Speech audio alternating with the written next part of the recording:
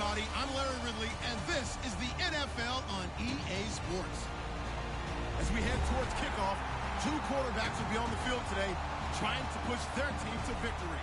It's Wilson's Seahawks going up against RG3's Browns. With that, let's get up to Cleveland. We're standing by our Brandon Guyton and Charles Davis. Just off the shores of Lake Erie, we are at First Energy Stadium in a city aptly named after its founder, Moses Cleveland, way back in 1796.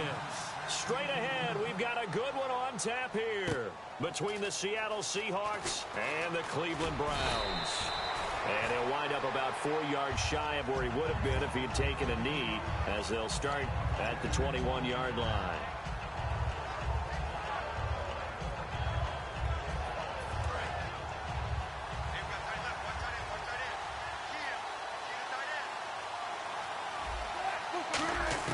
On first down, Wilson.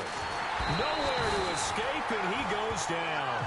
Desmond Bryant in there to bring him down for a loss of 7. Boy, he came in off the edge so quickly there. Look out, because that's exactly what it was being shouted by the offensive lineman to his quarterback, because he had no chance to block him.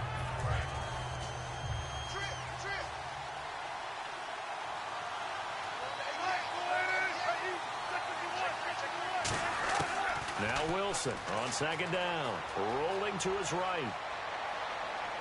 And this is going to be caught. No, they say it's incomplete. Tyler Lockett was the target there, and it's third down.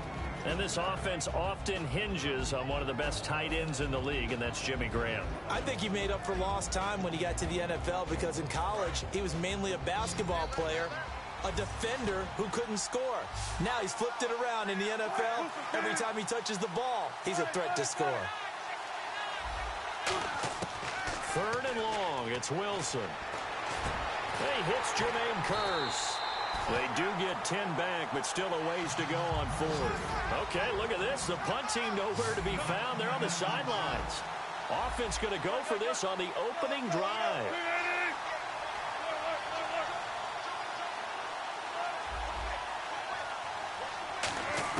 Here we go on fourth with Wilson, eluding the pressure right. And it is incomplete. A surprising move here on the opening drive of the game. And the Browns are going to get this thing back. Excellent field position.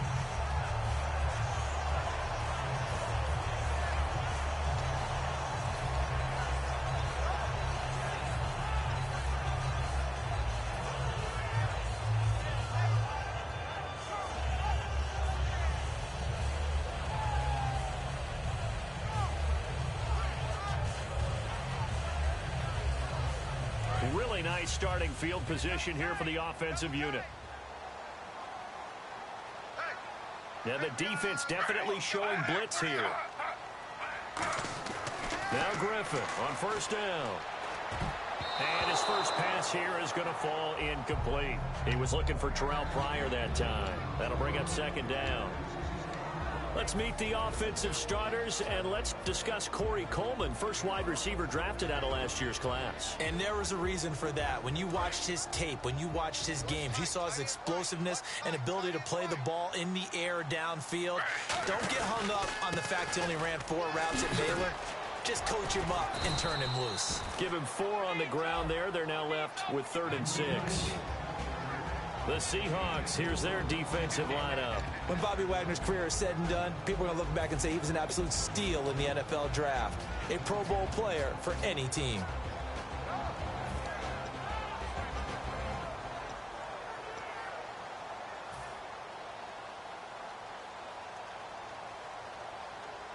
They haven't made much of this great starting field position they had. Here's 3rd and 6.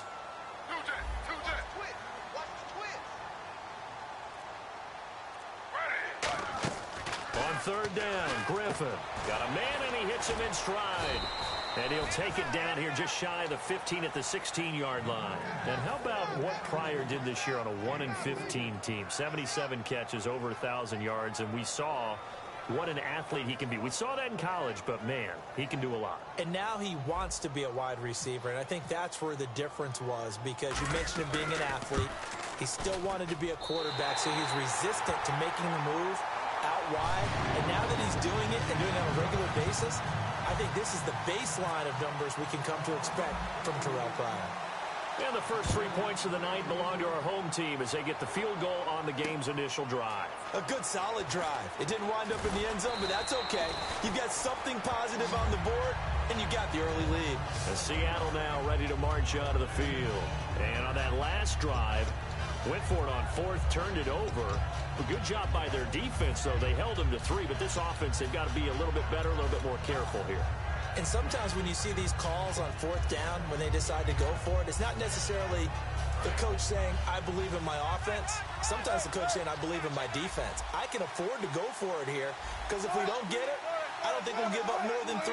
And that's exactly what happened there. Factored in? I do. I think that he had that in his mind going into the game, that I'm going to be aggressive on offense because I know I've got a defense that can hold up their end. It's a loss of 5 there, bringing up second. The evaluation process in today's NFL does not take into account as much bulk as it does speed, and that's what we're seeing with the linebacker position. Those guys that can run, they can play at any spot because they can make plays on the opposite side of the line of scrimmage.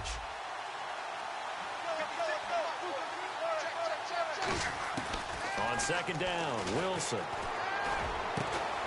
And incomplete there. A nice hit. Jars the ball free and brings up third down. And here's the starting crew defensively for Cleveland. Joe Hayden is a complete cornerback. He tackles, he covers, and does everything with incredible speed. And the offense looks to pick up the first here on third after that incompletion. Here's Wilson. They'll try and set up the screen. It's complete. It'll be a pickup of 14, but they're still a little bit short as it brings up fourth.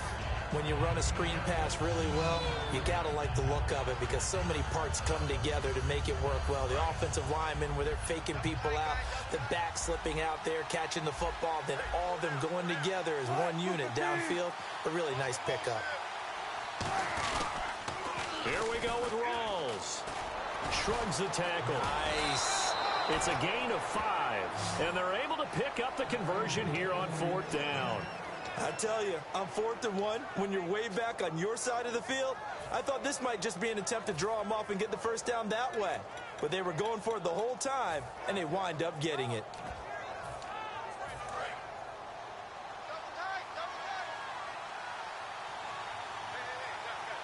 They come out here in the eye.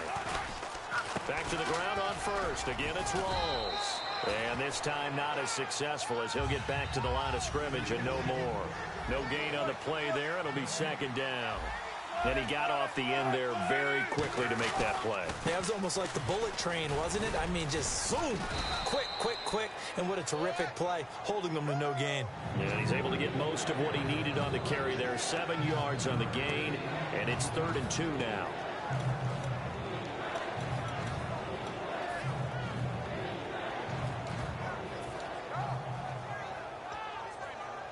And this defense looks for one more stop here on third after the run.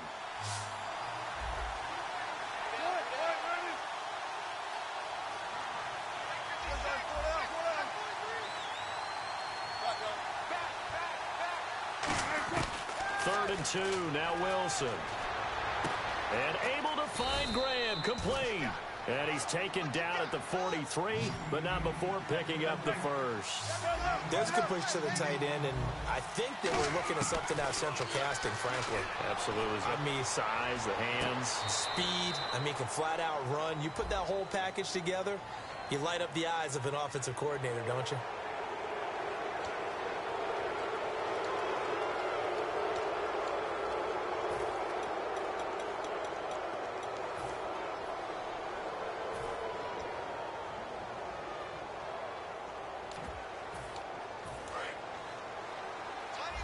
Looking to jam the receivers at the line here. Press coverage look defensively. Now Wilson on first down. And his pass incomplete. The intended target, Doug Baldwin. And it's second down. When you see passes knocked down by those guys I call the frustrated fullbacks, the linebackers, you know that in their zone coverage, they were able to drop, see the ball thrown, and react to it very quickly. And the 8th play on this drive coming up. They come out 5 wide, 3 of them to the right side.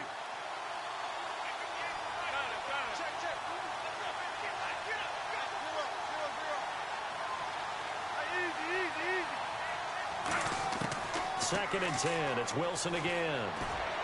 Throwing over the middle, but it's incomplete. Jimmy Graham, the intended receiver. And it'll bring up 3rd down. They got pressure there and only rushing 3. And there's a defensive coordinator right now who is celebrating not just getting home with 3 there, but realizing if that's the type of pressure he can get in the entire game, then his pass defense is going to be excellent. You're dropping 8. Where are you going to go with the football? He'll buy some time right. He finds his man, Baldwin. 15 yards through the air and a 1st down. I don't care how many times you tell the story, it never loses its luster for me. Doug Baldwin, undrafted out of Stanford, and plays like a #1 receiver should in the NFL. I don't care how you cover him. I don't care that his size isn't great. He's the one that typically comes up with the football. Absolutely. His roots go all the way back to Gulf Breeze, Florida, where he's from, right on the water near Pensacola, and then, of course, to Stanford, and, boy, he's been good.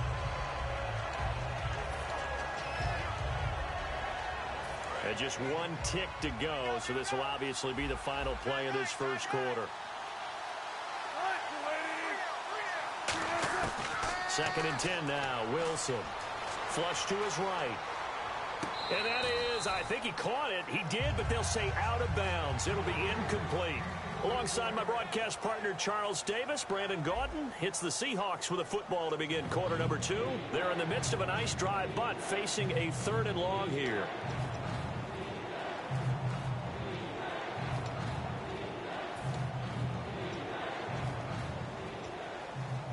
And the seemingly endless drive continues. So here we go now. An extra defensive back in there on 3rd and 10.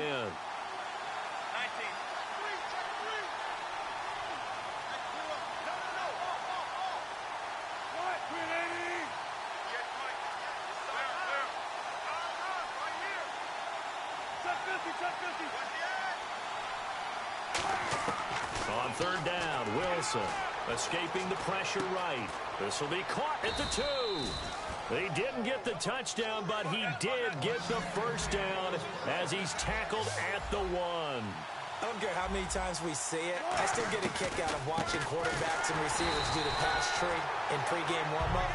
But I always remember that when we go to practices, we see that after practices as well. They really tune it up, don't they? They tune it up. They know why they do it for these situations. 1st down. And they build that trust, and that's why they're able to find him in this type of a situation. Flushed out right. He was trying to get it to Jermaine Kearse. And it's 3rd and short. All defenders get tired of hearing about their lack of hands and why they're playing defense instead of offense. But in this situation, it was the hands that made the play. Batting the ball away on an attempted touchdown pass. Excellent job. Way to knock it down.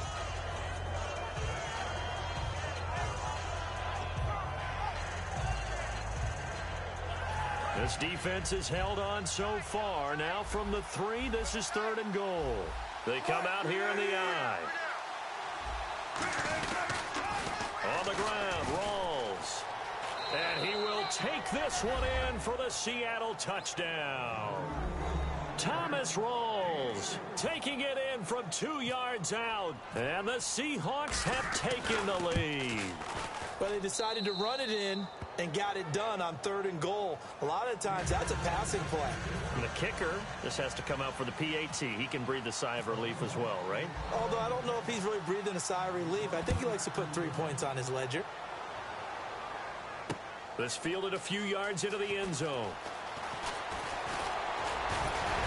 And nice work on the return as they'll start their drive just past the 30-yard line. And as the Cleveland Browns come back out onto the field, they'll get going again on offense here in a second. But 1-15 this last year. And it's a franchise that since moving back to Cleveland in '99 has only been to the playoffs 1 time. Hard to believe, right? Just 2 winning seasons in that time frame only 2. as well. But I think there's optimism to be had here in Cleveland. I think that the fans, it's tough for them to see it after another 1-15 season, but I think that they have a plan in place to move this franchise forward. Ownership, front office, head coach, all in lockstep together with a vision and a plan that they intend to execute. 10 yards still left on second down. They'll come up now in the Wildcat package. They'll let their receiver run it out of the Wildcat. And incomplete here, so a little razzle-dazzle on that one, but they couldn't hook up, and it's third down.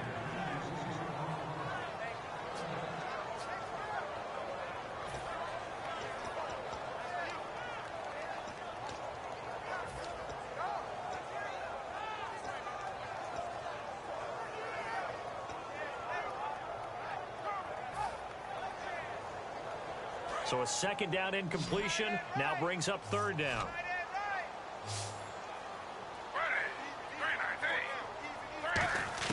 From the gun on third down, Griffin finding time. He's going to look deep down the field. Is this intercepted? It is. It's intercepted. Picked off by Deshaun Shedd. And a big turnover there as his guys will get the football back. The Seahawks offense now, they get set to go back to work. And that recipe on their last drive that resulted in a touchdown looked pretty good, so they'll be hoping to do that once more. Man, it takes me back to when we sat with the offensive coordinator and the head coach. They felt pretty good about their game plan and thought there were some holes in the defense, and they exploited them the last time out. Let's see if they can come back and put together a similar drive. And we'll see if they can do just that. And 15 yards there on the catch and run. You know, Charles, for Graham, so much concern early in the season about whether he'd be ready to play this year, what would happen recovering from the tendon. Not only was he ready, he played every game this season for Seattle. And it wasn't just the injury concern with Jimmy Graham. It's how Seattle runs their offense. Remember, when he was in New Orleans, he could expect a ton of passes to come his way. But in Seattle, that number was going to be reduced. Would he be able to maximize what they were going to throw in his direction? And he certainly did this year, 65 catches. 65 catches, just shy of 1,000 yards, 6 touchdowns, too.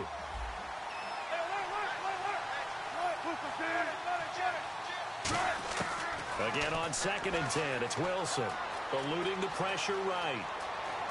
On the run, he'll let it go deep, right? It's caught inside the 25. A big play that time for the Seahawks. 47 yards. If post pattern is often equated as a change-up route, how about when you throw it to your big guy down the center of the field? Covered or not, you have great confidence he's going to come down with the football. And when he does, as we just saw, long gains often result. And they'll bring him down at the 18-yard line. Call it a gain of 5, and that'll make it a second down. Yeah, he only gets a few yards on 1st and 10, but he's better off doing that than throwing an incompletion or even worse, an interception. Now Wilson on 2nd down. They set up the screen to Rawls. Only a yard there. Sniffed out well defensively, and it brings up 3rd. In order for a screen pass to break big, a lot of things have to come together and be well executed. And now a timeout called defensively by the Browns. They'll have 2 remaining as we step aside here in this second quarter.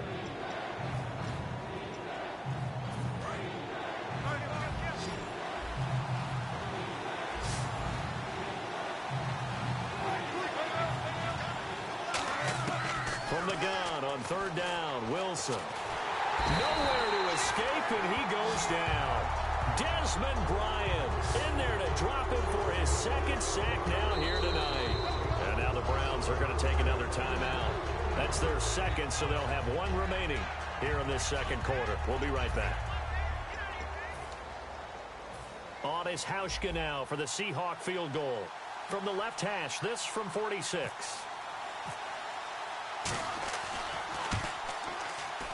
And Hauschka's kick is good.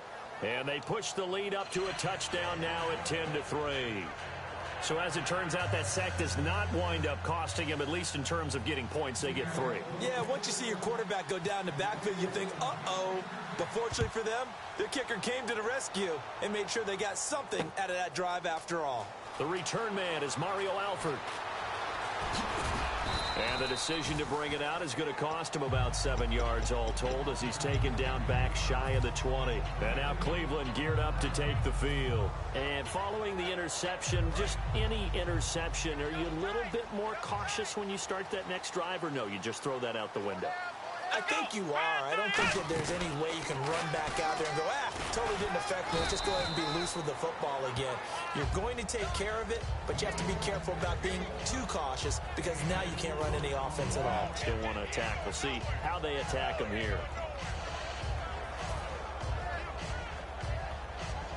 And now we're circling here around the 2-minute warning. This is a setup play, trying to get one last one in before the clock warning. 6 yards to go here on second down. They'll come out in the pistol. They keep it on the ground. This time it's Crowell. And now they're going to get him down right at the line of scrimmage. They'll say no gain on the play there, and now it'll be third down.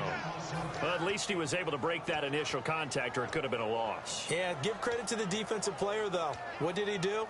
Made him slow down, slow up his feet, and allowed the rest of the guys to get there to finish him off.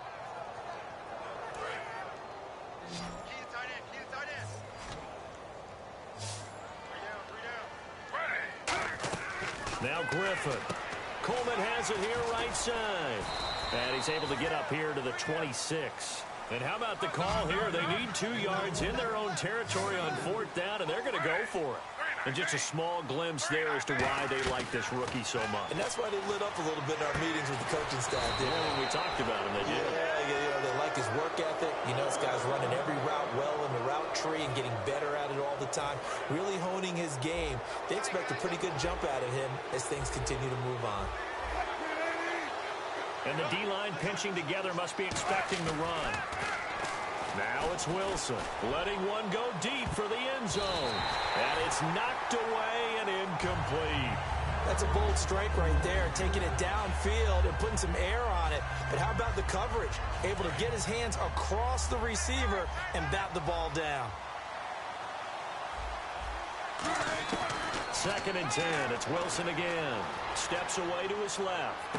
And he goes out of bounds inside the 10 at the 9. Baldwin coming off his first Pro Bowl appearance. He had career highs, Charles, in catches with 94, over 1,100 yards. That also a career high. Pretty good season for Doug Baldwin. And I think the place that he really started to take off was midway through 2015. The connection between he and his quarterback, Russell Wilson, where they were playing more from the pocket, bigger plays downfield, that just propelled him into 2016.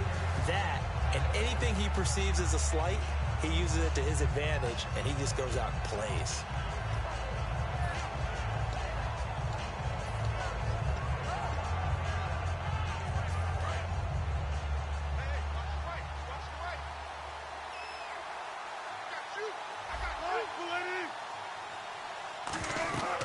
Again, Wilson.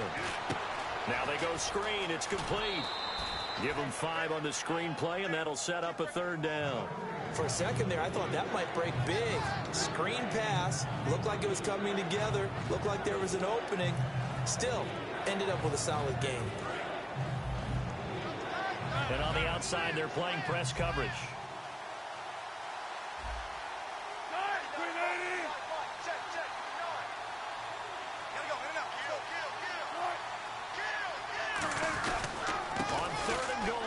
And he'll get blown up behind the line of scrimmage. Back at the 6. And play is stopped here. Timeout. It's the defense calling the timeout here. And with halftime on the horizon, they'll be out of timeouts from here forward.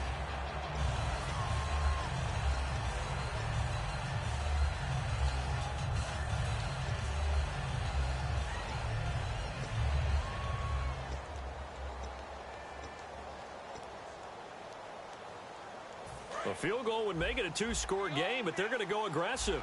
They're going to try this thing on 4th and goal.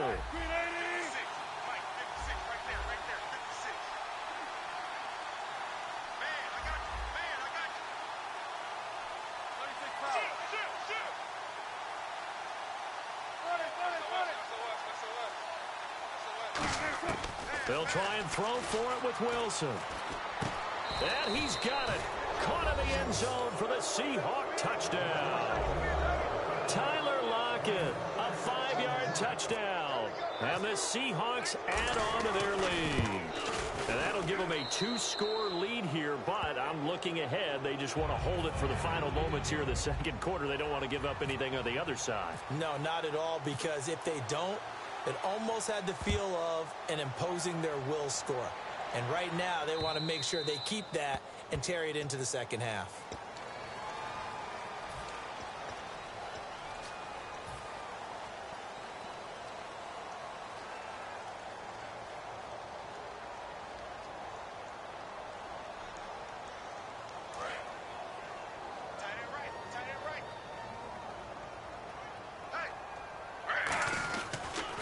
Griffin gives to Crowell, and he takes this up right near the 45-yard line. 5 yards on the carry. Good pickup on first down. And now they're in the hurry-up. And that's exactly what you want on a first down run. Pick up 5 yards, bring up 2nd and 5. The defensive line, though, they've got to figure out a way to out-leverage the guys up front because the offensive line is winning at the point of attack. That's a good, nice, crisp run for a first down. I wonder if the defense might have been loosened up a little bit, maybe anticipating a pass instead of the run that they got.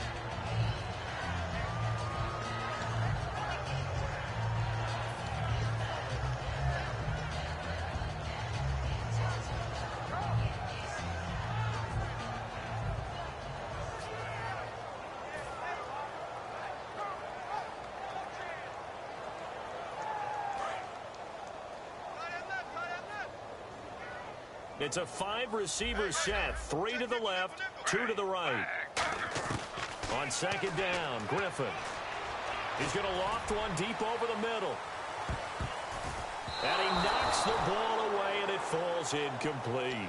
I know the initial focus was on how far that pass was downfield, but how about the coverage on the play? Able to stay with him, get his hands where the receiver's hands were going to try and catch the ball, tips it up in the air, and knocks it away. So a ways to go here on 3rd and 10.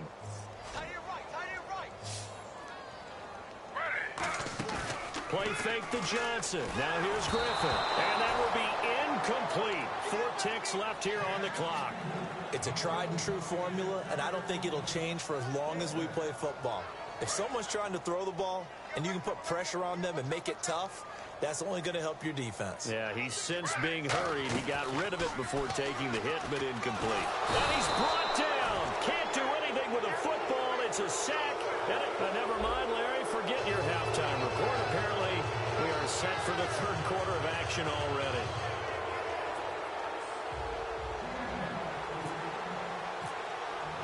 So both teams have their marching orders, and we'll get going again here in quarter number 3. And a fair catch signaled for and taken successfully. Here's the Browns offense now getting set to start off this 3rd quarter. They have the ball here for the inaugural drive of the second half. Pretty big deficit, though. We'll see what adjustments were made in that locker room.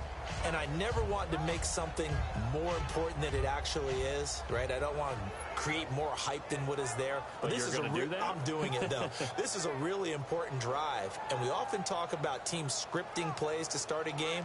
A lot of them script to start the second half, too. And they're scripting something that they expect to get them into the end zone and back into this game. We'll see if that script is a good one for them. To throw is RG3. The intended target was Corey Coleman. All right, different topic here. 2018, the Super Bowl, traveling north, far north to Minneapolis. Early predictions for that one. Who you got? Well, you know, everyone's still waiting in the NFL for a home team to play in its home stadium, right? So could the Vikings be that team? I'll start in the NFC, and I'm going to say no. I think Seattle. Starting to get near that maybe last run with their defense. Earl Thomas returns. I like Seattle coming out of the NFC. How about you? Well, I'm actually going to take a Dallas Cowboys NFC title run. I think that they came so close this year, probably most talented going into next year. I like that one. Well, in the AFC, I'm going to go with a team that if they improve their defense and their quarterback stays healthy, they could be that team, the Oakland Raiders. Okay, I'm going dark horse. Cleveland Browns. Let's go. Hey, from worst to first. So the offense has it 1st and 10.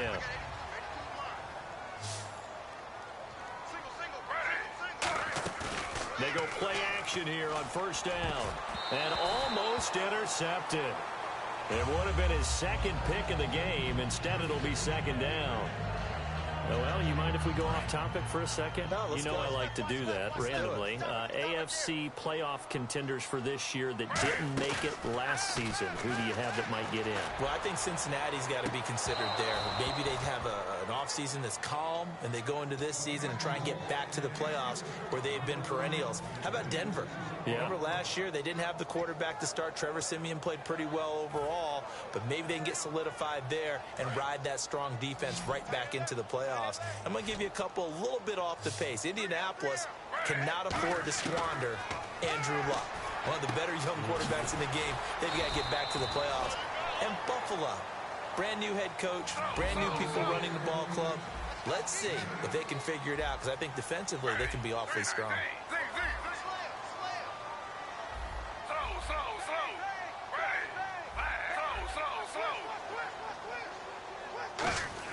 They'll indeed go for it with Griffin.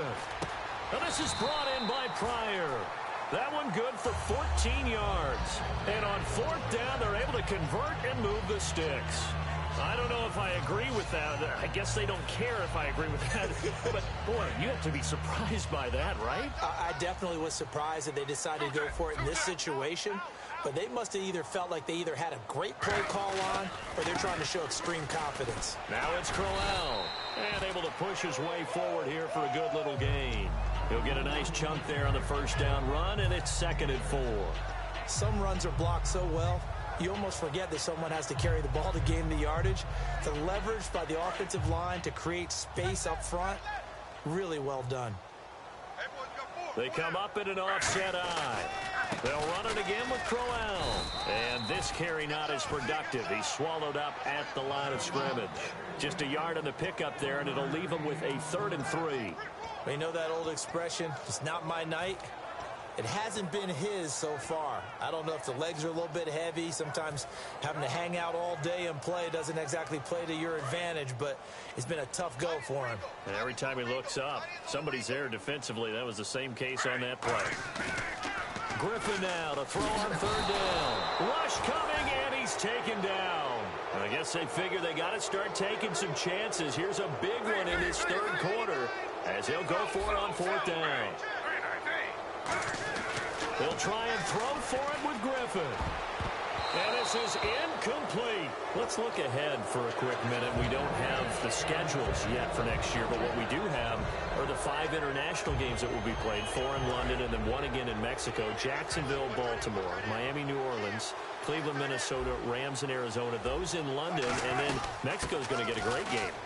The Raiders and New England. Yeah, you're exactly right. And just think about the ones in London. Remember, they're splitting them between the 2 different stadiums in London, so they get a different flavor in all these places. But Mexico, for the 2nd straight year, the Raiders are coming to town. That should be a whole lot of fun. Should be a ton of fun and a very good matchup.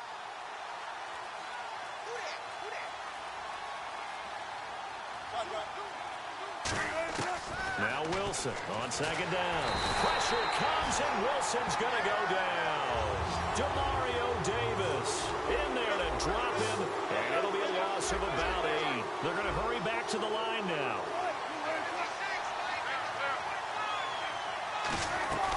3rd and long. It's Wilson. Buying time to his left.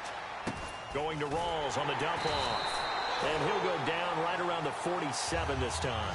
So it looks like the offense isn't going anywhere. They're going to go for it on 4th and 7. Whether you're playing West Coast offense or not, one of the maxims of the West Coast offense is you're either throwing a touchdown or a check down. In other words, look for the big shot, but be smart. I think they did exactly that on that play. They didn't get the first down, but they're taking care of the ball well. Yeah, and being rightly cautious with that lead here in the 2nd half. And the Browns offense back out there ready to take over. And this offense last time turned it over, went for it on 4th, didn't get it. They're lucky, though, because no points against the team on the board, but we'll see how they respond. Yeah, they've got to get a lot of credit to their defensive teammates, don't they?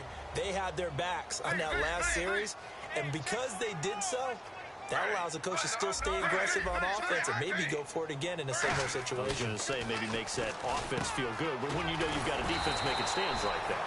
Yeah, that'll loosen up things a little bit, won't it? Maybe you'll play a little bit better the next time you have the ball. That was a nicely run slant route, and what the receiver's trying to do is make the defender think he's going upfield for a deeper route, and then breaks it off, usually after about 3 to 4 steps, and cuts towards the middle of the field. And now what he's trying to do is use his body to keep the defender away from the football and give the quarterback a really nice target.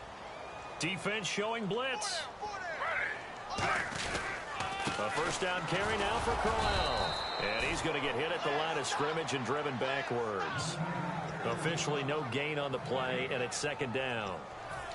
No gain on that run, and while this team is down, they're not out of it by any stretch of the imagination. Maybe you just have to think about a different style of running in order to get this guy going. They come up in an offset eye. Now Griffin. Incomplete. And that was incomplete, but I don't know how much of that falls on the quarterback. He was pressured. Brandon, the rush showed up so fast, the quarterback had no chance to get the ball downfield.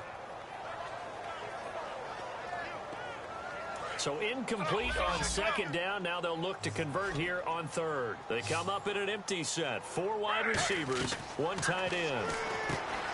Griffin. This is complete to Hawkins. And he'll go out of bounds down inside the 15-yard line. A good pickup there at 20 yards. I like watching the wide receiver screen because it's a real teamwork play. Because guess what? The guy catching the ball, he'll get all the credit. But how about the people have to block in front of him, either fellow receivers or offensive linemen? That makes that play a really nice timing play, and sometimes it can break big. The pitch to Crowell. And he goes backwards here, losing yardage back to the 16. A loss of a full 3 yards, and now it's second down. And we're back now here in Cleveland. It's the Browns with a deficit. They're trailing, but with the football here to start the fourth.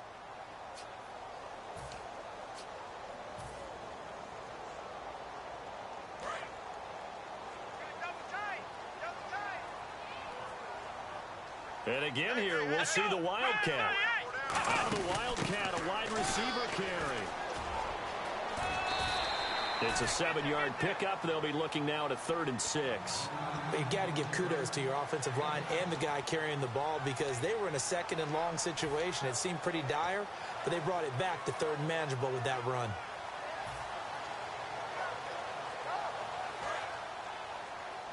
Looks like the defense in press coverage here. A nickel look by Seattle on 3rd down. Yep, 5 defensive backs now.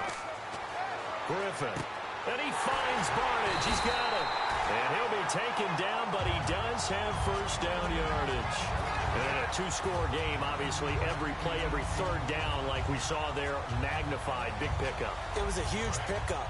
What they really want, though, is to not even get to 3rd down. They've got to maximize time and conserve as much as possible. They'll try to, and he's in. Touchdown, Browns.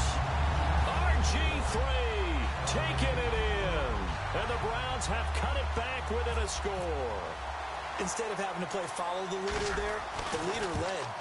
I like that. And he likes that, doesn't he? 1st and goal, let me do the job. Because you know when he falls into the end zone after falling behind those big guys who pushed up front, that's a pretty good celebration, isn't it? Gives him a little street cred in the locker room, too, doesn't it? Street cred, and then when they go out to dinner afterwards, he's still picking up the check. This will be taken to the back of the end zone. And the decision to bring it out, a good one, as he's up a yard or 2 shy of the 30.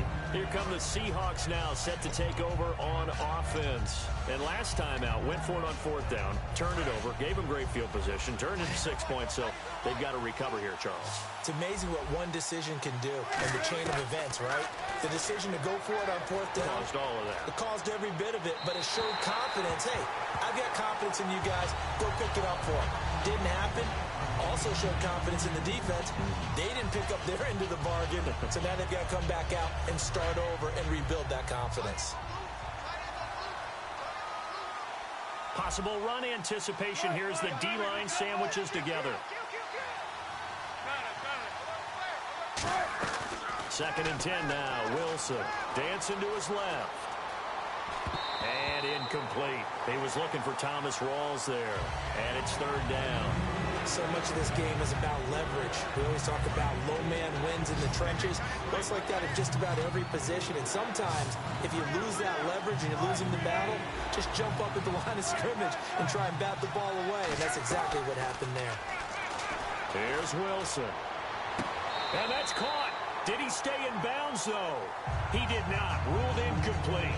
A third down, he tried to stay in bounds, did all he could. He caught it, but was led a little bit too far. Yeah, and that's always difficult, isn't it? Because you know half of your body is trying to stay behind while the other half is reaching out, trying to catch the football. The top half worked. It was the bottom half that was in question. The Seahawks will go for it. It's Wilson.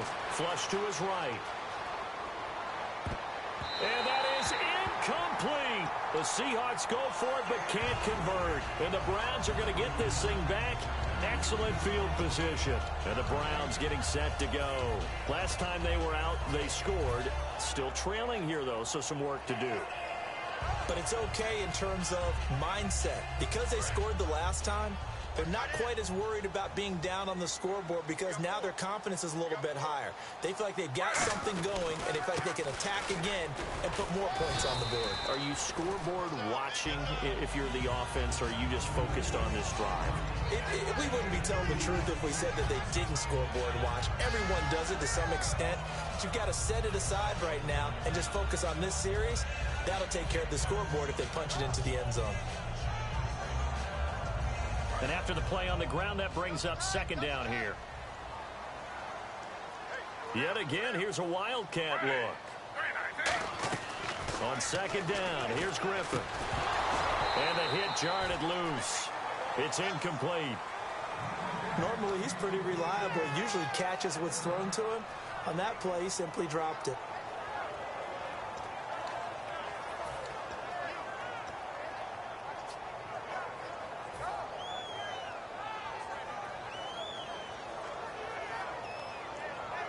And if they want to keep this drive alive, they'll need 8 yards here on third down. It's a 5-receiver set. 3 to the left, 2 to the right.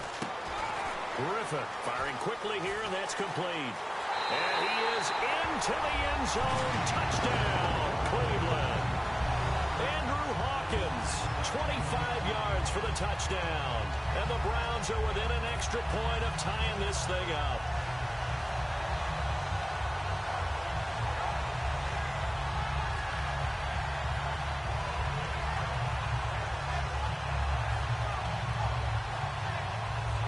And now a critical extra point attempt here.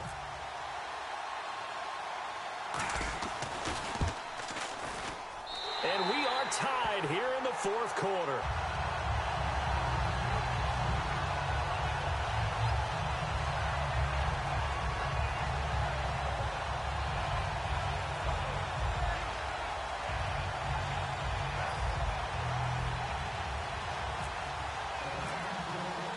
So here comes the kickoff now, all even here in this fourth quarter.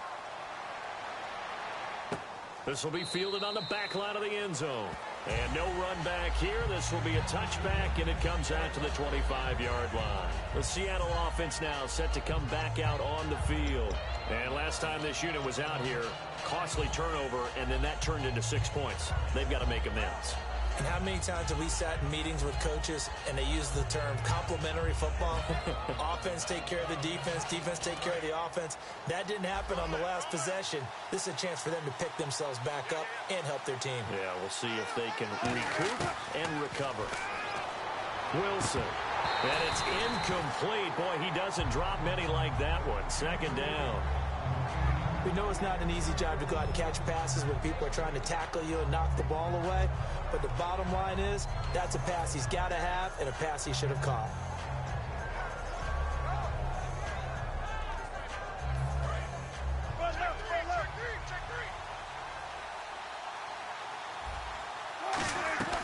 On second down, Rawls. And he'll push his way forward to about the 32. Second down, a little more productive than first. 7 yards on the gain. It gets him to 3rd and 3 now.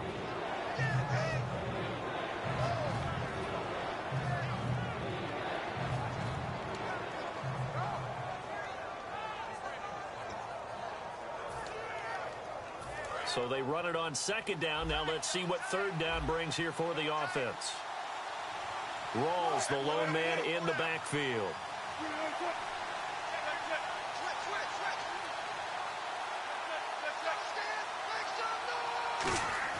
Wilson now to throw on third down. They set up the screen to Rawls. And he went nowhere. He'll lose yardage back to the 29. Tie game, fourth quarter, and they're going for this thing on fourth down.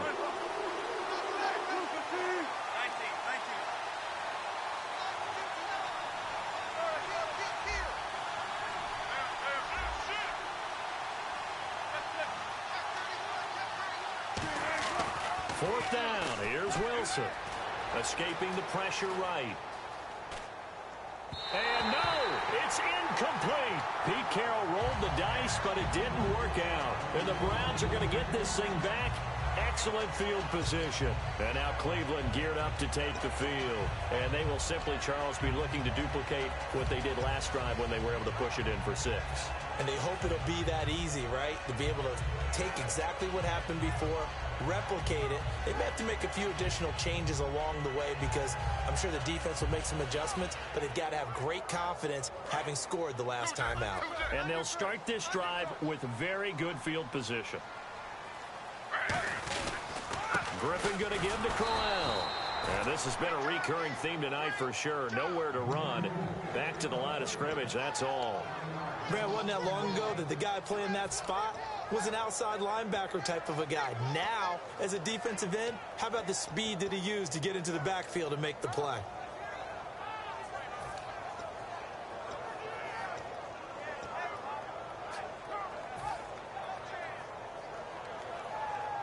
Tie game late, and the offense really has to be conscious of the clock here as it's becoming a factor late in this ball game. Again, we'll see the pistol here.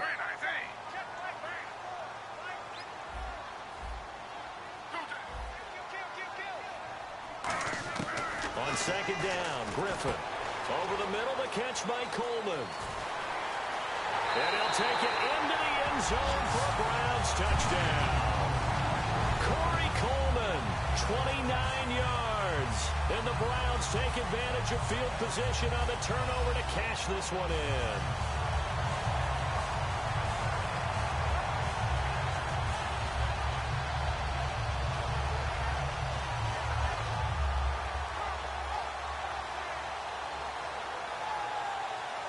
Still an important piece of business to take care of, the extra point.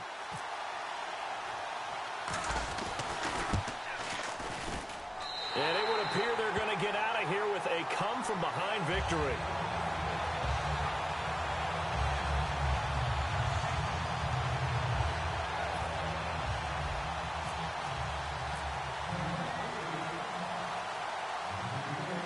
Now after the score, it's Parkey on to kick it away. This will be taken to the back of the end zone. And with a new rule, that decision to bring it out will cost him about 5 yards as he only gets to the 20. The Seahawks offense now, they get ready to come back onto the field. And last time, went for it on fourth, didn't get it. Let's see if they can pick themselves up off the mat and do better this go-around. Sometimes I have this vision of coaches writing notes to themselves before a game. And sometimes that note says, be aggressive, stay aggressive. Maybe that's what we saw in the last possession. Yeah, they were very aggressive. This time, will it result in points? We'll find out. That one goes for 13 yards, and it moves the sticks. That's what they need right now. Get the first down, get out of bounds, stop the clock. Just playing smart football, understanding the situation, making the plays necessary, and making sure that clock stops at every opportunity. The defensive line disperses a little bit here, maybe expecting a pass. He's back to throw. Oh, it's a screen pass. That's complete. And he will lose yardage here to the 31-yard line. That's going to go as a loss of 2, and it'll be second down. You know the key to a good screen pass is, don't you? But you're going to tell me good blocking? Well, good blocking eventually. But first it's good acting. You want to let the defenders go past you leak out to whichever side or even in the middle where you want to set up the screen, and then you do your blocking. How about the read, though, by the defensive guys? They weren't fooled at all and actually ran with the lineman to where the play was and smothered it for a loss of yardage. It'll be a pickup of 12 yards, and that's going to make it 3rd down and less than a yard. Man, defensively, that hurts. They got him out of his rhythm. They had him hemmed in, but somehow... And now a timeout called defensively by the Browns. It's just their first. They've got 2 more to use here in the final stages.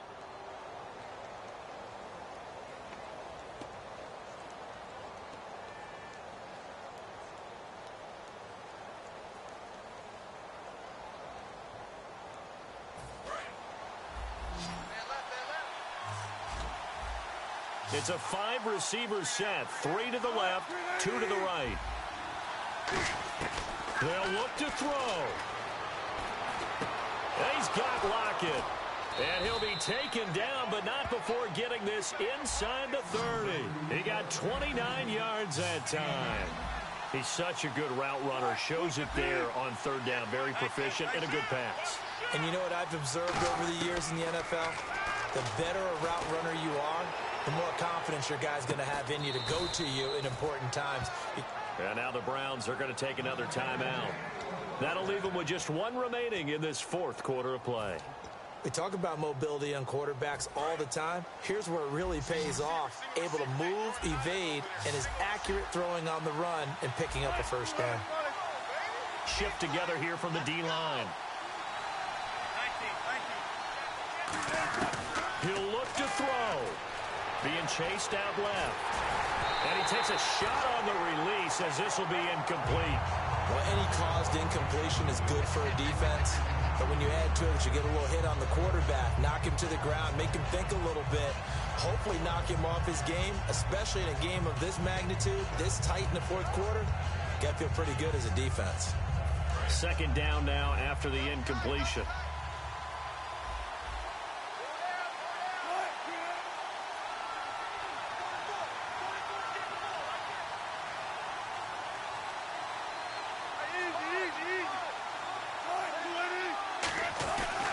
Wilson going to give to Rawls.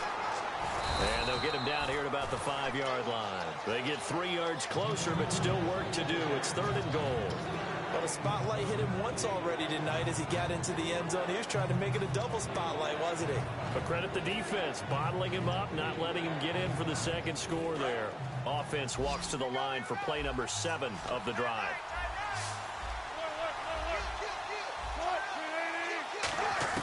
Back to throw. And this ball is caught. It's a touchdown. And now in the final seconds, they're a PAT away from likely getting this thing to overtime. And that touchdown means a decision has to be made. Do they kick the PAT and tie it up, or do they go for 2 and try and win it right now?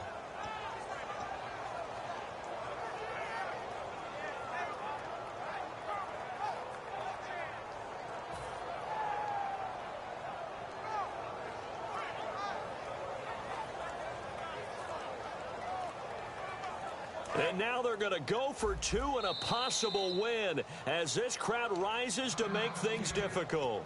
And with the play clock reading 4, we're going to get a timeout. It's just their first. They've got 2 more to use here in the final stages.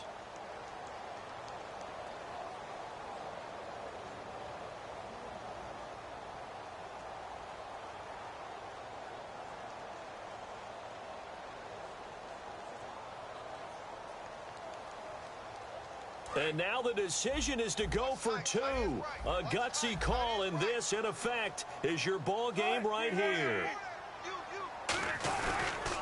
Now a toss. This is Rawls. And he will not get into the end zone. The defense makes the stop of the game on the 2-point try, and they might just get out of here with a win after all.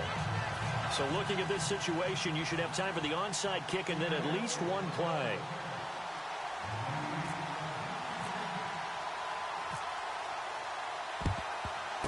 And this is going to be recovered by the hands team. And that should just about put a capper on this one. Well, 4th quarter, they felt like they needed the football back. Unfortunately, they couldn't get it.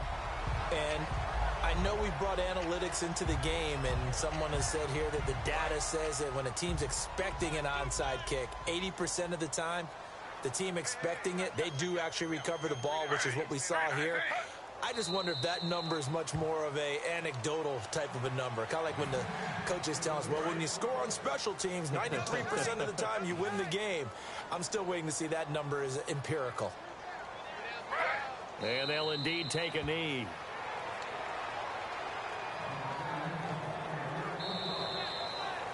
A great come-from-behind victory in this one, Charles. And really the difference, obviously, was that fourth quarter. They dominated. And it has to start with believing that you can make that comeback. Because we've been in games before. We've done games where you just look at one team and realize they have no chance of making it back.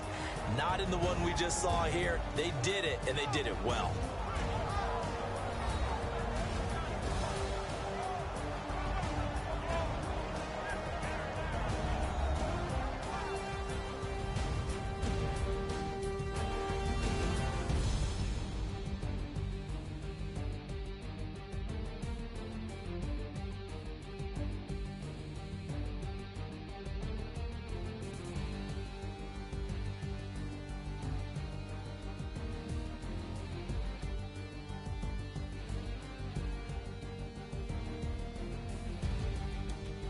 So that'll just about do it for Charles Davis. I'm Brandon Gaudin. You've been watching the NFL on EA Sports. For more, log on to easports.com.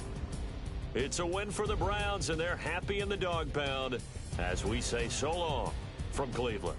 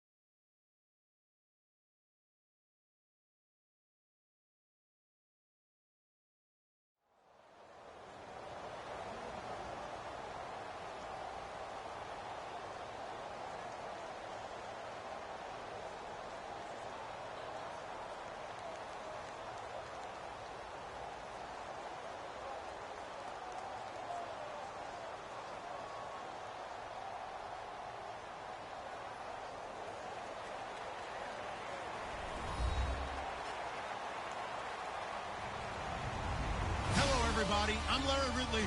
You're tuned in to the NFL on EA Sports.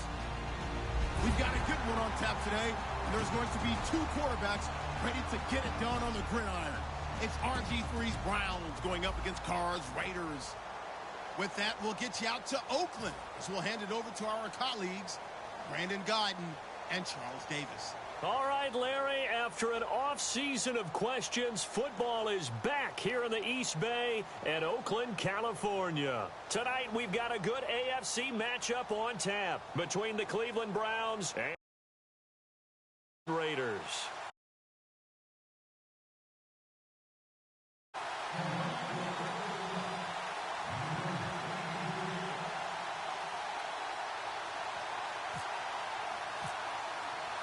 Cody Parkey now, ready to get this one started. And off we go from Oakland.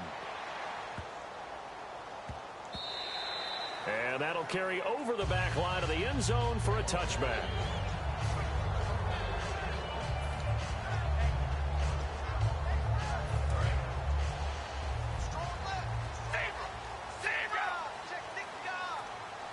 They come out here in the I.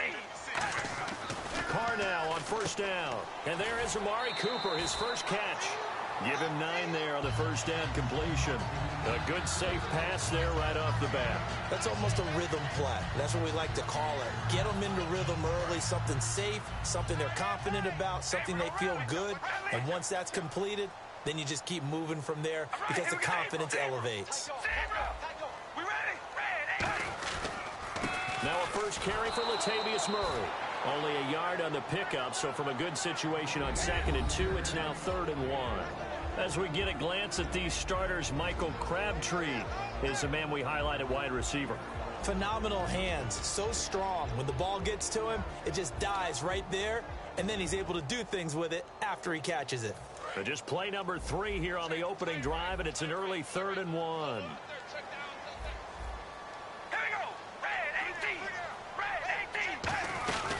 They'll run here. It's Murray. And he's going to be stopped up right at the line of scrimmage. He needed a yard. That's what he got, and it's going to earn him a new set of downs. Everyone understood their role on that play. 3rd and 1. You know the defensive guys, they're trying to get down and get low and get leverage on the offensive lineman, but they didn't allow that to happen. They created a crease and allowed him to get through for a first down.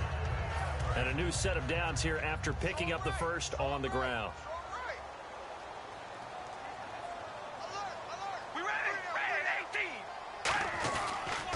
Turns, hands to Murray. And very little room to maneuver. He'll get this down to about the 39. Call it a gain of 4 on first, and that'll make it 2nd down. And now the starting defense for the Browns. If your day involves blocking Danny Shelton, you better pack lunch and dinner. It's an all-day job.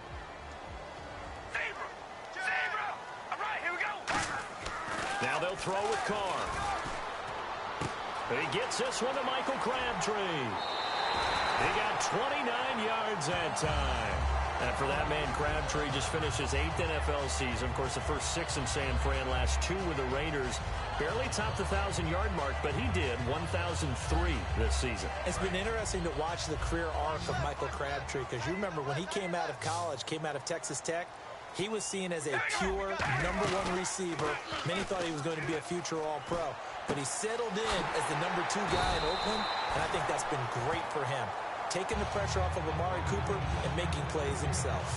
So on that play, defense was in the zone. They ran a crossing route offensively, but the defense there, you got to be good with communication, don't you? You certainly do, and it's not something that is really evident when you watch it on the screen. But everyone's talking, communicating, pointing, and it keeps you from chasing receivers because you have a specific zone you have to cover. When a receiver's in your zone and he crosses to another one, you got to let your guy know.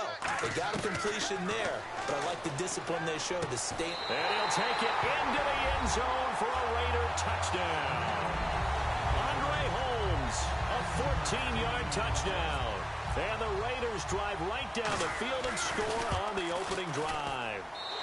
And that makes it 7-zip Oakland.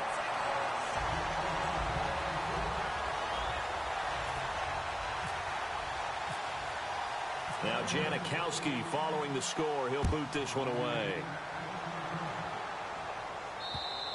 And this will not be returnable. It's out of the back of the end zone for a touchback.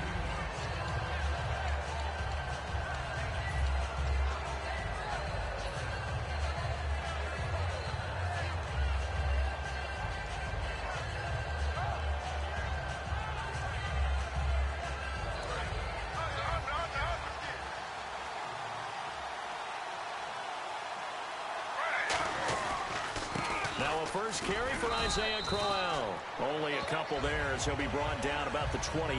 He's brought down that time by a couple of Raiders. And when this offense is clicking on all cylinders, the running back is in sync as well. The focal point. Runs, catches, blocks, sets the tone for the offense.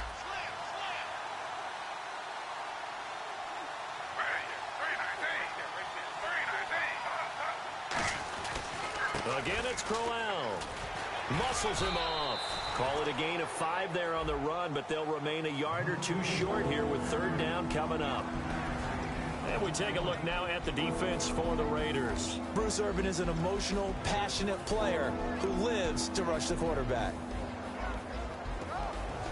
So second down was a run play. Now let's see what they do on third.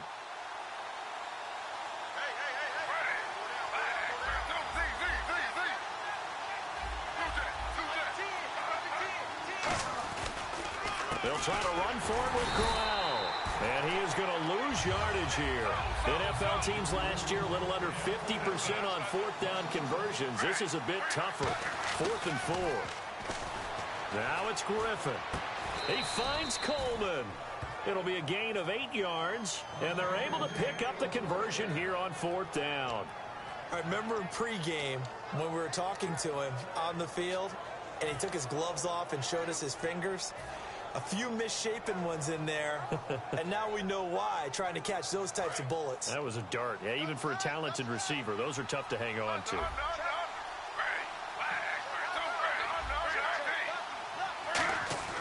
On first down, Griffin. The throw to the left side, caught by Coleman. 12 yards there as they move the chains. And, boy, they had high praise for this rookie receiver when we asked the coaches about him, didn't they? They certainly did, and obviously they liked his measurables. Otherwise, they wouldn't have brought him onto the team. Height, weight, speed, all of that.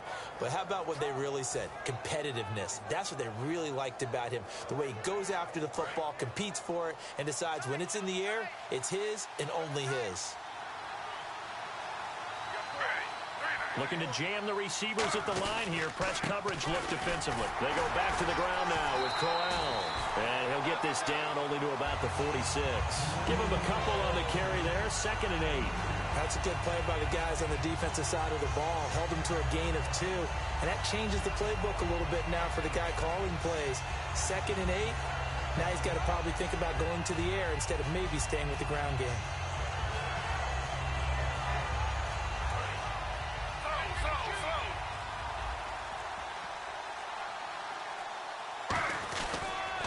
Second down, here's Crowell. And it'll be a minimum pickup here as it will take us to the end of the first quarter. Back with Charles Davis, I'm Brandon Gaudin. The Browns with a football to begin quarter number 2. They're on the march, but facing a third down here.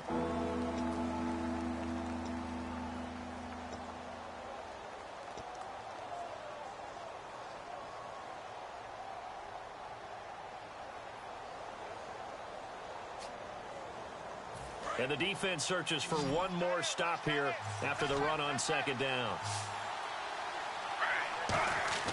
To throw is RG3. This is Johnson. He's got it. And he will have a first down as they get him to the ground at the 37.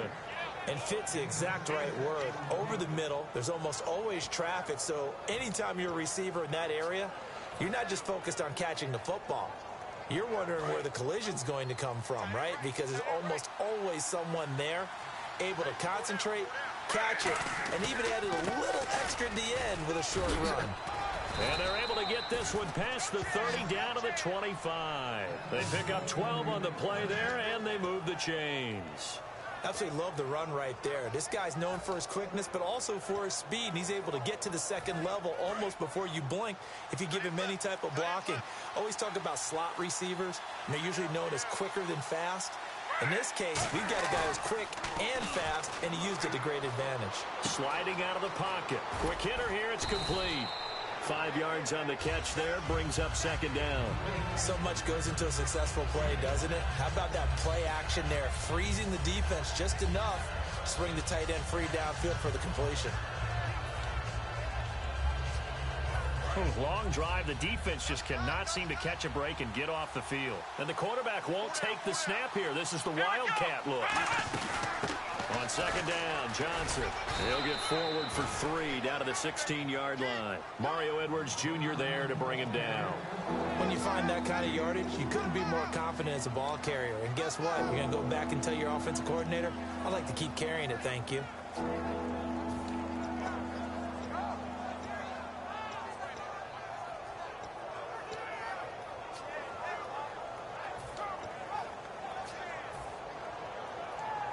So following the run, we'll see what they do here on third down.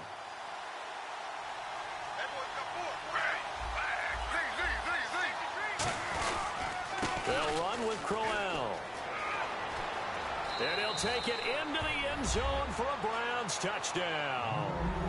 Isaiah Crowell, a 16-yard touchdown run. And the Browns are within an extra point of tying this thing up. Cody Parkey is on now for the point after.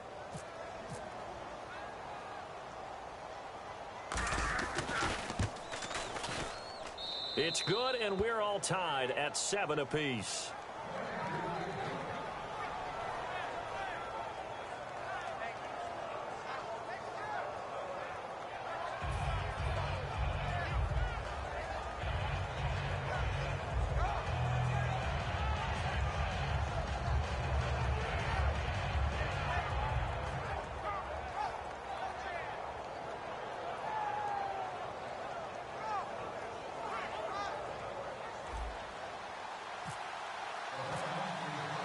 So we're right back where we started, all even as the kick's away.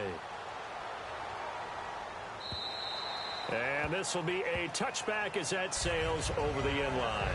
And now here come the Raiders. And that last drive, a long drive, but not just that. They had a great air attack going. Do they stick with that? I would think that they would, because if they were competent enough to do it on the last drive, starting backed up in their own territory, why would you change anything? They've got to be confident about what they're presenting and continue to do so. Yeah, because the secondary, they really looked clueless. And that was amazing because that drive went and went, no adjustments and no big plays by the defense to knock the ball away. On first down, Carr. And he'll hit the slant route. That's caught by Cooper. And they get him down, but not before he takes it across the 40-yard line. Quarterbacks love slant routes because the receivers are breaking right into their line of vision, and receivers love them as well because they're getting the ball on the move and able to catch it and try and get upfield and gain additional yardage.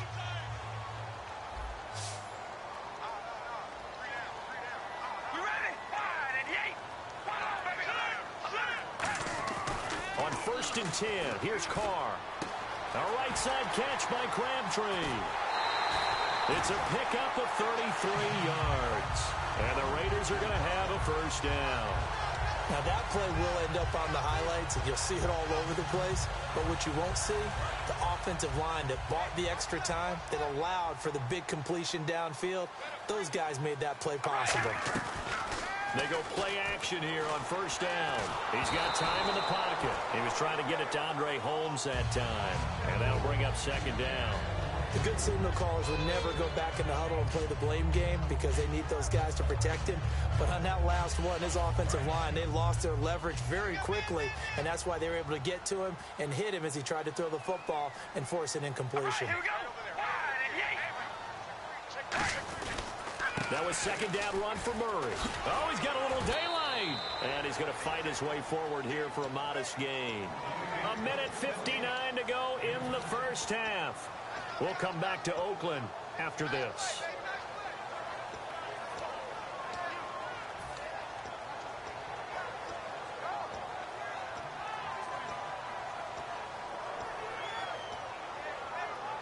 And now the offense operates in the red zone.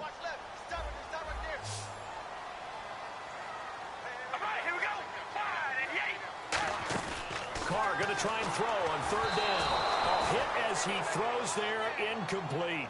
Amari Cooper, his intended receiver, and it's now 4th and 3. Third down is a down. Both sides know they absolutely have to win, and the name of the game for the defense is pressure on the quarterback.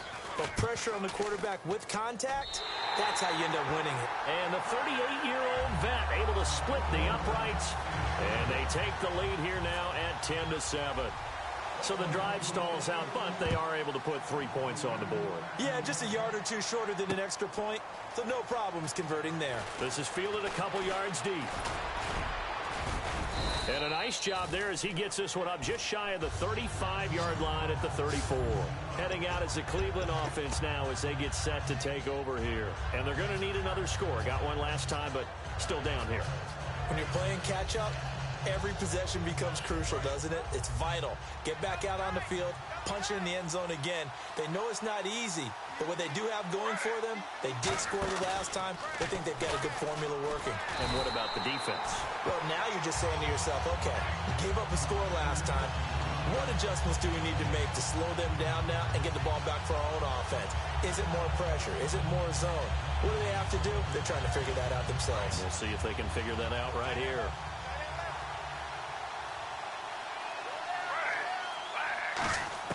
This time, Griffin will throw. And oh, look at that, a diving catch. And a nice gain of 21 yards. To me, there's nothing like watching rookie effort in the NFL. So excited to be there. They're going to give you the max on each and every play, aren't they? Well, he proved himself on that catch, that's for sure. I think he may have proved himself to the point where he's going to get a second here.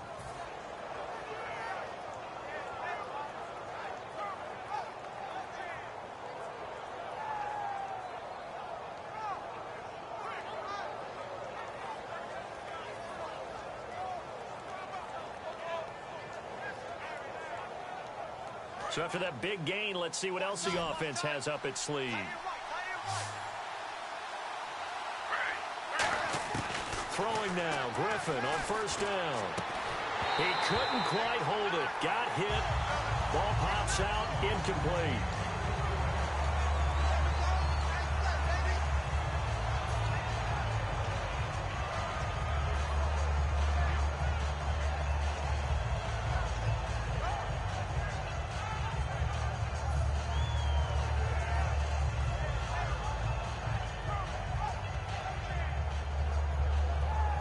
So incomplete on first. Let's see what second down has in store.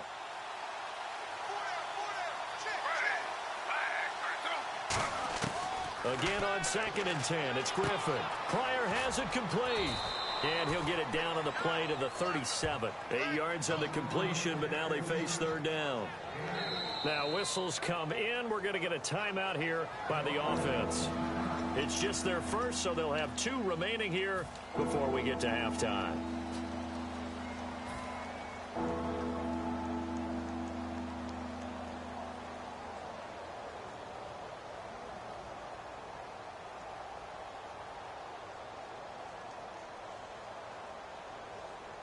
Completed pass on 2nd down. Now it's 3rd down as the defense looks for the stop.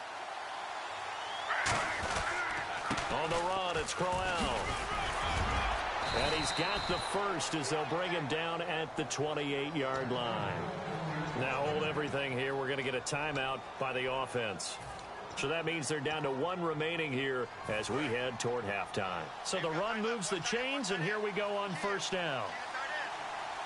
So the D-line's going to spread out. They keep it with Crowell on first. And he went backwards. He'll be down at the 30. It's a loss of 2 there, bringing up 2nd down. And they're going to hurry back to the line now. On 2nd down, Griffin. The insistence of speed at every position is really seen at the defensive end spot. These guys in the old days were often outside linebackers. They just pushed them forward because they wanted to play fast and get to the quarterback. Now whistles come in. We're going to get a timeout here by the offense. And with halftime on the horizon, they'll be out of timeouts from here forward. So 3 seconds here. Now whistles, and the Raiders are going to signal for a timeout. So as they take it over, we step aside. So 3 seconds here remain in the half. On is the field goal unit to see about getting 3 points. From the right hash, this from 44 yards out. And Parkey's kick is good. We have hit halftime. Still 2 more quarters to go. We'll take a timeout. We'll be back after this. You're watching the NFL, and it's on EA Sports. It's in the game. Both teams appear ready for the fight ahead, and we resume action here in quarter number 3. And they will not get a chance to return this one as it's through the end zone for a touchback. Here's the Browns offense now getting set to start off this third quarter. They have a chance to break our tie here as we get a look at the first drive of quarter 3. And it's such a tone setter, isn't it? Because both sides trying to seize momentum to begin the half. What do they have dialed up that'll give them an advantage to move the ball downfield? Let's find out what they have dialed up. And they went big on first down. Proves unfruitful. Well, they haven't had a whole lot of success in the passing game here. Now, in the second half, now whistles and the Raiders are going to signal for a timeout. It's just their first, so...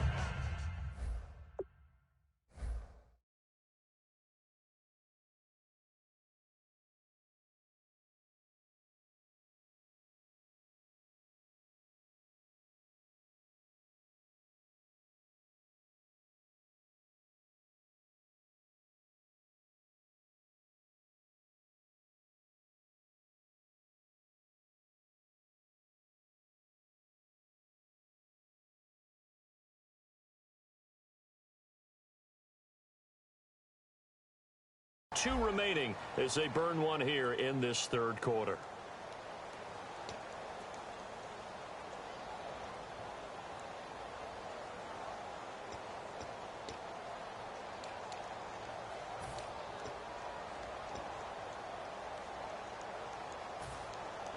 So they're still at the original line of scrimmage here. Second down and 10. And some changes here as the D-line separates some.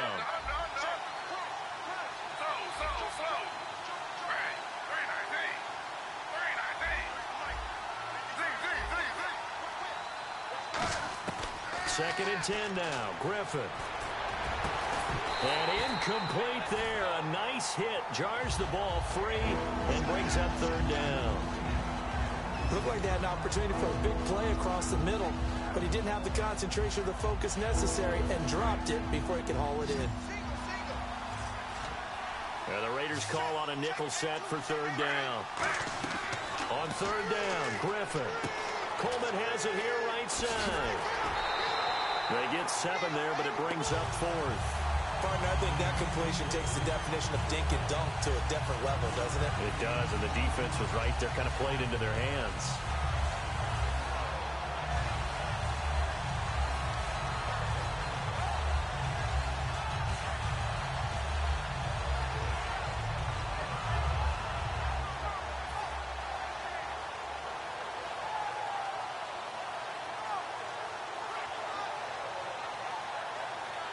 The offense is not leaving the field. They're going to stay out and go for it on 4th and 3.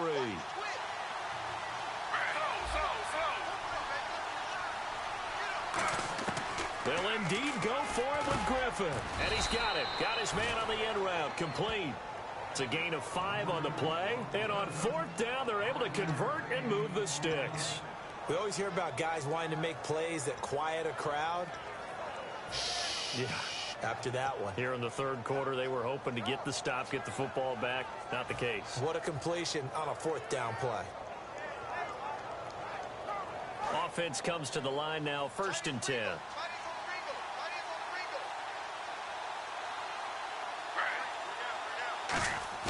They go play action here on 1st down. And he'll be hit as he releases it. And that'll fall incomplete. CD, wanted to get your thoughts just on the landscape of the offseason for each of these teams. Super Bowl in the rearview mirror, but so much going on. People look at the draft a lot. But there's a lot more that goes into the offseason for these front offices, is there not? It certainly is, and then even before we get to the draft, you start with the Combine, that's held in Indianapolis every year, and you have about 350 of the top prospects coming together to get their physicals and interviews and on-field performance, and all that will get evaluated along with their game tape. And then you've got the free agents. All right, that starts, I believe, in early March, where now the free agents can start moving around to different teams, so your team's starting to take a little bit of shape there, free agency, because then the draft's coming up. You're trying to put your team together with new draft picks, have everyone start to move in one direction. And then you have the OTAs and minicamps. You get to see them on the field for the first time. And we start to get a better idea of how these teams are going to look when the fall begins.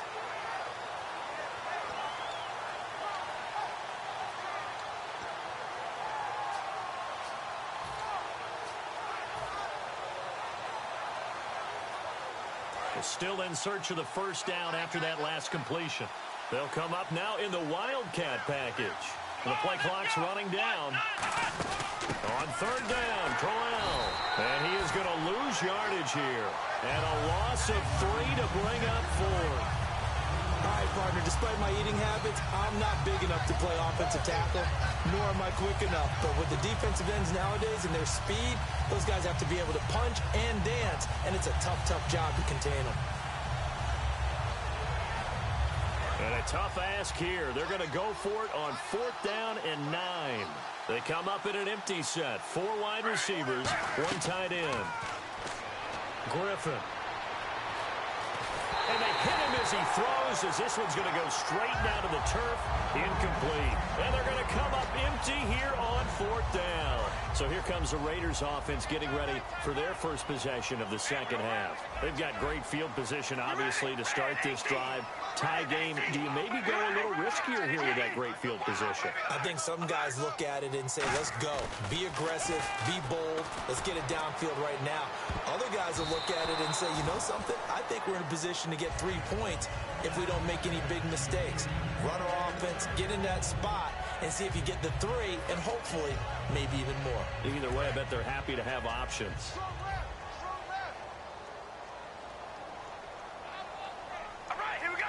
Murray, the lone setback.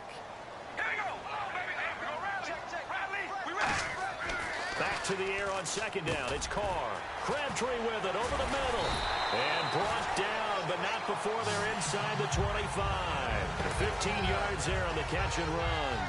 Quick pass play there on the slant, Charles. Works out well for the offense. The offense loves it. The defender hates it. Hard to get through the body of the receiver to get to the football trying to cover a slant.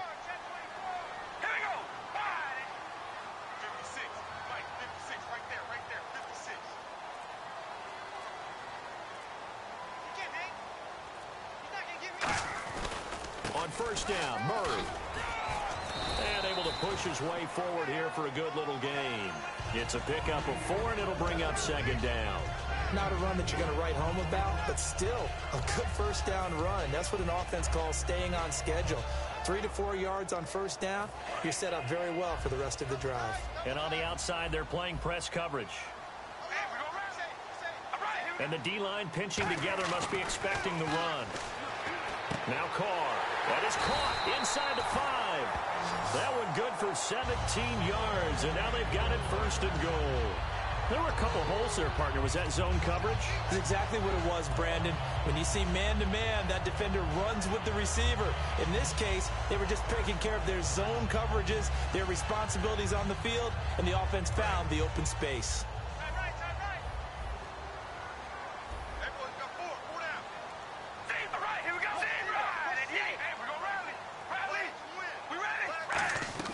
Working from the gun, it's Carr. Forced out to his left. And the Raiders are in for 6. Touchdown. Derek Carr, his second touchdown of the night. And the Raiders have moved out in front. Janikowski on for the extra point. He didn't originally want to run, but he didn't see anything in the passing game, so he scrambled, and wouldn't you know it, he scores a touchdown anyway. It's awfully nice to have a quarterback who can make things happen with his legs. And that'll carry over the back line of the end zone for a touchback. And now Cleveland geared up to take the field. And last time we saw them go for it in kind of an unusual situation. It's not like it's a fourth quarter do or die. They went for it, didn't get it. We'll see how that affects them this go around.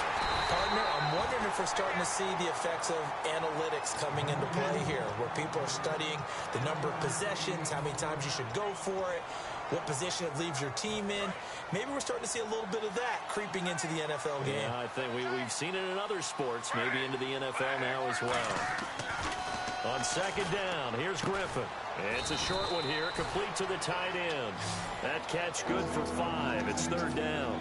Well, the strategy was evident there. Get it to your tight end and make it a one-on-one play with a cornerback.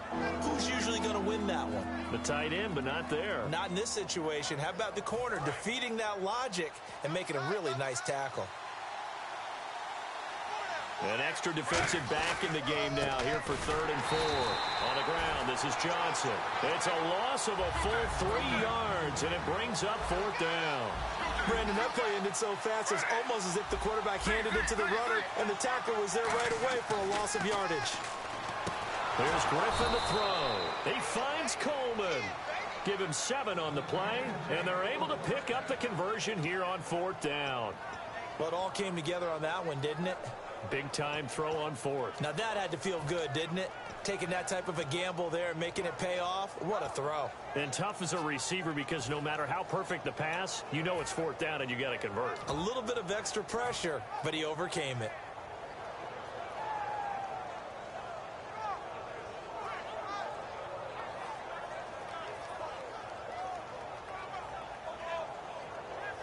First down and 10 now for the offensive group. They'll come out in the pistol. Throwing now, Griffin on first down. Pryor has it complete. 5 yards on the catch there, brings up 2nd down. And this will probably be the last play of the quarter. Back now in the East Bay. It's the Browns with a deficit. They're trailing, but with the football here to start the 4th.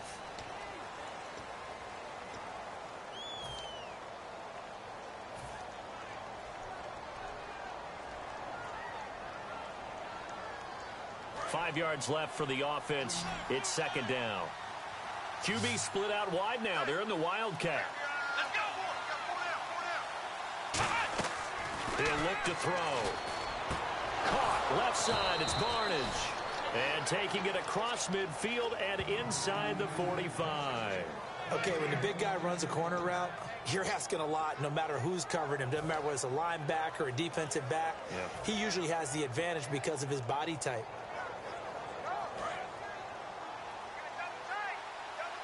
They come up in a 2 tight end look here. Let's go!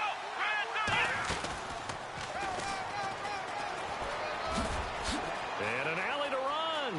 And a cutback right. And all the way in. Touchdown, Cleveland. Terrell Pryor, 41 yards. And the Browns are within an extra point of tying this thing up. All right, partner, let's go to cliche time.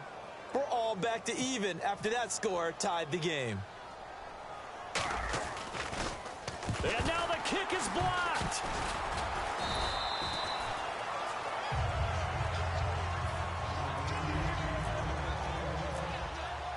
Now after the score, it's Parkey on to kick it away.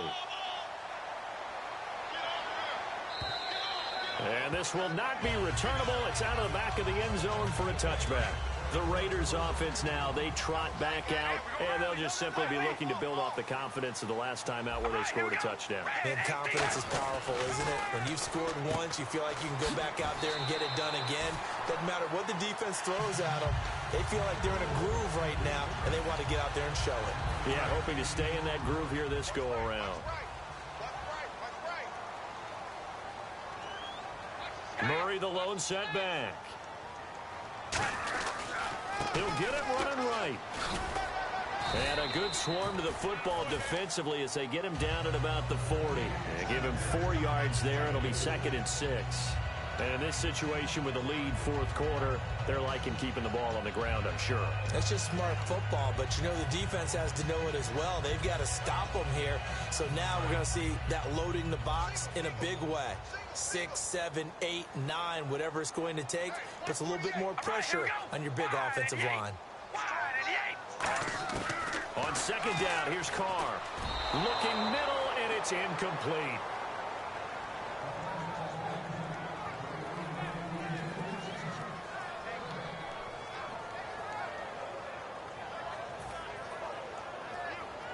Third down here for the offense after the incomplete pass.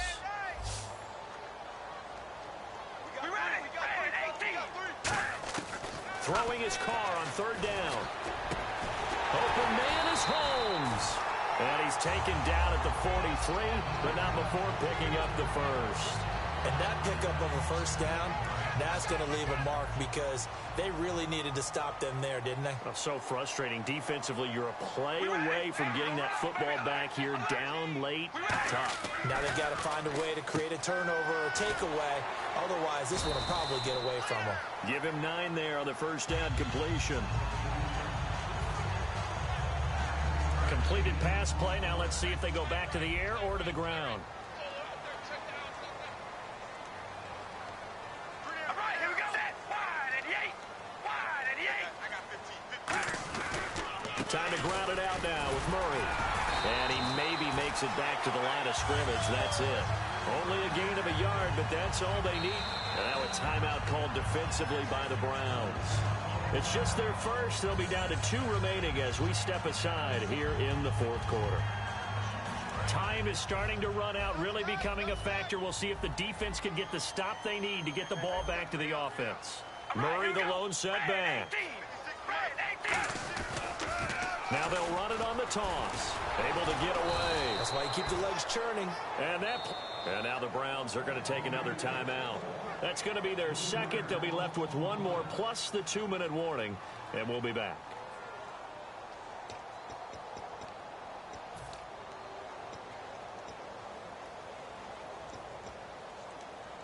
Offense walks to the line for play number 7 of the drive.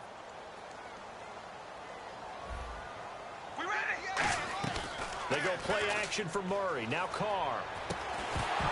And the hit jarred it loose. It's incomplete. On any passes in the middle of the field, anyone who's going after the football is going to be conscious that it's probably going to be contested and often physically. Sometimes that leads to drops.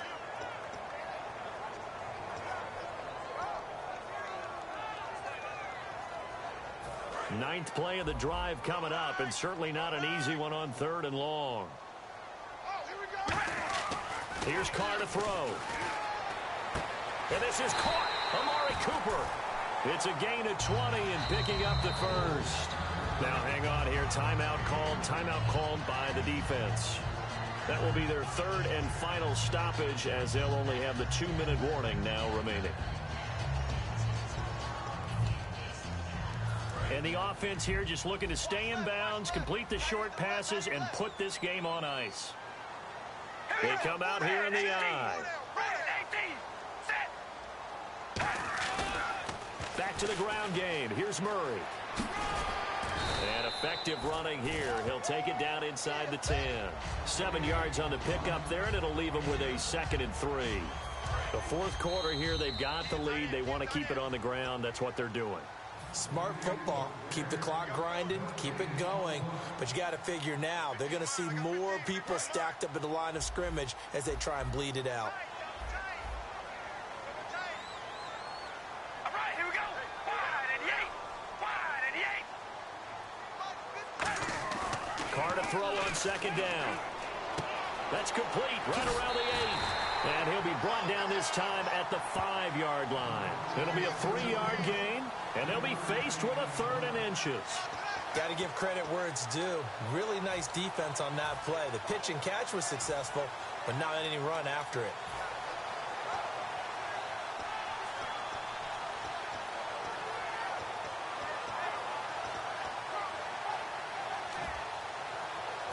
And now for the offense, this is play number 11 here on this drive.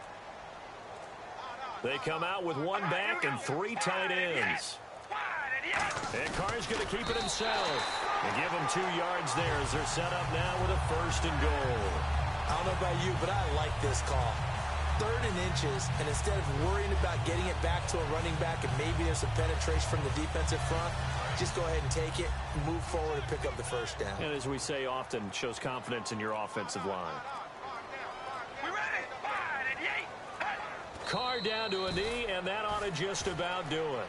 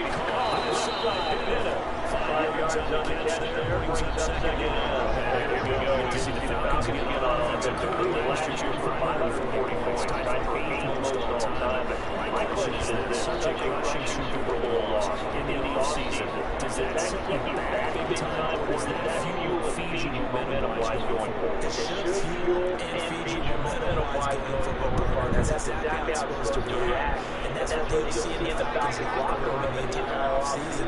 They'll talk about finishing, unfinished business, things of that nature. Because I've seen teams that not recovered from the Rams and get to a Super Bowl. The Patriots didn't get back there again. The Lions team got to be number one offense. They didn't get back in 2014, but they did in 2015. So you can't recover from it.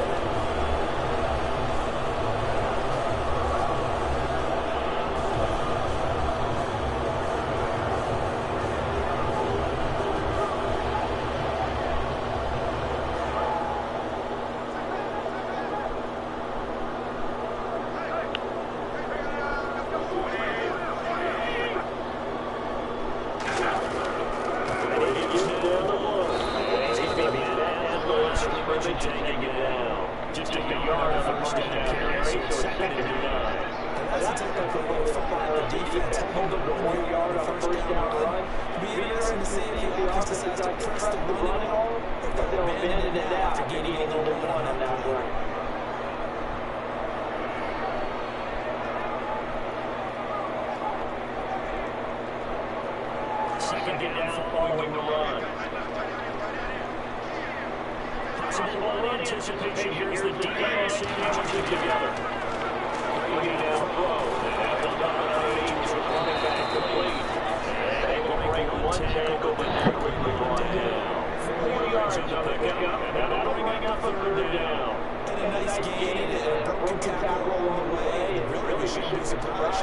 That's what runners do, especially the best ones. They break tackles and gain extra yards.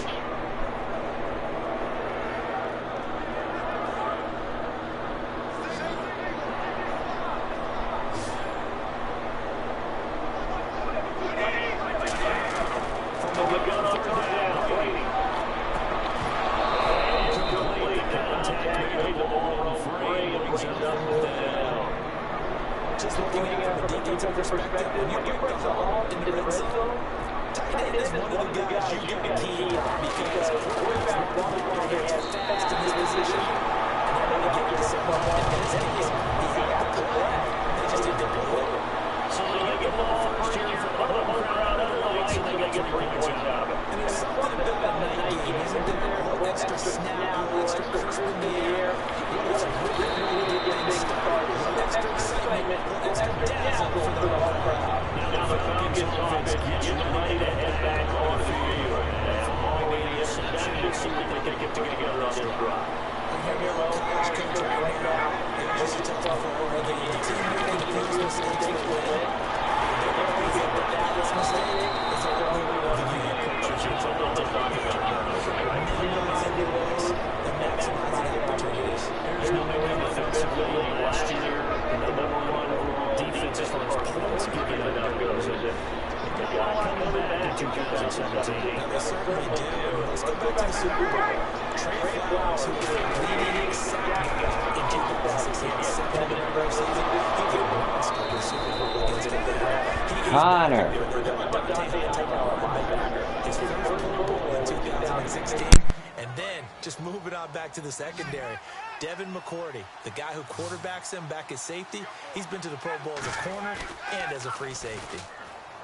They go play action here on first down. And almost intercepted. It would have been his second pick of the game. Instead, it'll be second down. Well, he just threw an interception last drive. Nearly another pick. And things aren't very even right now, are they? It's a little bit sloppy out there, isn't it? It's kind of the difference between driving on those paved roads and those country roads that have those potholes in them, isn't it? 'Cause that's the way this game's going right now. A lot of bouncy bounce to it. You spent some time on some Tennessee country I roads. certainly have. Plenty of family back there. God love them. Alongside Charles Davis, Brandon Garden, it's the Falcons in possession to begin quarter number 2. And they're driving, but they come up on a 3rd and short here. They get the completed pass, but still have more to go here on 3rd down.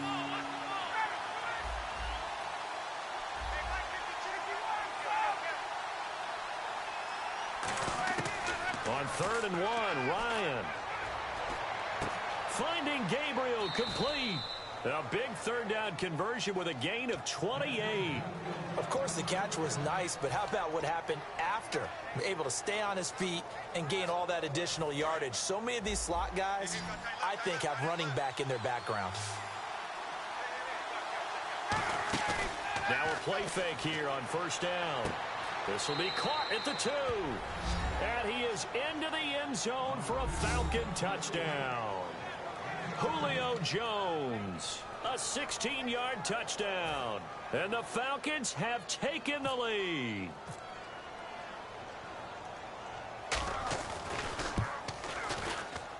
And this is up and good to make it 7-3.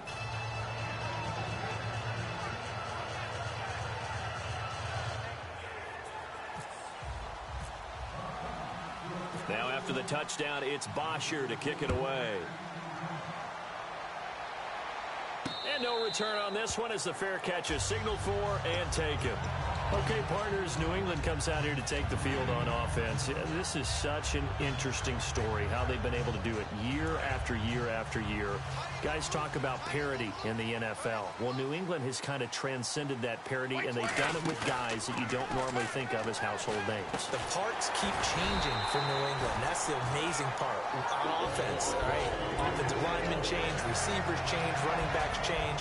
We know the one constant is Tom Brady, and that's a huge deal for them. But to be able to do it in what you call the parity times, and you're exactly right, everyone's supposed to be pretty equal. New England still a top 10 offense year in and year out. In 2016, they were number 4, and that helped them with a number 1 ranked defense as well. On first and 10, here's Brady. And the tip there altered the ball flight, and it falls incomplete. It'll be second down. That incompletion, Charles, gives me a chance to put you on the clock real quick. NFC teams last year that did not make the playoffs that might make a push this coming year. Well, 3 that come to mind right away that we thought were going to be in 2016. Minnesota, remember the start they got off to before that didn't work out so well for them. Arizona, we thought they were a lock to be in the playoffs. In fact, many of us called them Super Bowl contenders. And Carolina, the defending NFC champs going into last season, they didn't make it. So I think that all 3 could return to former glory. I'm going to give you one way off the pace here. You ready? Let's go. The Los Angeles Rams. If they get the young quarterback going and that defense continues to live up to expectations, they can make a real strong push in the West. They've got the D, you're right. They just need the O.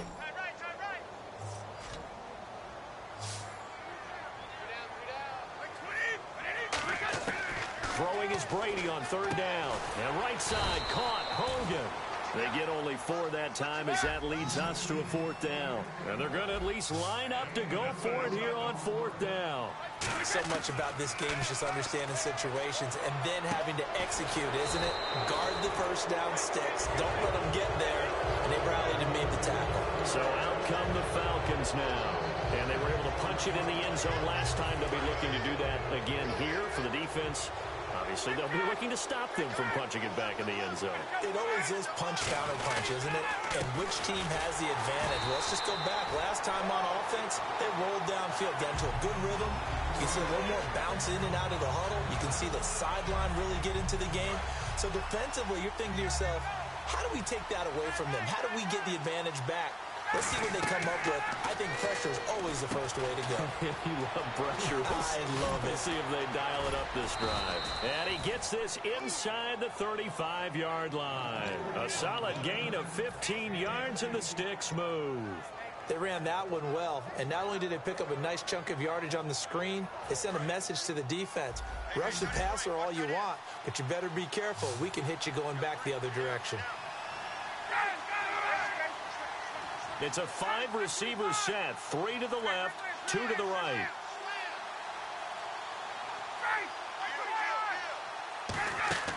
Now Ryan on first down. The left side completion to Jones. Just a yard on the catch there. It'll be 2nd and 9. The goal of a wide receiver screen is get enough blockers in front to create a wall and let him pick his spot to run the football. How about the defense there, swarming to it and not allowing that to happen? Did not let him get downfield. They come out 5 wide, 3 of them to the right side. Now Ryan on 2nd down. Into double coverage, and it's intercepted. A great read, and it's picked off. And his guys are going to get the football at the 23-yard line. Here come the Patriots again on offense, the Super Bowl champions. And, boy, they have been able to do it a lot of times, Charles, with unsung heroes, haven't they? Look at the names that led them through the playoffs. Hogan, White, Lewis, guys you just wouldn't think of. Yeah, Deion Lewis, a fifth-round pick, 3 touchdowns against Houston in the divisional round. Chris Hogan, undrafted. Trying to squeeze it into Edelman, and it's intercepted. Picked off by Robert Alford. And he'll bring this one back to the 29.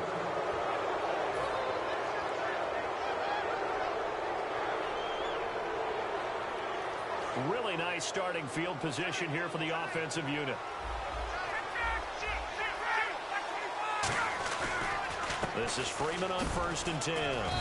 And he'll take this down just shy of the 25-yard line. And when you watch Devontae Freeman run the football, you can almost close your eyes and hear him running the football, can't you? Because people just scatter. I mean, you know, when he goes through a pile, it moves in a positive direction for him. I just love how hard he plays the game. 1,000-yard season. He had 11 touchdowns last year.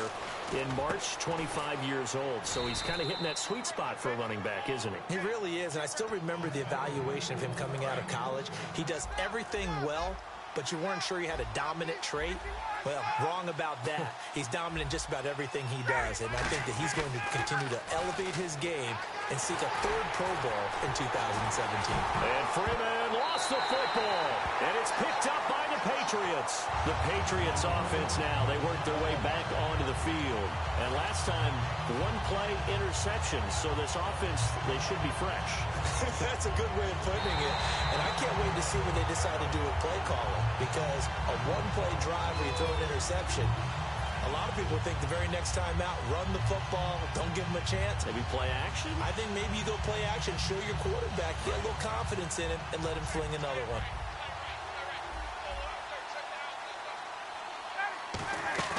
After the interception, here's Ryan. They'll roll him out right.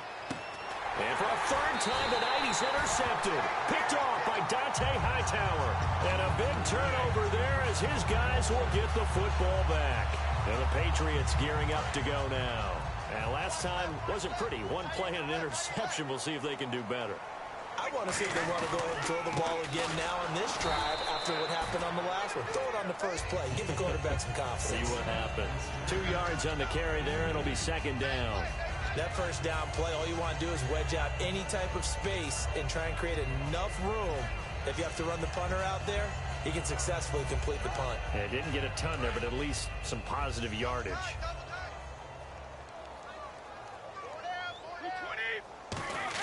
Back near his goal line, here's Brady.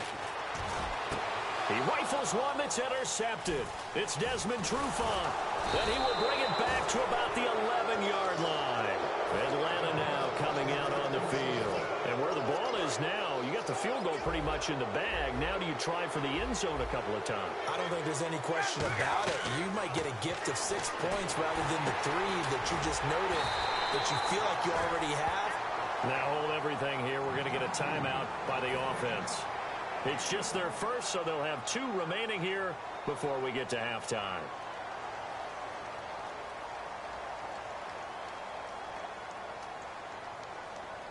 Nine yards still remaining here to pick up the first on 2nd down.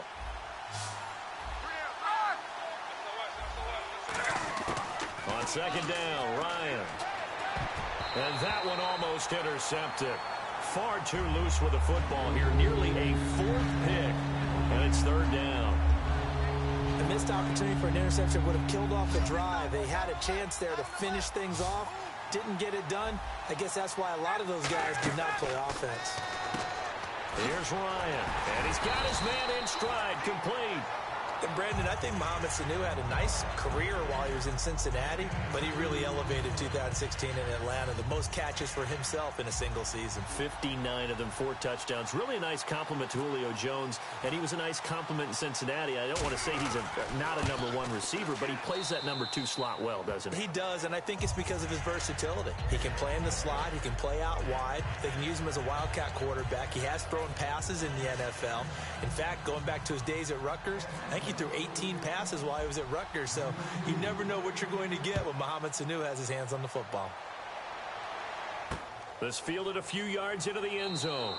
And not wanting to risk anything here late in the half, he'll just take a knee, and they'll bring the football out to the 25.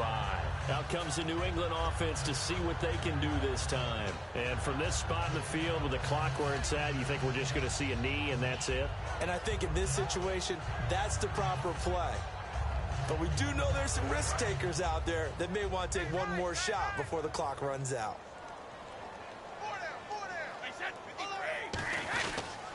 The drive starts with a handoff to Boone. And he's swallowed up right near the line of scrimmage. Credit him with a 1-yard gain there to make it 2nd and 9. So 2 quarters down, 2 remain. Charles and I return after the break. Welcome back. Charles and I settled into the booth, ready for quarter number 3. So both teams have their marching orders, and we'll get going again here in quarter number 3. This fielded a few yards into the end zone. And he'll bring it a few past the 20 to the 23-yard line. So the Patriots coming out now. They're down here, but very much in this game. What's the tonality of a coach's talk when a game is within striking distance like this at intermission? Typically, what they're doing is emphasizing the things that went well in the first half and wanting more of that. Sure, you've got to go over some of the errors and clean up some things because there's a reason you're down. But overall, I think they want to stay positive, stay up with this team. We're just starting the second half, and we've got the football. Let's go ahead and punch it in, and then we'll take it from there. See how that recipe works. They give them 13 yards there on the play and a fresh set of downs. I know exactly what's going to be said about that play from the defensive perspective. What's that? That's why I tell all you guys we need more than one tackler to the ball. He broke the first tackle. Luckily enough, there were more people there to get him down.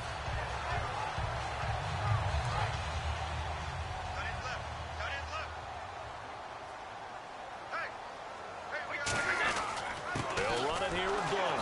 And he's going to be hemmed in and brought down right at the line of scrimmage. No gain on the play. It'll be 2nd down. Boy, that's a lot of sirloin steak to be taken down for no gain, partner. Are you trying to suggest that he is a huge man? He is not just a big man, a huge man. Big boy. Well, how about the credit then for the defense to be able to chop that big tree and put him on the ground? I know back when you played, it took 4 of you to take a guy like that down, right? Well, that's for sure. And you know what else? I didn't want to challenge him at dinner either. Watch left, watch left. Stop right there. On 2nd down, here's Brady. Pressure brought in, and the Falcons get there for the sack. Grady Jarrett in there to bury him for a loss of 11. Well, the beauty of screen passes is they take a little time to develop, and they can often hit big, but sometimes they take too long to develop, and sometimes you get sacked. Yeah, what's perfectly called for a defense to attack a screen? Typically a blitz, and even though people think that the screen operates against the blitz, if you have the blitz called and you still cover the screen, now that allows your blitzers to get there. Surveying the field. He's going to air one out. This is caught inside the 15. And he'll take it into the end zone for a Patriot touchdown. Julian Edelman, 75 yards. And the Patriots are within an extra point of tying this one up. Now Stephen Gostkowski on for the extra point.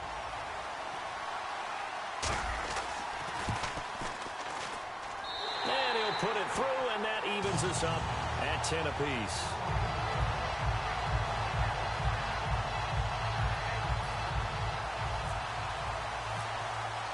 So a tie ball game here as the kick's away. That's fielded in the end zone. And the decision to come out is going to cost him 5 yards with a new rule as he's taken down right at the 20-yard line. A look at the offense now here coming back out on the road for their first possession of the second half. And last time they got 3 points, but it was a chip shot field goal. And when you go to the sideline after a chip shot field goal, maybe the offense not too happy. It's a balancing act, isn't it? Because you're exactly right. They're none too pleased that they didn't punch it in for 6 points. But they also have to remember they did put points on the board. 3 points is 3 points. And in this league, you take points when you can get them. Not easily done. Check. They come up in an offset eye. Now Ryan going to give it to Freeman. Nowhere to go that time. He maybe got a yard up to the 40. 2 Patriots there to bring him down. The best defensive linemen, they play with great leverage so they can get low and not get bowled over by offensive linemen. They have excellent hands. They can throw people off on a play. We just saw a great example of a really good run stop by a guy playing the defensive tackle position. 17 yards on the pickup there, and the drive will continue. Partner, it's a lot of fun watching the NFL now, isn't it? Because when the big fella runs routes, it used to be when we were kids, he'd run about 3 different routes, and that was it. Now he can run anything and catch the ball, as we just saw there.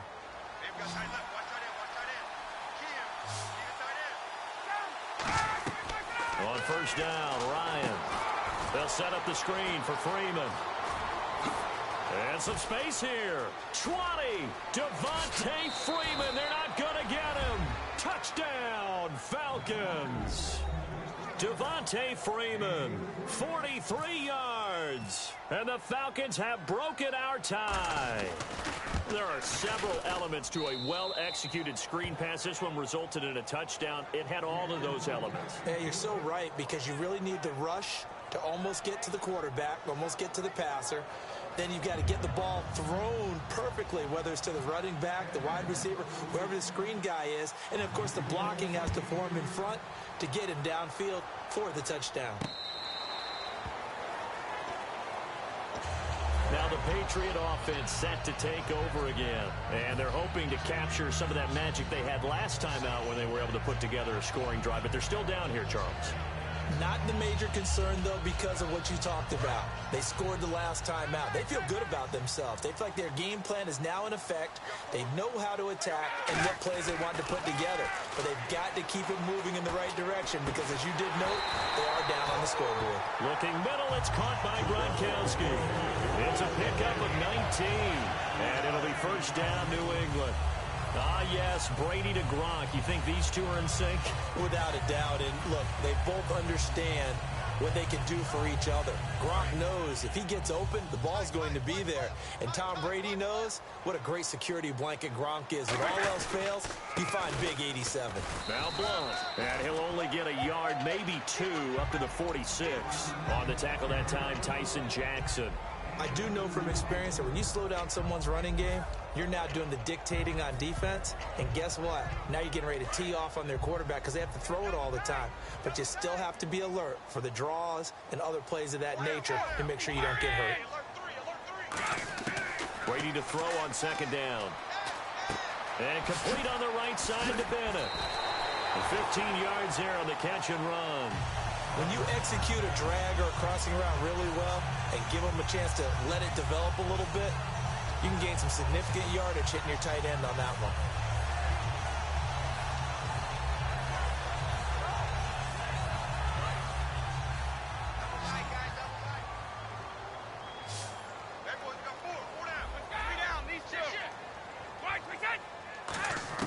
Brady now on first down. Wide open, Julian Edelman. A good pickup there at 22. The former 7th-round pick, Julian Edelman, just continues to have such a productive career. And has made himself into a receiver. Remember, he was a college quarterback, and not just a productive one, a very good one. At Kent State, right? Yes, a great leader, a guy who could make plays with his feet and his arm. Got to the NFL and had to convert into being a receiver and was drafted that way. And that conversion, oh boy, it's been good.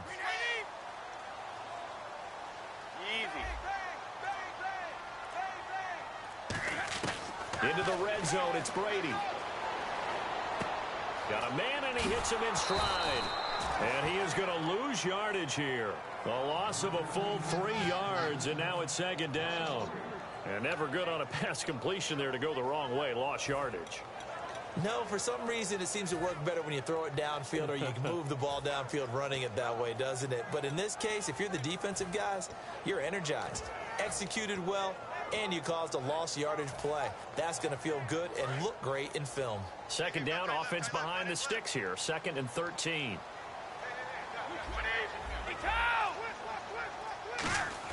Again, they'll throw with Brady. And now a fumble. Brady loses the football.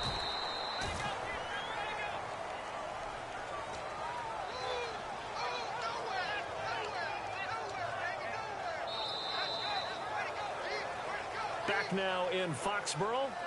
It's Patriot football, but they trail here as we begin the fourth quarter.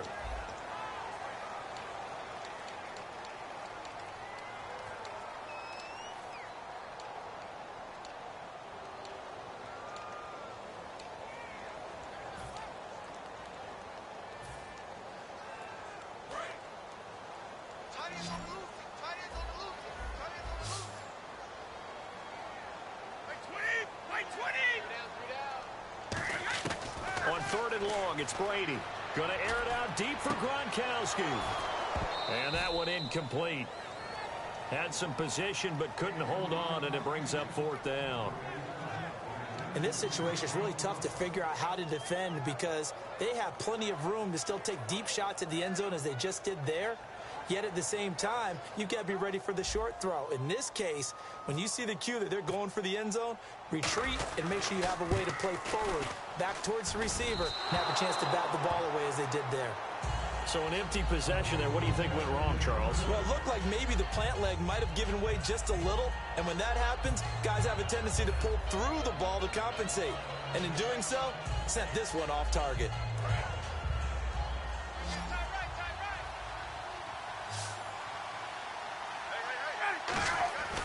On first and 10, it's Ryan.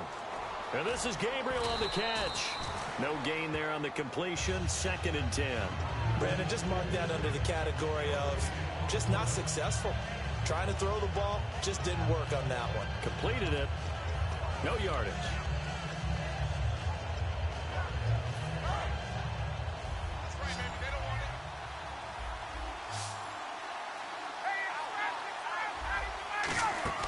Off the play fake to Freeman. It's Ryan.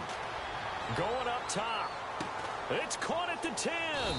And he's going to be taken down deep into Patriot territory. A big play there. Ryan to Jones. 52 yards.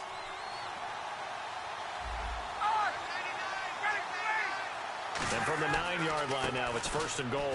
They'll run here with Freeman. Give him 2 yards on that one. Second and goal now. Defensively, pretty good start there with their backs against the wall. That's a win for the stop troops right there. And if I'm them, I get a little bolder now. They won the first battle. Keep coming after them. Put the pressure on them. Again, it'll be Freeman. And that'll get him halfway there as he takes it from the 6 to the 3-yard line. I have to laugh a little bit because he actually handed it off. I thought with the 2 touchdown passes he's thrown in this one already, he'd go ahead and fling and try and get a third one. Yeah, now from this spot on third down, I think he'd probably throw it here. Yeah, I don't think there's any question about it. They won't even send in a running play here, I don't believe. I think they go ahead and try and throw it for a touchdown. And just a short gain that time as they're able to get him down. The ball's still a few inches shy of the marker after the 3-yard run, so now a little soul-searching on fourth down. A field goal would make it a 2-score game, but they're going to go aggressive. They're going to try this thing on fourth and goal. Ryan keeps it on the sneak. They gave it to him in search of his 3rd touchdown, but he's denied, and the Patriots get the football back. The Patriot offense now set to come back out onto the field. And they had compiled a pretty long drive last time. Unfortunately, though, it ended with no points after the missed field goal. And that can hurt the psyche of a team because as they drove downfield, you know you're never supposed to count points in your mind until they go up on the board. Well, let's face it, we've been there. We've seen teams before. They were counting on those points. They didn't get them. Can they come back now, start over again, and grind it out? And now a carry here for their fullback.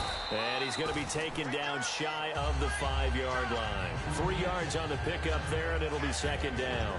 A good solid game there on first down, but the defense has to be happy they didn't let it pop for anything bigger. Time starting to run out here in the 4th. This defense just trying to keep the offense off the board and preserve this potential victory. Back near his goal line, here's Brady. To the right side, and he's got Edelman. The strong running. It's a 9-yard gain, and it keeps the drive moving. When you see zone defense and you know you've got a drag route on as your primary call, you've got to be really careful as a passer about how far you let your guy go because he might wander into some tough coverage. So this offense really needs to make something happen here late in the fourth with the football. They come out here in the I.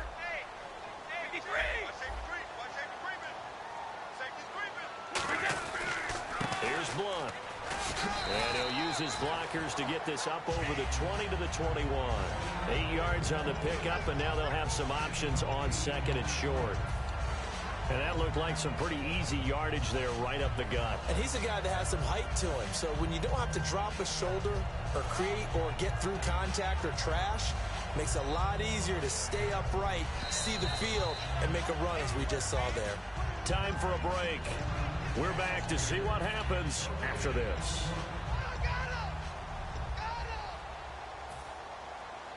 Offense in a good spot here, 2nd and 2.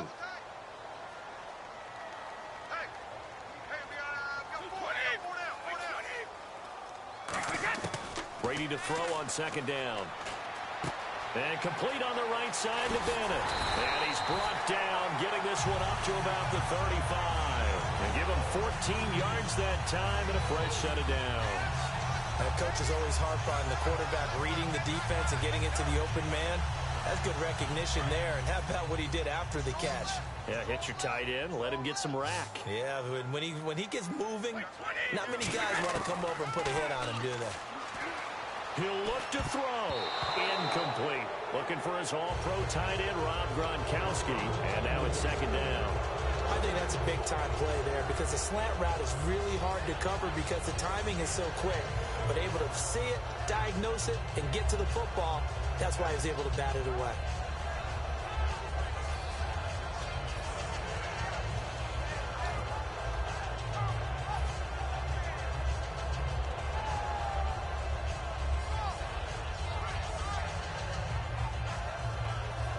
Offense looking to avoid a 3rd and long. It's 2nd and 10. Back to throw. The throw left side complete to Hogan. And he's finally taken down, but not before getting across midfield and across the 45-yard line. Brandon, so many times we see the crossing route start as a quick hitter, but in this play, he had time in the pocket and waited for him to clear going across.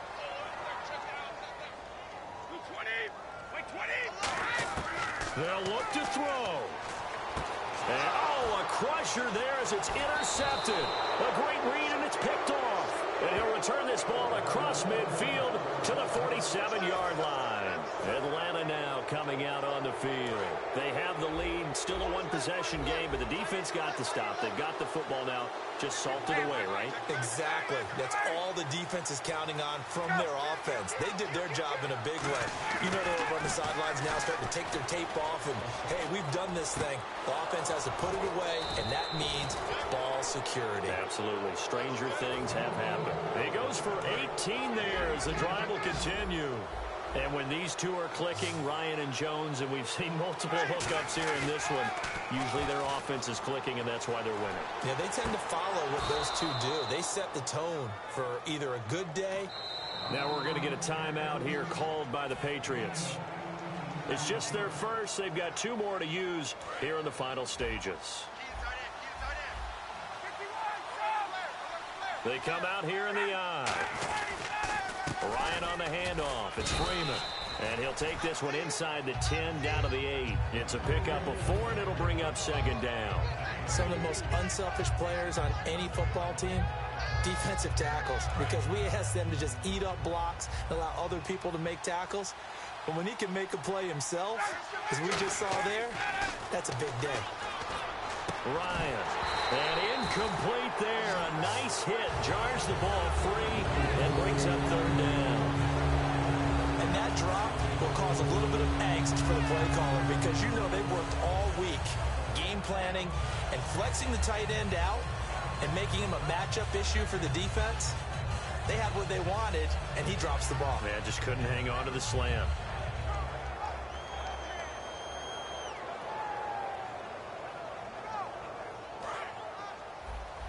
Looks like the defense in press coverage here. They come up in an offset I. Here's Ryan to throw. And this would have been intercepted if he could have gotten the feet in. He didn't, so it's incomplete. Boy, that one really could have turned this thing upside down. Well, interceptions have been a problem in this one. If he could have gotten his feet down here, it would have been another. Would have been a huge one. They've had a great game taking the ball away. Thought they had another one, just unable to get those cleats in bounds. So on fourth down, out trots the kicker in a big spot here. This to make it a two-score game. And the kick is good. So you wonder how this one might be remembered the next time these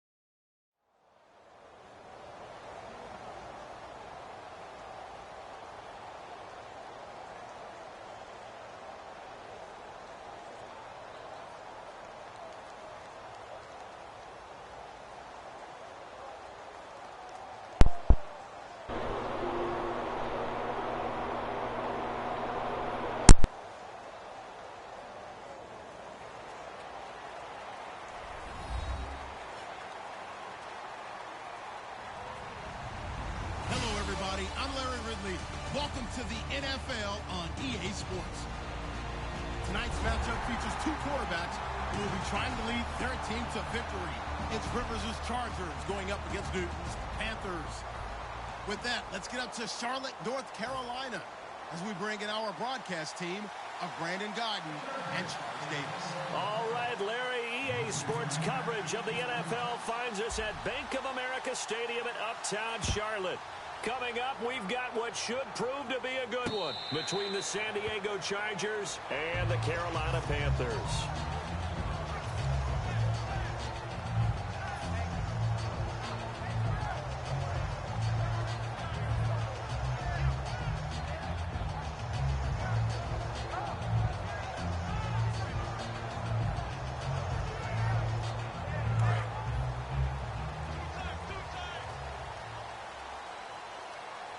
Stewart is the lone setback.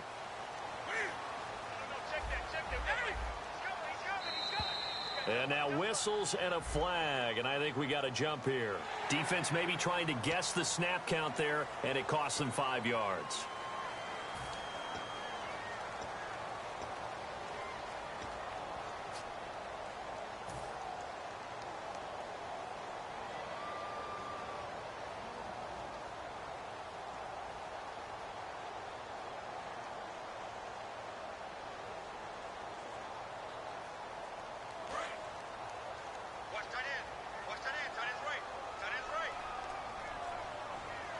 They come out here in the eye.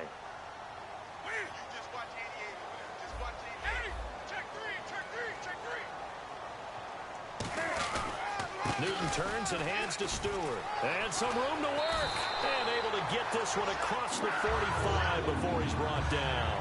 And the numbers down a bit from their Super Bowl year this season for Jonathan Stewart. Did have some injuries. He finished with 824 yards. 9 touchdowns, though. Good in that department. When it's around the goal line, he's a terrific runner because he knows how to get there, and he can run through contact, run through trash, as we like to say. That's part of the reason he accumulates the injuries that he does, because he runs inside a lot and takes on those linebackers. But they're going to work on Jonathan Stewart in the offseason, get him healthy, and have him back ready to go for next season. And he is going to lose yardage here. That's going to go as a loss of 2, and it'll be second down.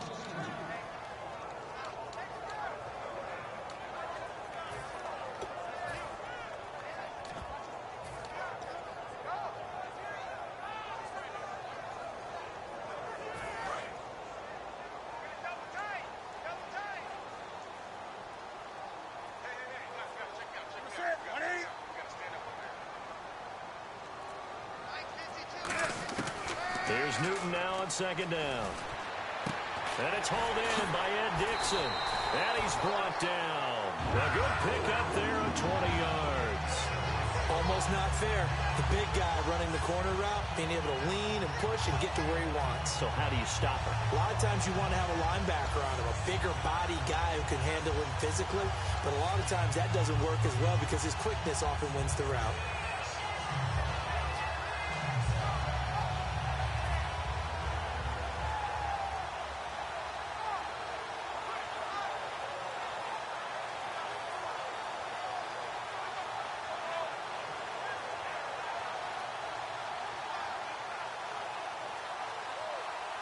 So after that big play, let's see if they can catch their defense maybe on their heels.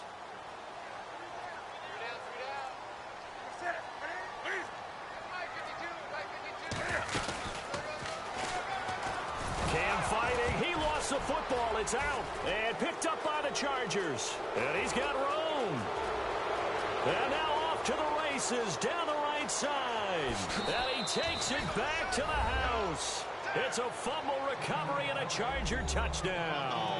Huge, huge play by the defense, not only to force the fumble, obviously, but to return it for a touchdown. And I know it's no fun for anyone who plays offense, but isn't it fun to see how a defense rallies when there's a fumble return and everyone tries to find someone to block and bring it all the way home? I always like their celebrations because they don't get there that often. No, they're not choreographed very well usually.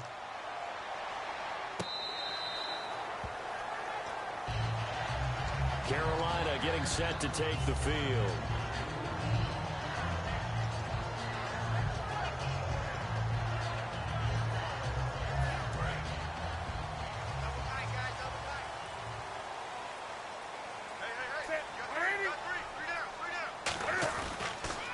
start the drive with a run by Stewart. He finds some open field here. And he's going to get about 7 yards on that one, up to around the 33. First play of the drive, let's give credit all around. Excellent blocking, but the guy carrying the ball, he was the finisher. A really nice run.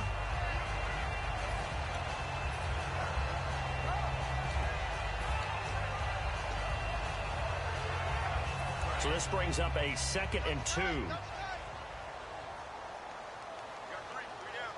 Set. 180. 20. Switch. Come on now. Kill. On the ball. Now the Auburn alum, Artis Payne. And some room to roam now.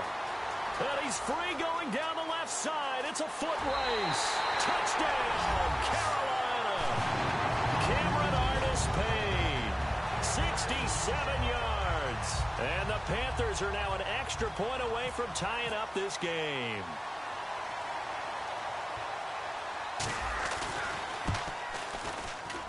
It's good, and we're all tied at 7 apiece.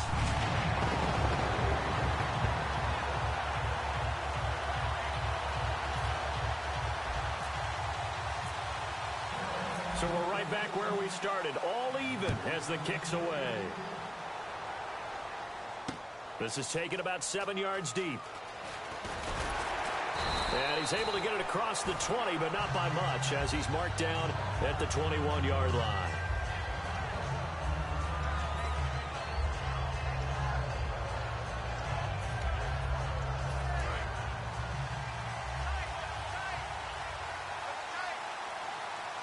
One man in the backfield is Gordon.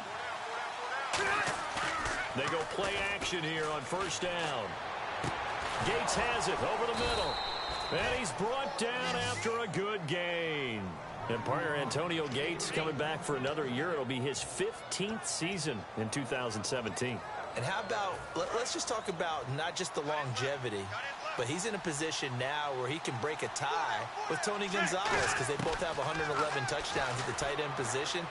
Antonio Gates' first touchdown of 2017, that'll break that tie, and he'll be number 1. That's pretty impressive. Probably going to be playing behind Hunter Henry, second-year man, but just the sustainability, how long he's lasted in the league, impressive. And think about this, Phillip Rivers, so excited to have him back because Hunter Henry's playing well, but Mr. Reliable is Antonio Gates.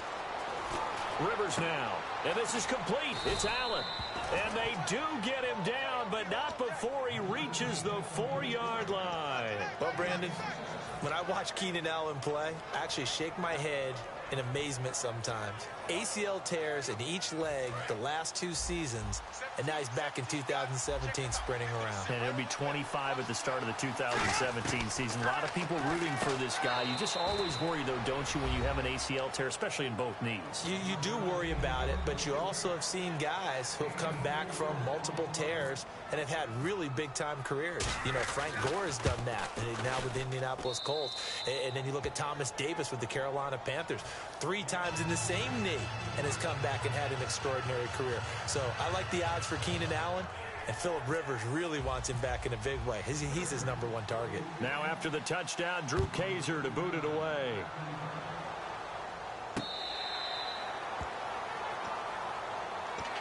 Here's the Carolina offense as they get ready to take over here.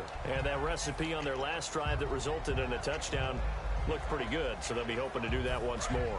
And it takes me back to when we sat with the offensive coordinator and the head coach. They felt pretty good about their game plan and thought there were some holes in the defense, and they exploited them the last time out. Let's see if they can come back and put together a similar drive. And we'll see if they can do just that. And they're able to get this one across the 35.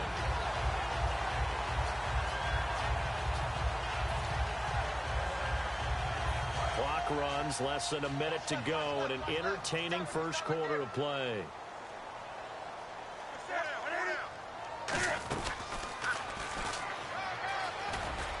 And he's across the 40, 3 extra yards to the 43. It's a 6-yard pickup, and it gets him to 2nd and 4. I do know that owners, when they watch their quarterbacks run with the football, they usually hold their breath because that's the franchise. But when you're getting that kind of a gain, hard to argue against calling it.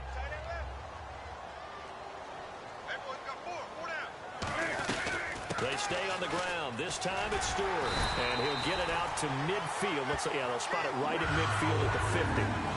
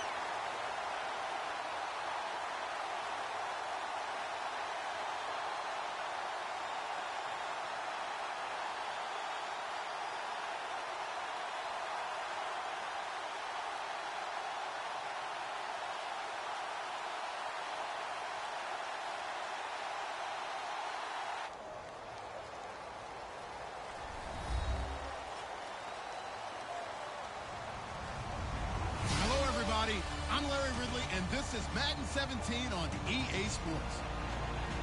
Anticipation is mounting for today's game, and we've got two quarterbacks looking to make an impact. It's Rodgers' Packers going up against Newton's Panthers. With that, let's get up to Charlotte, North Carolina, as we bring in our broadcast team of Brandon Godden and Charles Davis.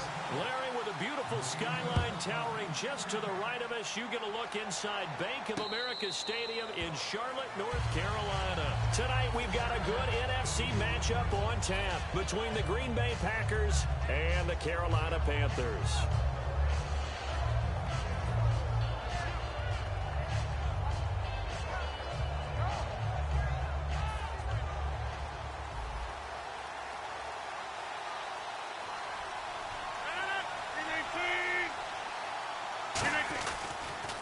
The first carry now. This is Lacey.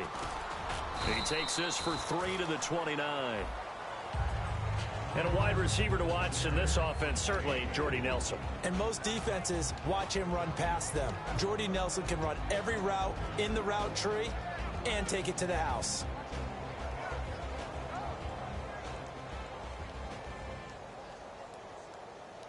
See if they stay on the ground for second down.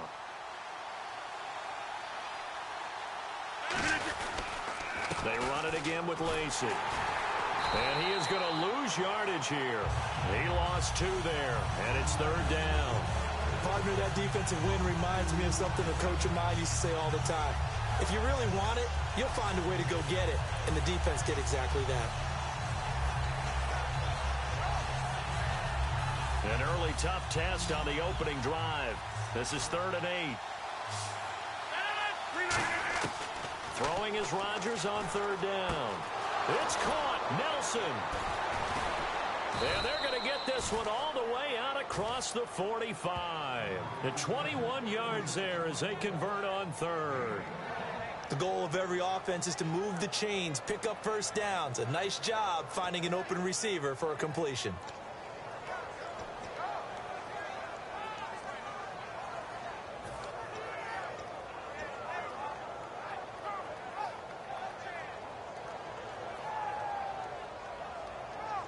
And now a first down following that long gain.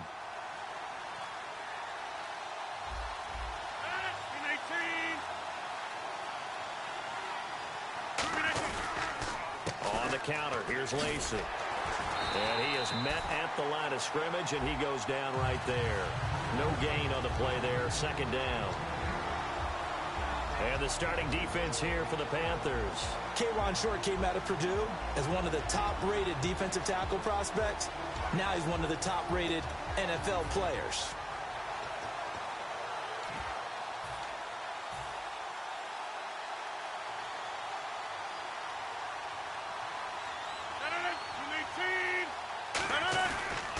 On second down, Lacey. And again, he's going to be stopped up right at the line of scrimmage. And he'll lose a yard that time, and that's going to lead to a third down. Charles Johnson's stock in trade is coming off the edge and getting to the quarterback. He knows how to make some of those subtle moves inside to help in the run game, and he did it right there. He's an athlete back in high school, played football, basketball, track, so he's a mobile guy. Mobile guy, made a nice play against the run. On play action. Now the Panther rush too strong. They get there and take him down. Mario Addison coming in to drop it for a loss of 8, and it'll be fourth down. So on fourth down, here's Jake Shum to punt it away. Back deep for the Panthers, Ted Ginn.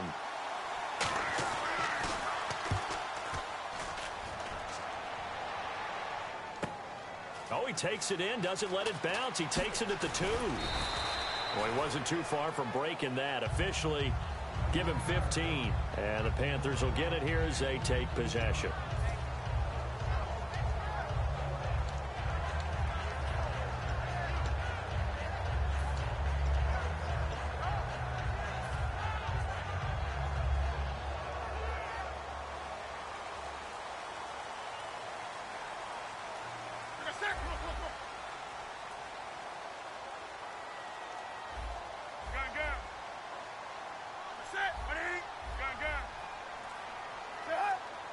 Yeah, that one was relatively easy to see. I noticed that from up here.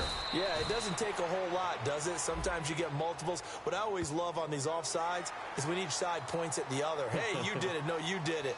They deciphered that one correctly.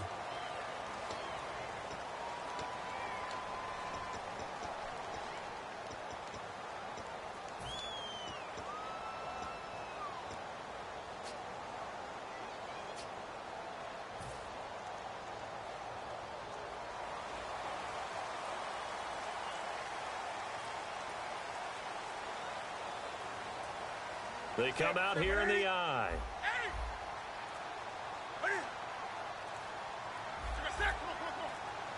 Time running out here on the play clock. Newton gives off to Stewart.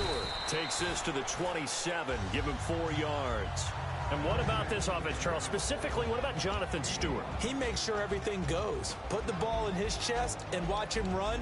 Can run with power inside, but has enough speed that when he gets outside, he can cause a lot of trouble.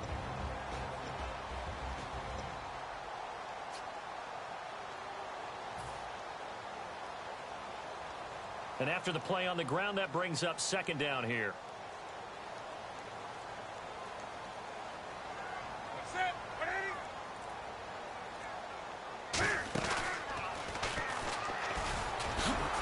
And he'll be brought down right around the 37. A nice pick up there, 10 yards, and it'll move the sticks.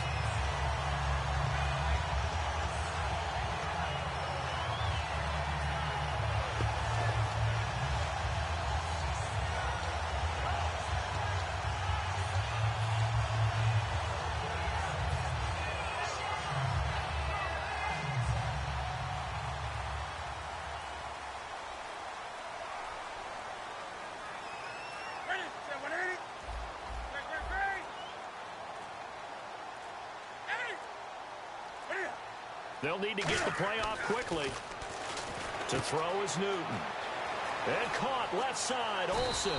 And he's taken down, but not before getting this across midfield and just shy of the 40. I think I have to take a second here and talk about Greg Olsen, the tight end for the Carolina Panthers. 3rd straight year over 1,000 yards in receptions. And guess what? That's the first time that's ever happened in NFL history. 3 straight years by a tight end. That's really something. Now 31 years of age. They're going to need him next year to turn it around because a very disappointing season. Not the season anyone expected, least of all the Carolina Panthers, but he's a building block that they can go ahead and get back to form starting in 2017. Play clock winding down. Now a play fake here on first down. And he fires one that's intercepted. Defenders giving chase, but I don't think they're going to get there. And into the end zone, it's a pick six and a Packer touchdown. Those free safeties, they get to sit back there if they've got good pass rushers like this team does. Read like a book. He read it like a book and took it in for 6. And if they use their eyes well and their anticipation skills, they can make big plays, just as what we saw. A free safety's dream. Follow the football, go to it, and take it the other way.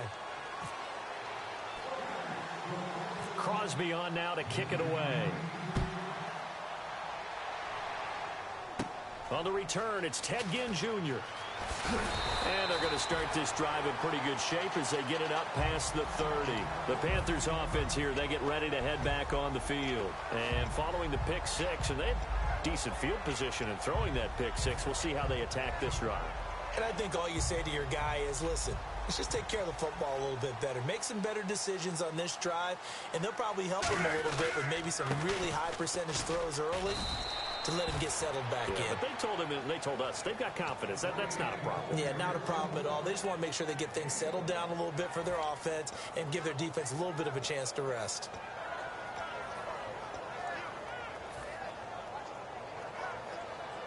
Second down following the run.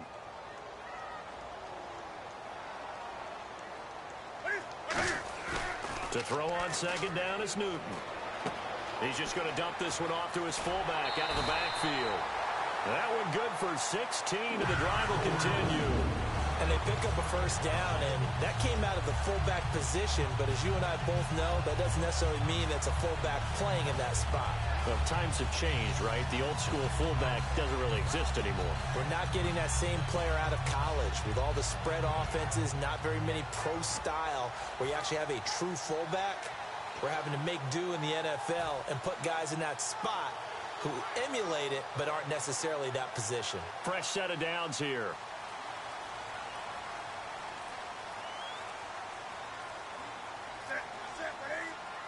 The play clock's running down.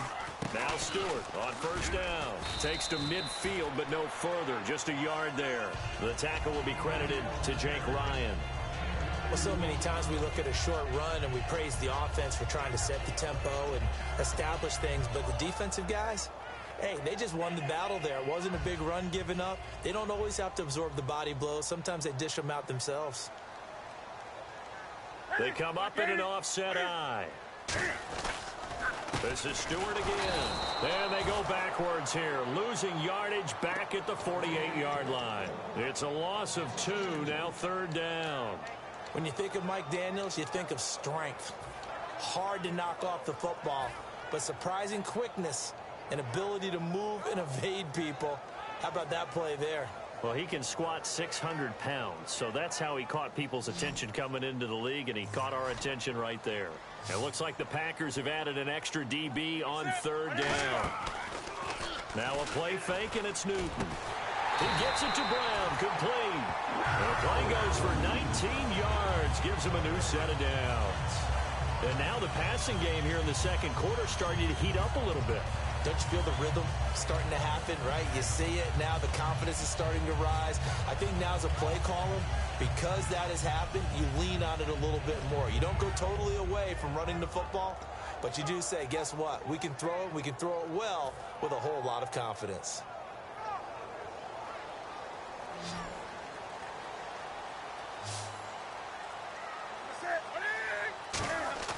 They go play action here on first down.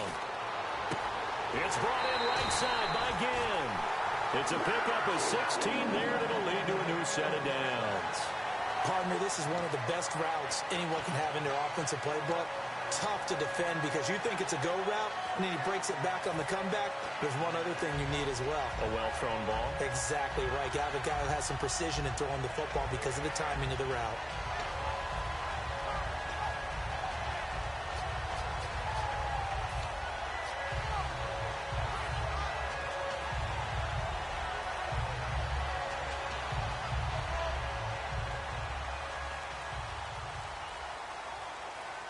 They'll come up now in the Wildcat package.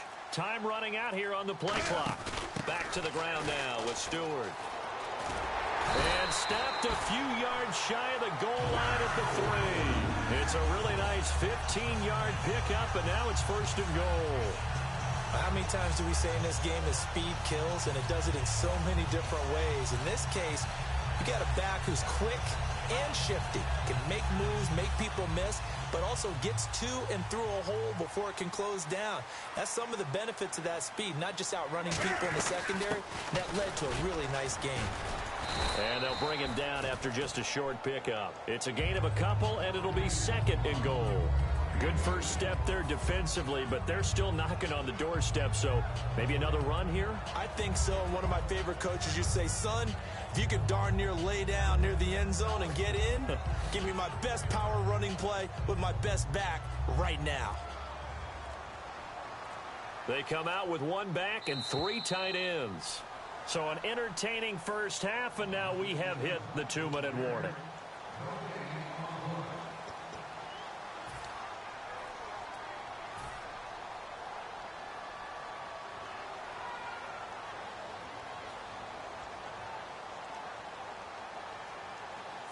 And he takes it into the end zone for a Panthers touchdown.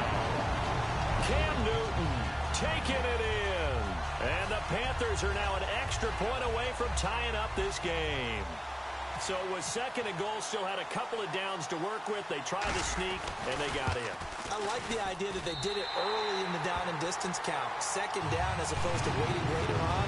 I think it fooled them a little bit, but how about the push they got up front to get the quarterback through? Big push and a touchdown to boot.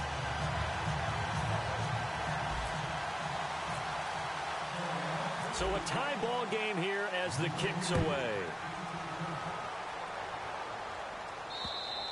And this will be a touchback as that sails over the end line.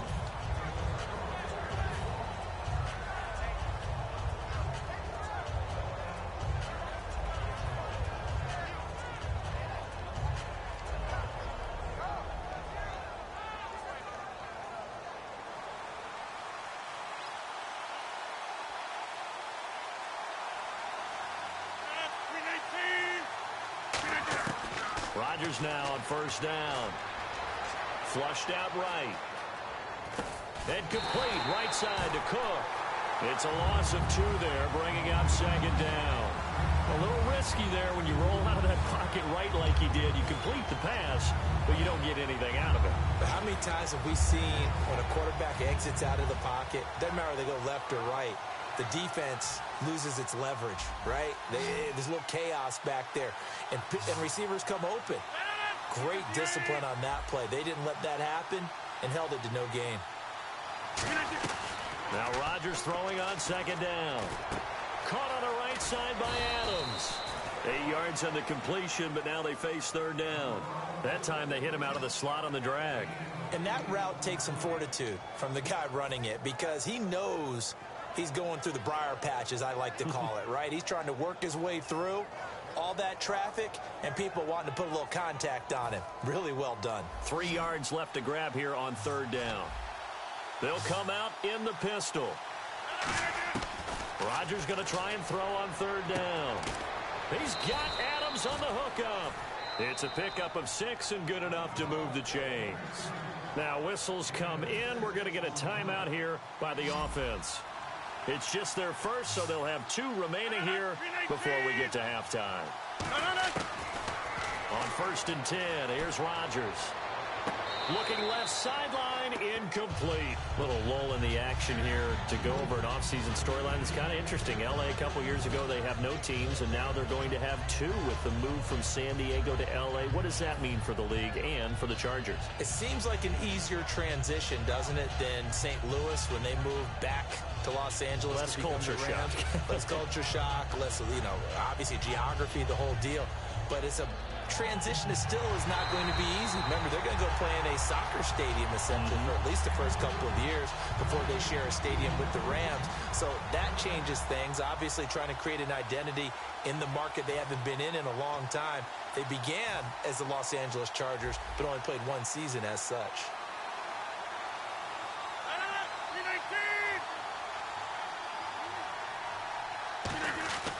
Throwing on first down is Rodgers. Over the middle, and it's incomplete. A good number of coaches at any time they call an in route are really worried about the play because there's so much traffic ordinarily that the ball has to get through to get to the receiver. And on that play, it was batted down. 319! 319! Rodgers again here on 2nd and 10. And his throw here's incomplete. Jared Cook, the tight end, was the target. 3rd down here. Defense has set themselves up nicely. 3rd and 10 now. Oh, man, for him to be that wide open and drop it. Sometimes you have just too much time on your hands, right? You end up thinking way too much, and your hands get shaky. And yes, he's a tight end, but that's a catch he should have made. And he couldn't hang on to it through the contact. Incomplete.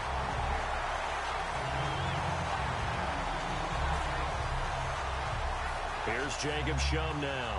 On for his 2nd punt. He'd take a repeat of his first.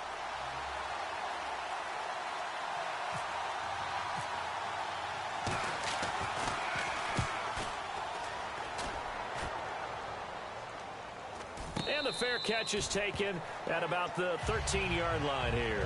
Only 29 yards on the punt there. Definitely not his best. And the Panthers will have a 1st and 10 from deep in their own territory.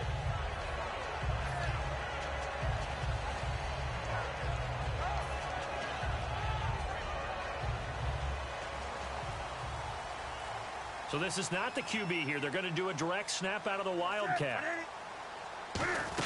They start on the ground. This is Stewart on first. And he is going to lose yardage here. It's a loss of 4 there, bringing up 2nd down. And the offense there, the O-line, everybody really on offense, they were just manhandled at the point of attack. Yeah, you could pretty much call them all out, couldn't you? Almost by name, right? That was a very tough sequence for the offensive line. But how about that defensive front creating a new line of scrimmage and creating a lost yardage possibility? Time for a break. We've hit halftime. 2 quarters down. 2 still remain. We step aside. This is the NFL on EA Sports.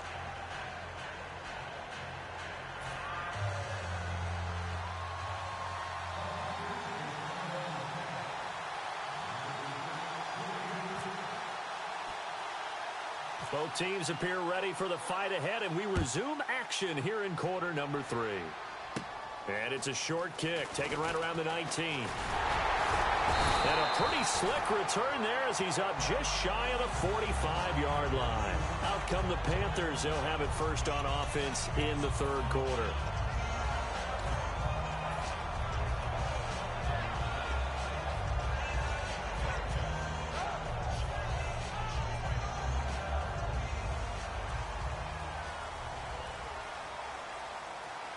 They come out here in the eye. They start the 3rd quarter on the ground with Stewart. And he'll be taken down just shy of midfield. It's a 6-yard gain on the ground, and that'll make it 2nd and 4. I know the toss play begins with the guy taking the snap and turning around and tossing it to the runner. But where the real intrigue is, can they seal the edge? Whether it's an offensive tackle or a tight end in the direction they want to run the football. If they do that, that's the result that you get, that type of a gain. If they don't, oftentimes it's not a very successful play. And caught left side, Olsen. Only 3 yards on the catch. It's 3rd down. And there's a completion to the tight end. And look at the size of these players nowadays. At that spot, 6'4", 6'5", and up. A lot of guys used to be basketball players, somehow came back to football. That's really good for the game of football. You're getting better athleticism, great hand-eye coordination, guys who know how to control their bodies when they run their routes. Offense just a yard away from the line they need to gain. 3rd down. On 3rd and short, Tolbert. And he has the 1st down yardage before they bring him down right at the 45. And while it didn't work very well on that play, defenders on 3rd and short know it's going to be a quick read. And really, the quarterback's just going to turn around and hand it off. So that way, you're able to diagnose the play and try and get to the point of attack. But when you're dealing with a fullback, it's hard to knock him backwards.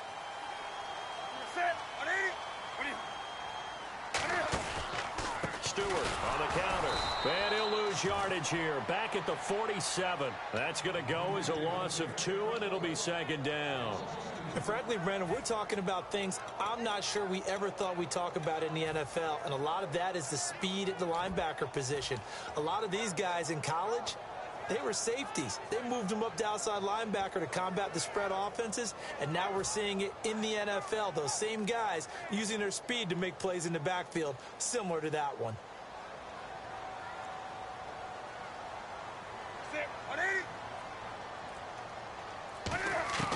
Here's Newton now on second down.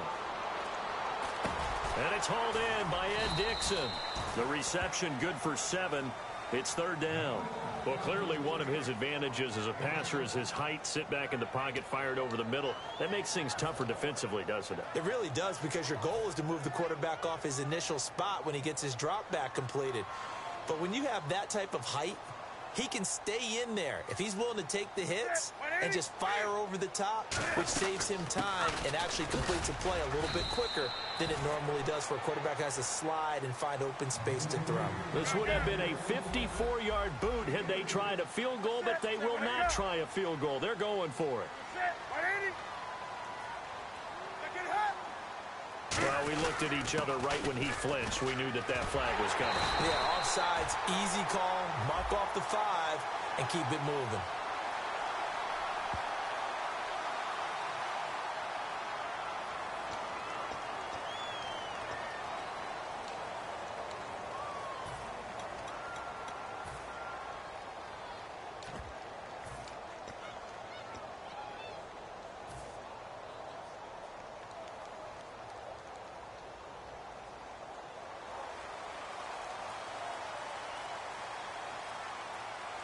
They'll come out in the pistol.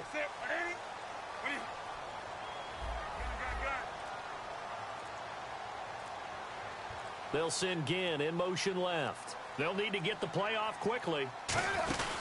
Following the penalty, here's Stewart. And only a yard this time as he's taken down right around the 26. That's a really nice play, able to stack that one up. When they get back in the huddle, he's got to tell his guys up front, great job. They kept people off of him, allowed him to run free and make the hit on the runner. Filled the gap nicely, kept him to just a 1-yard gain. So what will they do? On the ground, through the air, let's see. 2nd and 9.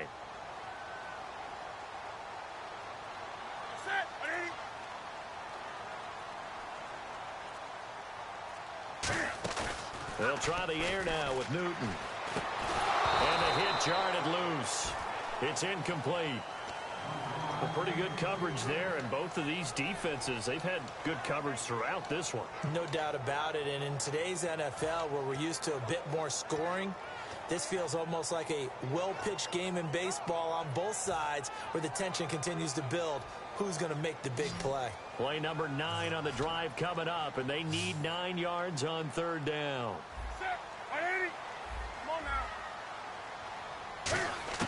Throwing on third down, Newton. Oh, the ball comes out on the hit, but they'll say it's incomplete. The tight end, Ed Dixon, was the target. Now 4th down. Putting pressure on the guy throwing the football is always good, but when you can couple that with contact on him that leads to an incompletion, as we just saw there, that's winning football.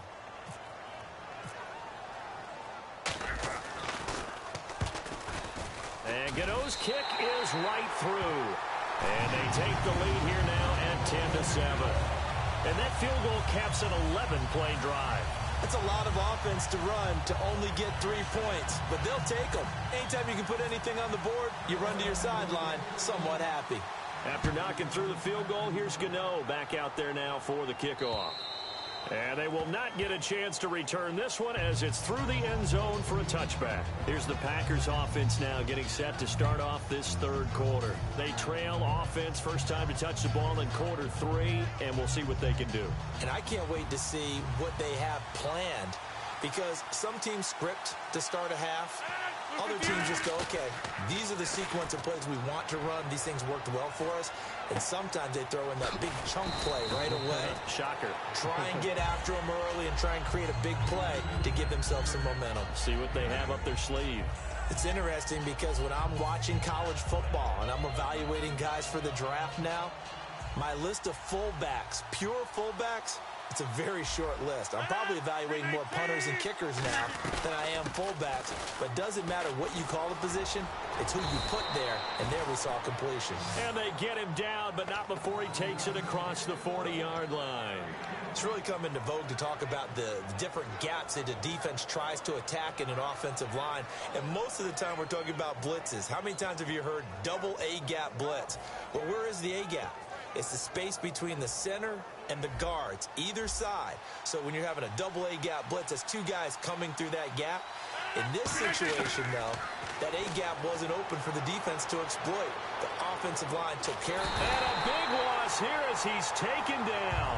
Starlatulele able to get in and run him down for what will be a loss of 15 yards.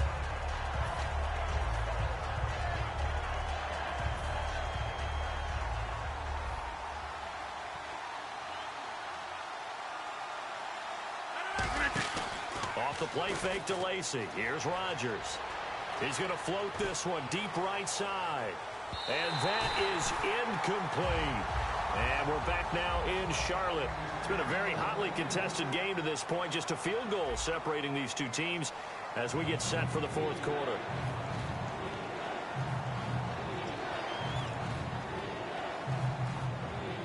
Incomplete pass on second down. Let's see what the offense draws up here on third.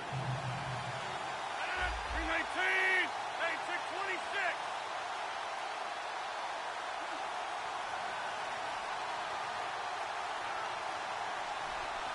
Hey, 50. They come out 5 wide, 3 of them to the right side.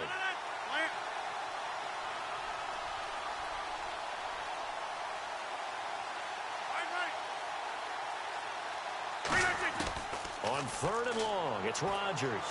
He's going to try and go deep again. That's going to be knocked away and incomplete. Devontae Adams, the intended receiver. And that brings up fourth down. Here's Jacob Shum now as he's on to punt for Green Bay. And now a whistle and a timeout called by the kicking team. It's just their first. They'll be down to 2 remaining as we step aside here in the fourth quarter. Here's Jacob Shum now as he's on to punt for Green Bay.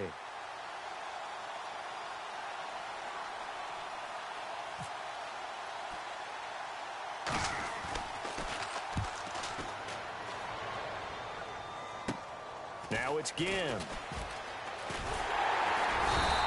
That'll go as a punt of 32 yards. And the offense will take over with a new set of downs. Carolina getting set to take the field. And they're not going to play this conservative, I don't think. They had the field goal last time, and they're up, but they're looking to put a drive in the end zone. Oh, I agree with you totally. No one goes out on the field and says, all right, let's just settle for 3, except in certain situations, trying to ice a game, that sort of deal. Most of the time, it's end zone, and that's what you're thinking, and I believe that's exactly what they're thinking as they begin this one. Yeah, no quarterback ever goes out there saying, hey, let's get 3, right? Not one that I've ever met. That was a classic example of trying to run with the ball without securing the catch. He was thinking about those rack yards instead of making the catch first and then taking off.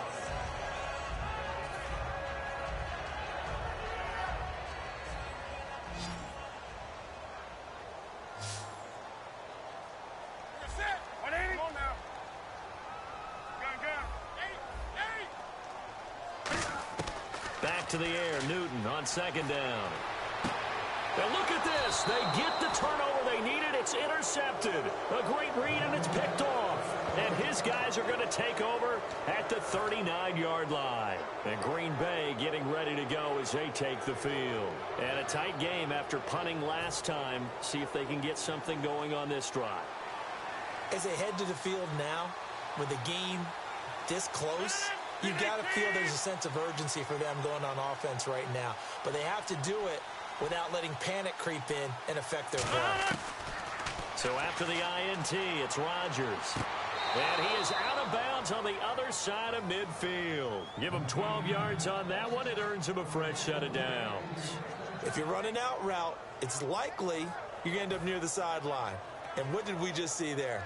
Toe tap. You got it. The benefits of practice. Toe tapping, foot dragging, picking it up, and making sure it was a catch. And no press coverage here. They are backing off in the secondary. And Cook has it left side. 7 yards the pickup on the pitch and catch. And he's the epitome of what we call the move tight end. A guy that you can line up anywhere. In the slot, out wide, in tight. Doesn't really matter because he has such great skills. You want to utilize him in all aspects of your passing offense. And there he was in the slot for the catch. One back is Lacey.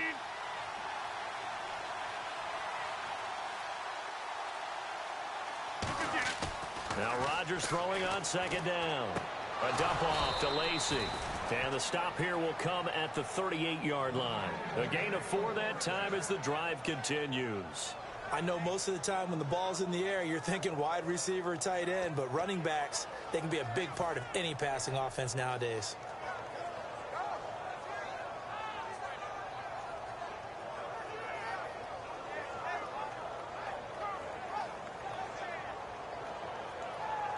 Now the offense lining up 1st and 10.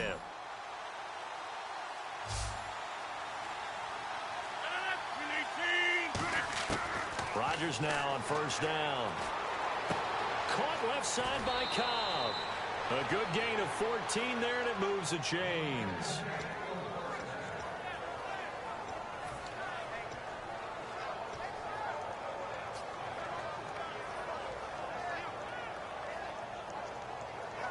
So here we go, 1st and 10 now.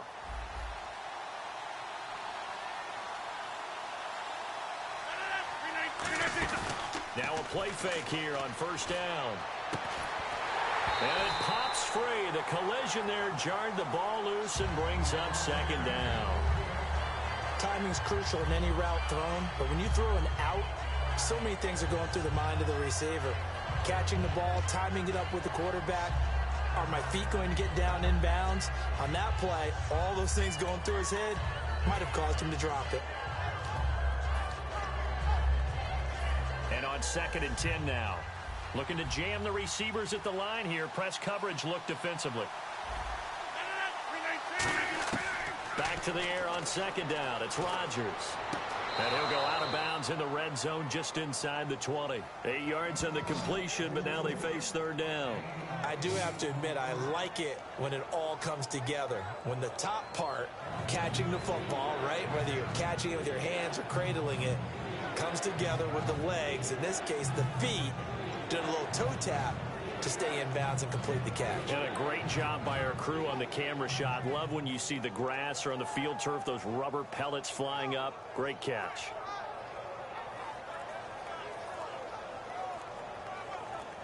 Two yards to go here on 3rd down.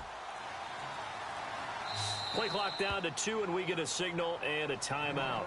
That's going to leave them with just 1 remaining here in this 4th quarter. Offense coming up, needing 2 yards on 3rd down. One back is Lacey.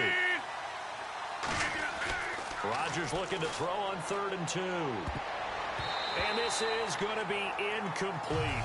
And that was a nice play. He knocked it away, but obviously you want the interception in this situation. You want to take away any chance that they have any decision to make on 4th down. But things happen so quickly in the end zone in this compressed area of the field that you're just happy to knock it away and not allow a touchdown. One score down. Here we go. They're going to go for it here on 4th down. Again, we'll see the pistol here. Now Rodgers got to have this one. Trying to get it to Adams, but it's intercepted. It's the Pro Bowler Luke Kuechly that picks it. And a big turnover there as his guys will get the football back. And onto the field, here come the Panthers. And following the interception, just any interception, are you a little bit more cautious when you start that next drive, or no, you just throw that out the window? I think you are. I don't think that there's any way you can run back out there and go, totally didn't affect me. Let's just go ahead and be loose with the football again.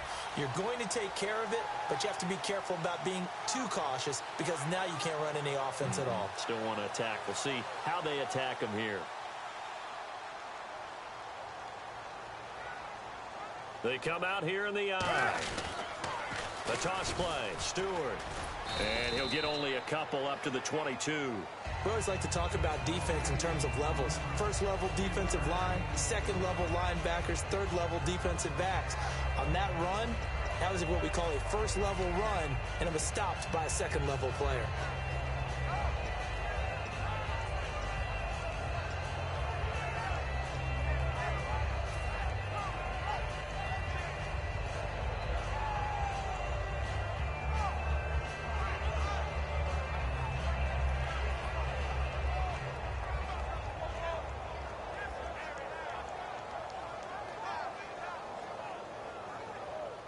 See if they stay on the ground for second down. Play clock winding down. They keep it on the ground again to Stewart. And he'll be taken down here at about the 23-yard line. Just a 1-yard pickup there, and it's going to make it third down at 6. Well, I think we know by now that every run is not going to be broken and get all the... And play is stopped here. Timeout. It's the defense calling the timeout here. That will be their third and final stoppage, as they'll only have the 2-minute warning now remaining. And the defense in desperate need of a stop. They have to get off the field and get the ball back to their offense if they want a chance. Throwing on third down, Newton. And he's got his man in stride, complete. And he's going to have the first down, yardage to the 35. 12 yards there as they move the chains. So he makes the grab and the chains move forward. Nice job by the offensive line giving them time to complete that first down pass.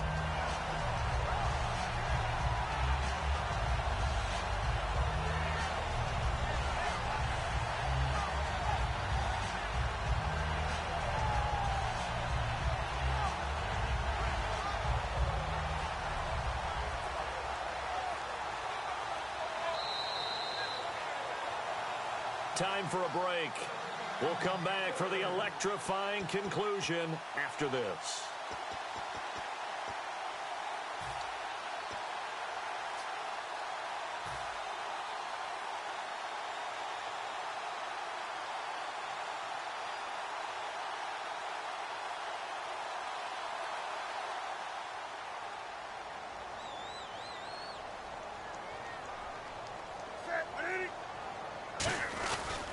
Now a handoff. This is Stewart. And hard running's going to get him over the 40 to the 42.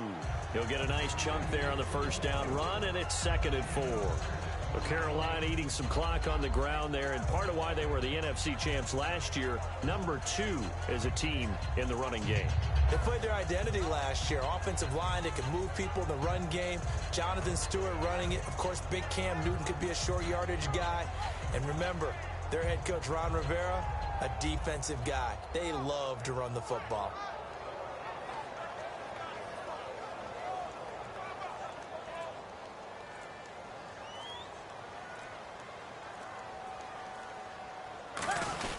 Newton to his fullback, Tolbert, and nothing doing.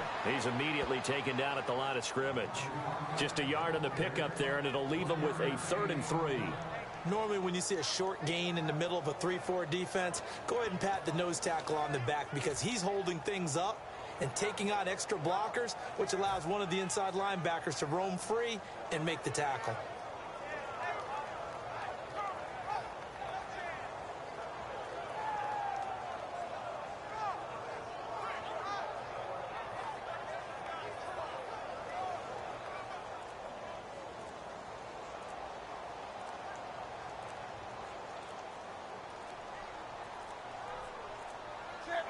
And this one going to wrap up with Cam Newton going down to a knee.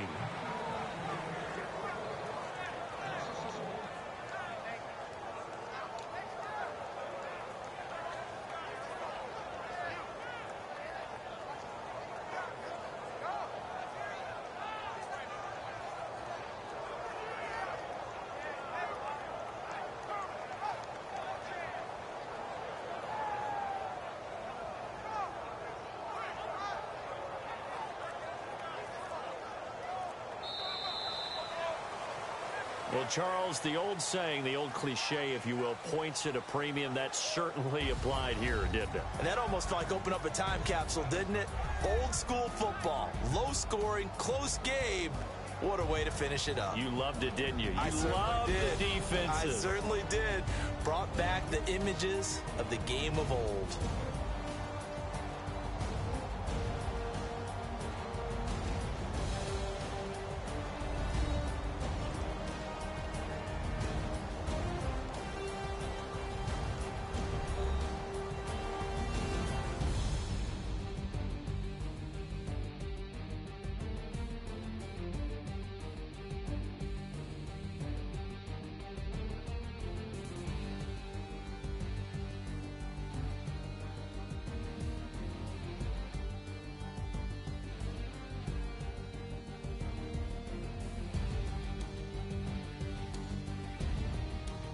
That'll do it for us. For Charles Davis and all our hardworking crew, I'm Brandon Gaudin. You've been watching the NFL on EA Sports. For more, find us on Twitter at EA Madden NFL.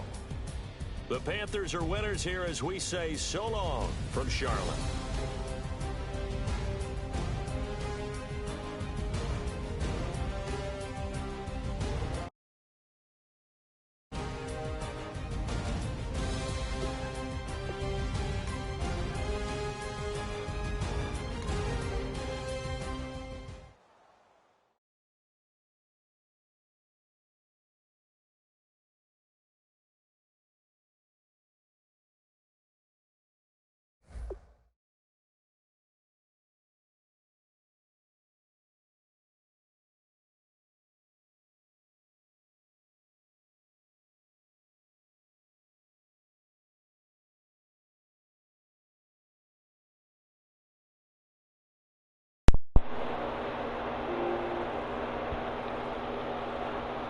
I'm fixing to go smoke.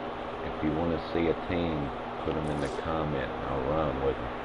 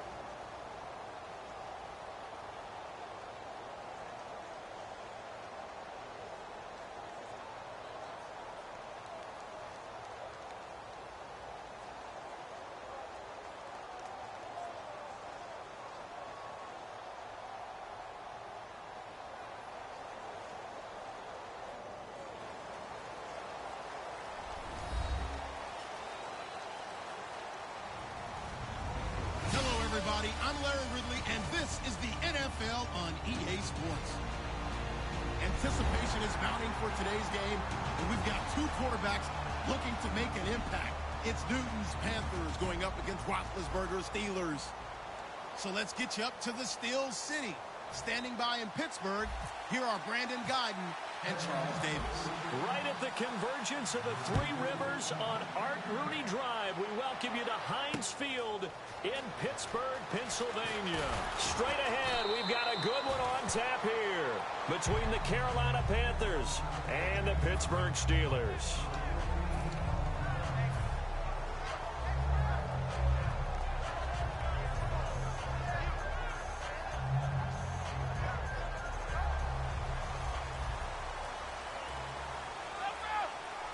They come up with one running back. That's Bell.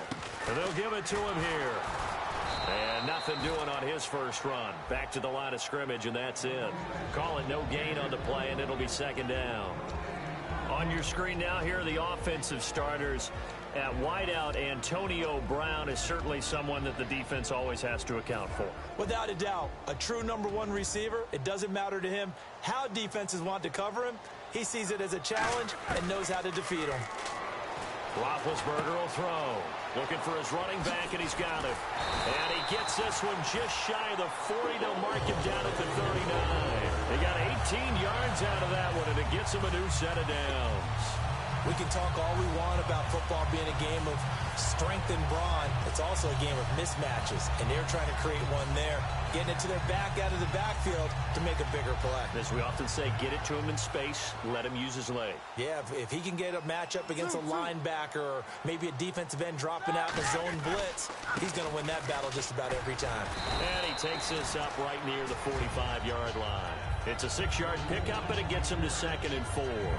And once again, leverage wins. The offensive line, lower than the defensive front.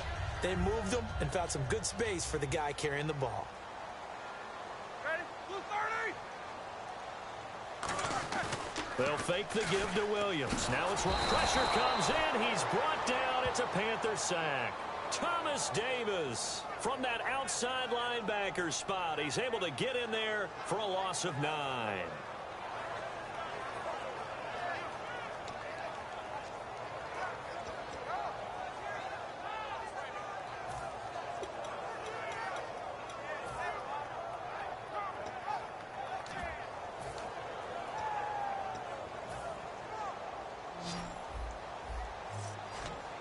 And the Panthers bring in their nickel set as they try to defend here on 3rd down. 5 defensive backs. Oh, he almost had the rare interception. The big fella couldn't hang on, though. Incomplete. Oh, man, that was close. The opportunity to change momentum, big play, right in his hands, unable to come down with it. A sigh of relief, no doubt, on offense that that fell harmlessly to the ground.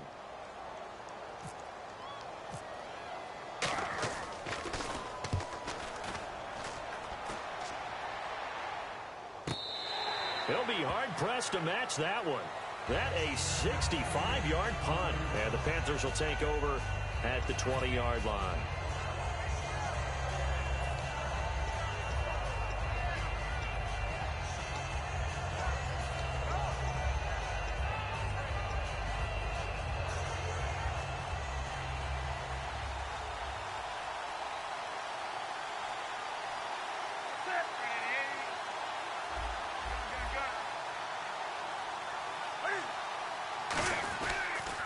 They'll run. This is Jonathan Stewart.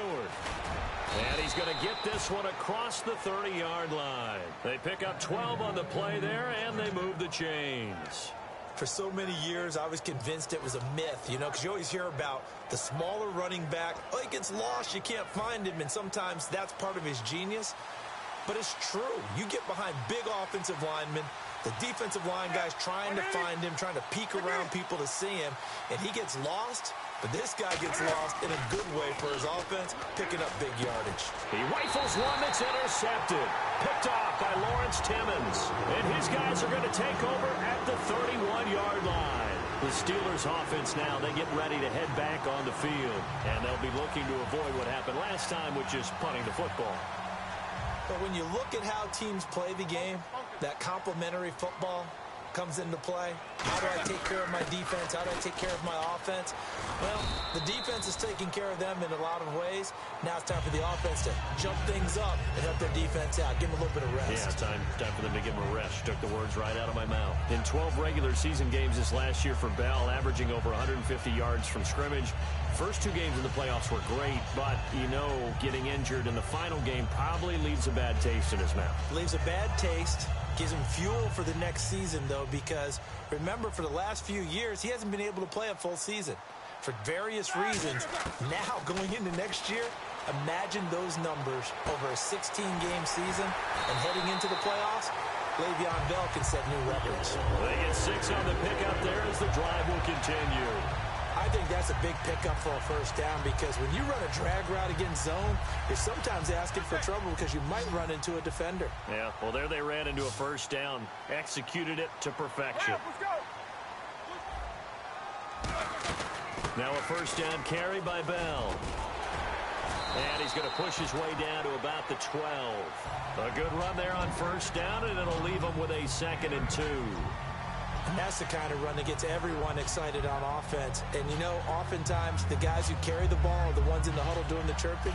Right now, I think it's the offensive line telling them, run it again. We are right there about to break a big one. And some options here for the offense on 2nd and 2.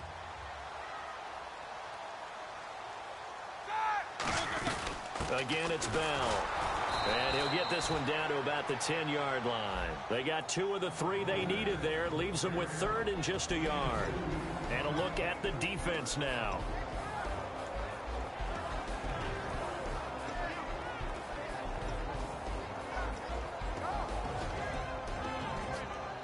Now 3rd down, less than a yard.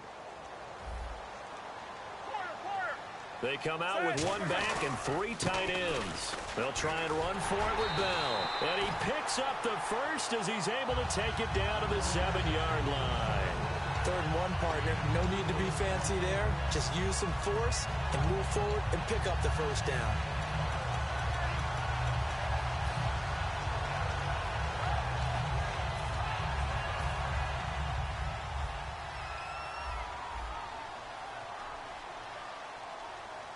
And here we go on 1st and goal. A give to the fullback on the dive. And the hole closes quickly here. He can fight only to about the 4.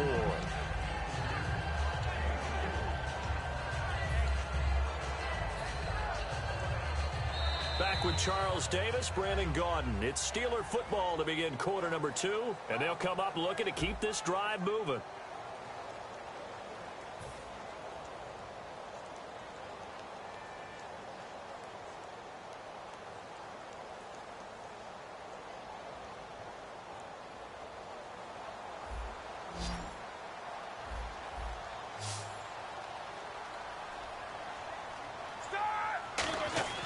Now they'll throw it with Roethlisberger.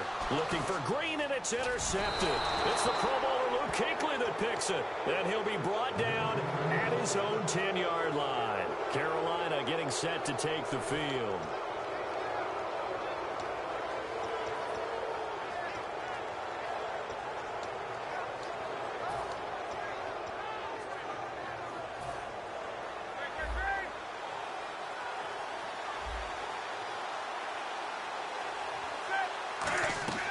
Now following the interception, here's Newton. Javon Hargrave coming up the middle, gets him there for a loss of about 9. Oh, boy, he got a favorable spot there. The guys on the sidelines were raising their hands over their head and clasping their hands to signal safety. But the official marked it just outside the end zone at the 1-yard line. This is Tolbert, the fullback. And he'll get it up to the 12-yard line here. He'll wind up getting 11 on that one. And they're going to face a 3rd down. Watching that run takes me back to something a famous old coach once said. Any player he wants on his team, he wants him to be agile, mobile, and most definitely hostile.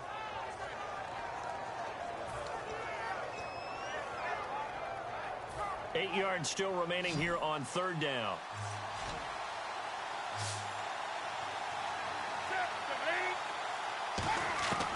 From the gun on 3rd down, Newton. And he fires one that's intercepted. And he brings this one back. It's a pick six for a Steeler touchdown. I don't know who all is to blame there, but I love seeing pick sixes. Nothing like seeing someone pluck it out of the air and go the other way and see people try to change directions. Hard to do.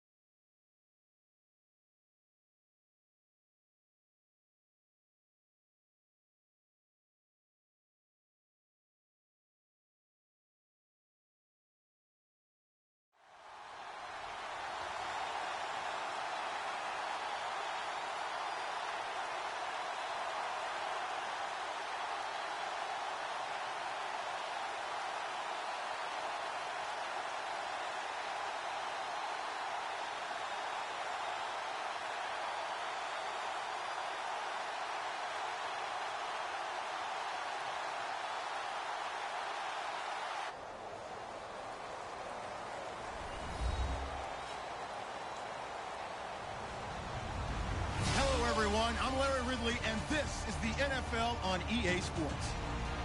We've got a good one on tap today, and there's going to be two quarterbacks ready to get it done on the gridiron. It's Newton's Panthers going up against Ryan's Falcons.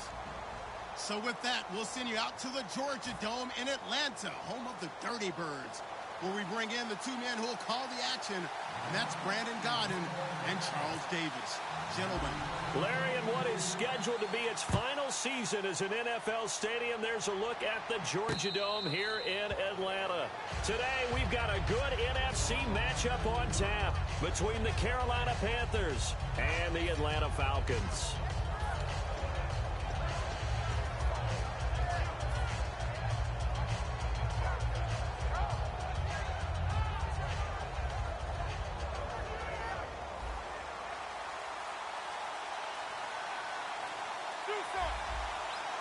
They come out here in the eye. Now a first carry for Jonathan Stewart. And this defense feeling the encouragement. They stop him at the line of scrimmage on the first play of the afternoon.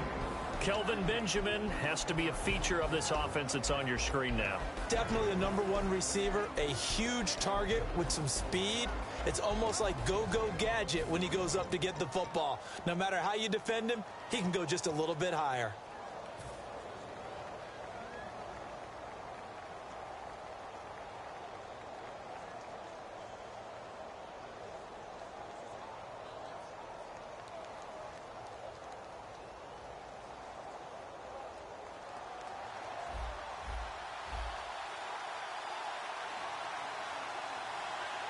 And the D looking like they may blitz. On second down, here's Newton. And he whips that one incomplete there. Greg Olsen was the intended target. Here's a look at the young Atlanta Falcons, although next year, obviously, everyone will be a year older. So rookies like Deion Jones, Keanu Neal, Devondre Campbell, an extra year, well, their only year, but a year under their belt now to get better. They're just young and growing, aren't they? I mean, I expect their play to continue to accelerate and elevate. And think about the building blocks they had in front of them. Second-year guys in 2016 who had big years. Grady Jarrett, a monster in the Super Bowl, tied a sack record in that game against New England. And Vic Beasley led the NFL in sacks for the regular season with 15.5 and also had 6 forced fumbles. Oh, my goodness. Was that a defensive back that got to him with the pressure? Oh, look at the former defensive back. You're all smiles up here. I hope everybody can hear my smile on that play. On fourth down, the Panthers hand things over to the veteran Andy Lee to punt it away.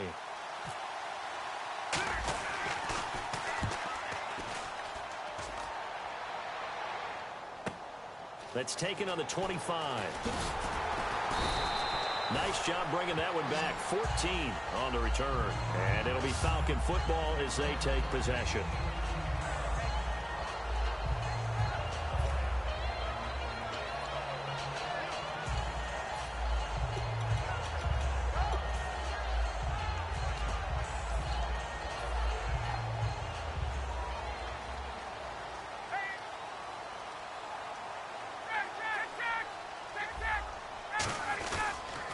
They'll run for the first time with Devontae Freeman. And able to get a couple as he's across the 40 to the 41. Star Lotulelei in on the tackle. And a man, as we look at the starters now, a man who really has earned us talking about him in the booth, Julio Jones. He's a 1,000-yard receiver each and every year. So sleek, so wonderful. I call him Secretariat. On second down, here's Ryan. And it's complete to Jacob Tamme. And taking it across midfield and inside the 45. He had time, was able to survey the field and find a soft spot in that zone coverage. And that's where it gets difficult for a defender, Brandon. You go to your spots on the field that you have to cover. And when the offense finds an area that you're not in, that's where they throw the football. This is Freeman on 1st and 10. And able to break one tackle, but then quickly brought down. But a nice little gain. It's a 6-yard gain on the ground, and that'll make it 2nd and 4. You know what really fires up offensive linemen? When the guy that is carrying the ball behind them can create his own space and break a tackle along the way.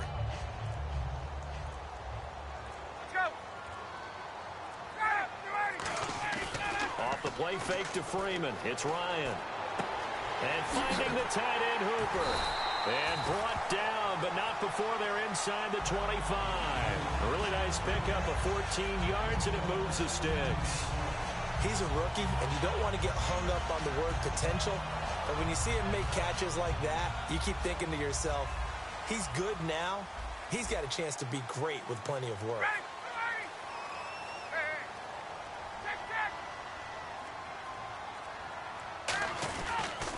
Now Ryan going to give it to Freeman. And not much. Maybe a yard down to the 23. Tackle made by Thomas Davis. And the starting crew defensively for Carolina. Charles Johnson off the edge. A long day for any offensive tackle.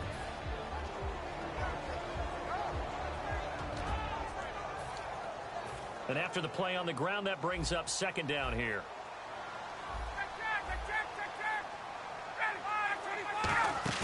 A fake to Freeman. Now it's Ryan.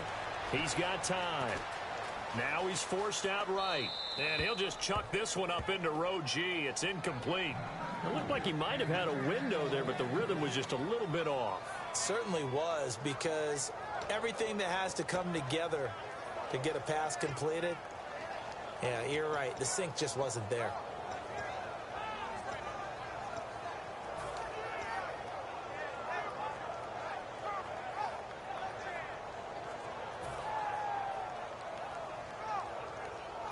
And here comes play number 6 on this drive.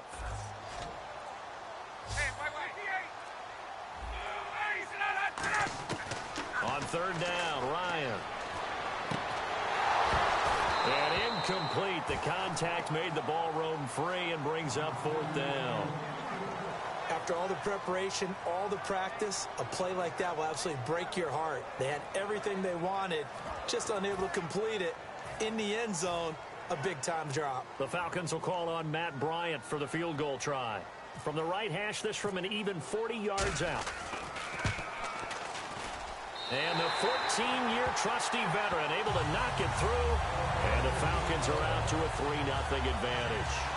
So the opening drive for them here on their home turf results in a field goal. Now that's the way you want to get things started. Your stadium, your crowd, you've got the ball. Put points on the board first and let everyone start to celebrate. Carolina getting set to take the field. And on the first drive, 3 and out. I know that these are professional athletes, but I would imagine sometimes you get the nerves at the beginning of a game still, don't you? Those don't ever go away. And typically what I've heard from guys and what I remember from playing, if you don't have nerves at the start of a game, it's not going to be a great day for you. You're not really ready to play. So finding a way to harness those nerves and not let them affect you in a negative way, that's what all the guys are looking for. Newton on first down. And caught left side, Olsen. Give him 9 there on the first down completion. Seeing that play and understanding just how tough it is to cover tight ends, especially the ones running around the NFL nowadays, makes me glad I didn't make it in that league. I would have had a really difficult time. But now you get to sit up here with me. Yeah, and that's fun, isn't it? And what a really nice gain right there on first down for them. Brings up a nice second down for them. And on the outside, they're playing press coverage. Here's Newton now on second down. He's going to sling this deep downfield. And that's caught inside the 30. A gain of 39 that time. At 6'5", Kelvin Benjamin is so hard for defenses to deal with. When you open up the dictionary and you look at that NFL definition of uncovering, you find Kelvin Benjamin, just what you talked about.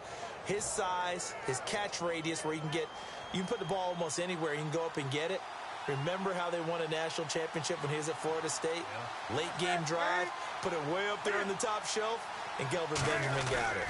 Newton turns and hands to Stewart. And he's going to fight his way forward here for a modest gain. Give him 5 on the carry there, and it'll be second down. Frustrating for a defense, energizing for an offense. Finding a way to create that type of yardage in your running game, that'll make the guys carrying the ball very, very happy. With my good friend Charles Davis, Brandon Gaudin with you. It's the Panthers in possession of the football as we begin quarter number 2. They've got a second down at 5 here to start things out.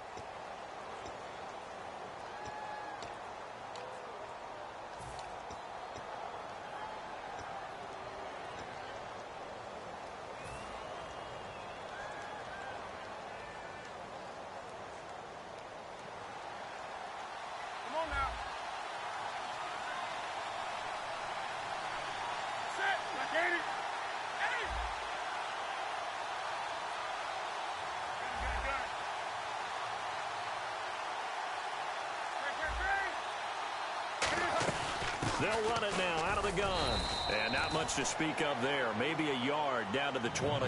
Grady Jarrett with the tackle.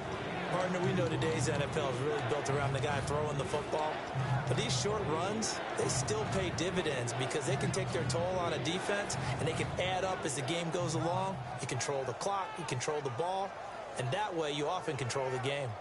And the defense with their backs against the wall a little bit here as the offense is in the red zone. And some extras coming up on the line here, readying for the blitz. He may try and run for this. And he picks up the first down yardage as he takes it down to the 16. It's a gain of 4 there, and it gives him a new set of downs. And while it's highly unusual for NFL teams to think about using their quarterback on key third down runs, none of those teams, save one, has Cam Newton. He's unique, one of the biggest quarterbacks you'll ever see. Give him the ball. Let him pick it up.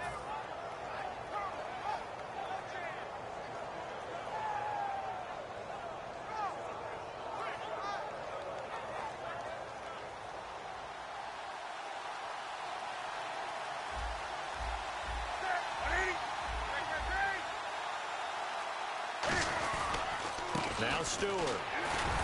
And he'll push his way up to about the 14. 2 yards on the pickup there. It'll be 2nd and 8.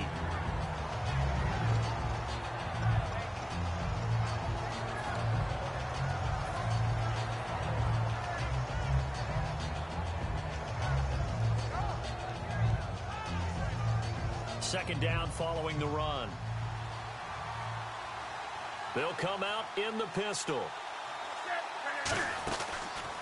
On the give, the fullback Tolbert. And he stopped immediately there. Officially no gain on the play, and they're left with a 3rd and 8.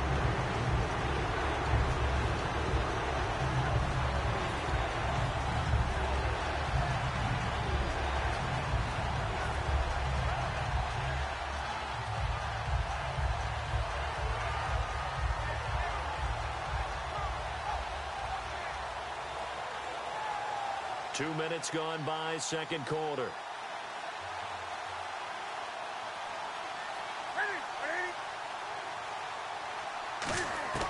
Throwing on third down, Newton. And he fires one, but incomplete.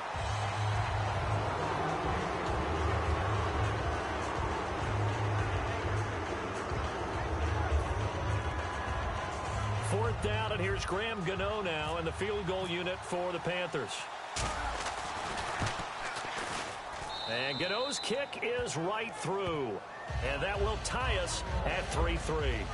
So they were able to move the ball into the red zone, but they'll wind up coming away with just 3. Yeah, 32-yarder. That's equal to an extra point nowadays, and those are no problem for an NFL kicker. So we're right back where we started, all even as the kick's away. This is taken about 7 yards deep. And he'll get it up past the 20 to the 22-yard line. Now the Falcons offense, they get ready to head back out here. And after the field goal last time, we'll see what they can get here. At least they got points out of the last drive, Charles. I never met an offensive coach that didn't want to drive to end with a kick. Most of them wanted to end with a PAT, right? In this case, a field goal, they'll take it way better than the alternative, which is a punt. Yeah, but you met fan bases that wanted that, that weren't happy with that field. That's caught inside the 20. Touchdown, Falcons. Julio Jones, 78 yards. And the Falcons have taken the lead. And correct me if I'm wrong, that was just a simple fly route, wasn't it? No, there's nothing to correct at all. You've got it down pat. And I just remember as a player, when I'd be in practice sessions and I'd hear 9 from the receivers, that meant fly route, go. Uh-oh, look out. That was the 9, and he just kept going all the way into the end zone for the touchdown. And no run back here. This will be a touchback, and it comes out to the 25-yard line. Carolina getting set to take the field. And they had 3 points last time, but they didn't want 3 points because they were well within range of scoring a touchdown. We'll see if they can do better now. I'm with you on that one. Let's just go ahead and be frank about the whole thing. The only one happy about the 3-point? The kicker. Exactly. He put it through the post. That's going to help him at contract time. But that offense, they're thinking, let's get in the end zone this time. I don't know if that helped him at contract time. You could have kicked that one through. I don't know about that. Toe bash. I don't know about that. Super toe. They'll start the drive with a run by Stewart. And they're able to get this one across the 35. Give them 11 yards that time and a new set of downs. I've yet to meet a wide receiver who likes to block more than catching the football, but the best ones understand that that's how they'll actually get more passes thrown to them if they help in the run game. And anytime you get a run of that yardage, that means the wide receivers did help.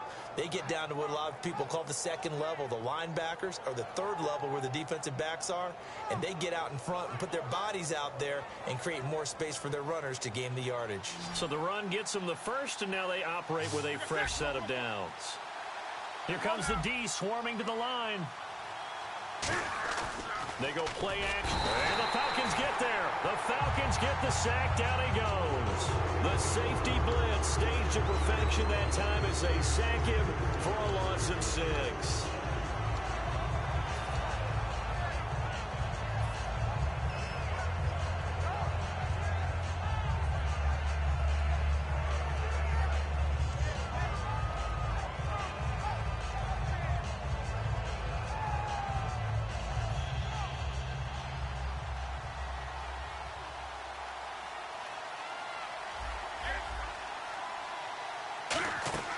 A play fake to Stewart. It's Newton.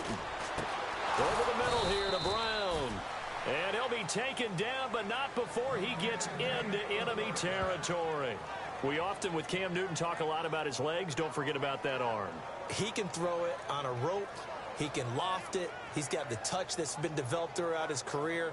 But the big part about just watching him throw it, it seems almost effortless. 2 minutes remain here in the first half. We're back to Atlanta right after this timeout.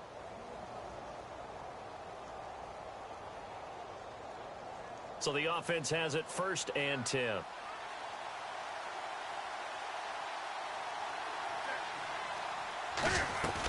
They'll run it now out of the gun. 5 yards is the tally on 1st down. That brings up 2nd and 5. Offensive linemen love creating space for their guys carrying the ball. But when that guy also breaks tackles and creates extra yardage, they almost feel like he's one of them, and they really embrace him.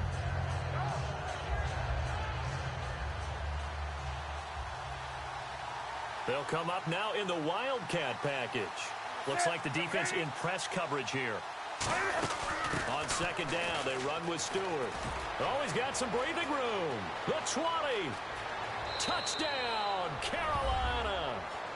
Jonathan Stewart, 43 yards. And the Panthers are now an extra point away from tying up this game. And on that long run, maybe the defense caught napping a little bit. The concentration level may not have been there. I agree with you on that one, because those types of plays, when they result like that, they're almost like big bolts of lightning, aren't they? Whoosh, and off he goes. And he'll put it through, and that evens us up at 10 apiece. So a tie ball game here as the kick's away.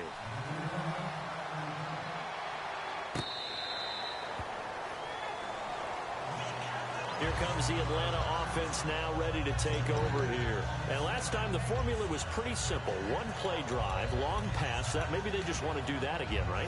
And that's exactly how you want to draw things up. Whether it's on your grease board, right, in your playbook, one play drive's exactly what you want on offense.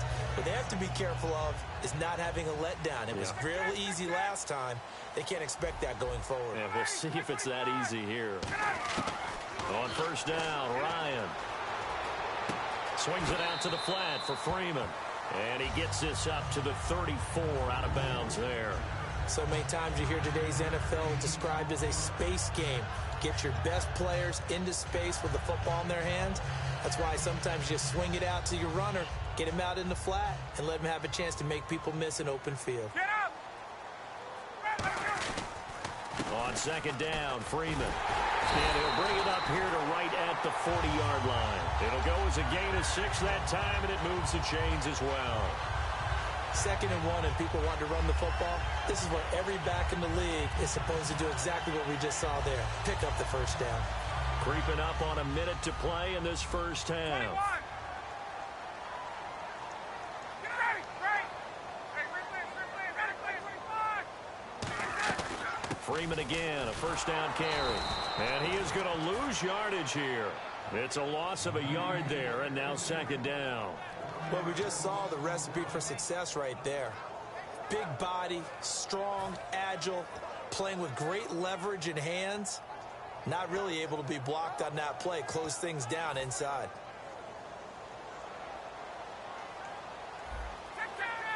Shift together here from the D-line. On second down, here's Ryan. And incomplete there. A nice hit. Jars the ball free and brings up third down.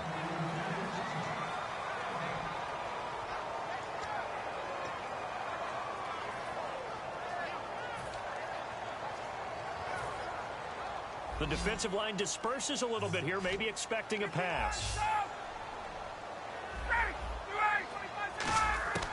On third down, Ryan finding time. It's caught. Jones.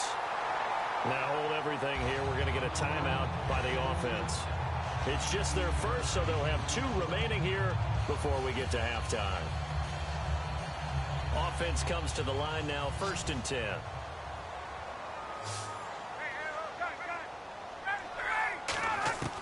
On 1st and 10, it's Ryan. He's going to let this one go deep. He's got it at the 15. Touchdown, Falcons. Julio Jones. As the first half is winding down, and the Falcons have broken our tie. And that touchdown gives them a touchdown lead before they attempt the extra point. What a great way to end the half. Yeah, great job to put themselves in front. And now, see on the sideline, special teams defense scrambling, saying we want to preserve this for the final moments of this second quarter.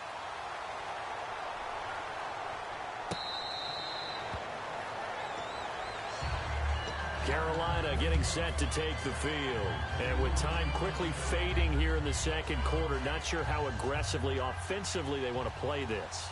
I think we'll find out just how much they trust their guys in this situation if they decide to take a shot. All they want to do in this situation is get to the locker room and start making adjustments to get ready for the second half.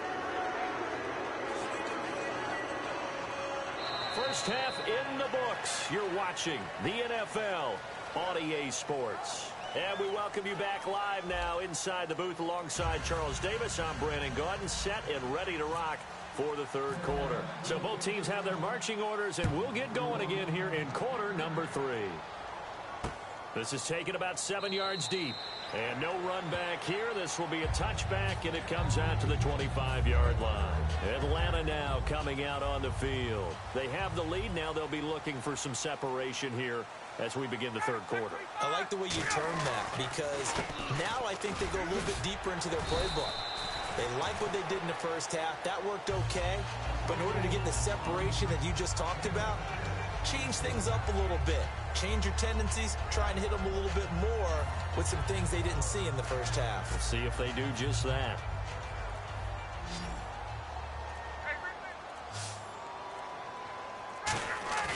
A fake to Freeman. Now it's Ryan. And finding the tight end Hooper. And he'll be brought down shy of the 40 at the 38-yard line. Call it a gain of 7, and it gets him a new set of downs. And defensively, they were in zone coverage there. Do you have to be a little careful? You're losing, playing against a good quarterback like he is, to not play too much zone? Yeah, you have to be careful about how much time you're giving up. I think it's a good point you just brought up. So maybe if you still want to play zone, you go to a zone blitz scheme. And you can drop anyone out of your defensive front. Defensive end, defensive tackle. It doesn't matter. You just exchange someone to bring more pressure towards the quarterback and still try and cover downfield. Give him a couple on the carry there. 2nd and 8. When we talk about Luke Kuechly, you can't talk about his overall game without talking about his intelligence and how he controls the whole defense. He quarterbacks that defense, and at times will actually make checks, just like a quarterback would on offense to get them into the right defense. They definitely were on that play. How about that finish? Holding that to a minimal gain. Ryan. It's caught. Left side. Tammy. No gain that time on the completion, and it'll be third down. Well, he caught it right at the line of scrimmage, and before he could even think about advancing it forward, he got hit. Great tackling, because that's what you're taught. Don't give up yards after the catch, and most offenses make a living off of yards after catch. Those hidden yards that may not go into the score sheet, but they count big for moving the ball and stretching the field. Really nice open field tackle. And on 3rd and 8, defensively, they're going to beef up the secondary. 6 defensive backs. From the gun on 3rd down, Ryan hits his target. It's Taylor Gabriel. And how about this one now? In their own territory, a gutsy call. They're going to go for this on 4th and a yard. So much about offense is what you call hidden yardage. You know, you throw the ball to someone, they catch it, and then they can make a big play. You know, they create a play, run after catch. They did a really nice job here of limiting that and keeping them from a first down. Yeah, stopped him in his tracks. And now look at this. Big gain, but a fumble. And the defense not able to get it. From a defensive perspective, what's that moment like when you realize the ball is loose? It is a moment where all concentration goes right to the football. This is something you've talked about in all your preparation for the game. And you probably talked about since training camp. Knock the ball free, take it away from the other team, and now you have that chance. There's a little bit of deflation when they end up recovering it. They knocked it free, but couldn't take it away. Ryan on the handoff. It's Freeman. And he'll be brought down at about the 25 after a pickup of 4. Credit the tackle to Kurt Coleman. And there's a run to be happy with. Good, solid yardage. You'll take that anytime you hand the ball to a back. Offense walks to the line for play number 7 of the drive. Looking to jam the receivers at the line here. Press coverage look defensively. Again, they'll run with Freeman. They'll be brought down at the 21 after a pickup of 4. It's been a struggle this entire game trying to move the ball on the ground. But every now and then you find a little chink in the armor, and that type of run right there lets them know that they can't stop every single run for almost no gain. This will be play number 8 here on the drive. It's 3rd and a yard. On the keeper, here's Ryan. He needed a yard. That's what he got, and it's going to earn him a new set of downs. They pick it up on 3rd and 1 on the quarterback sneak, and that's not easily done because there are extra bodies in there on the defensive side, and they're moving forward at the snap. Yeah, I was certainly expecting a handoff, weren't you? Yeah, I totally was. I thought they'd go with it back, maybe try and get a lead blocker in front. But as you talk about in different games, those guys with confidence in their offensive line, they just want to move forward and get it. 2 yards on the carry there. It'll be 2nd down. Tough day. Tough sledding right there, and it's been that way the entire game. Not a whole lot of room to ramble for him. Yeah, you're right. It's been that way all afternoon. Didn't get a whole lot better there.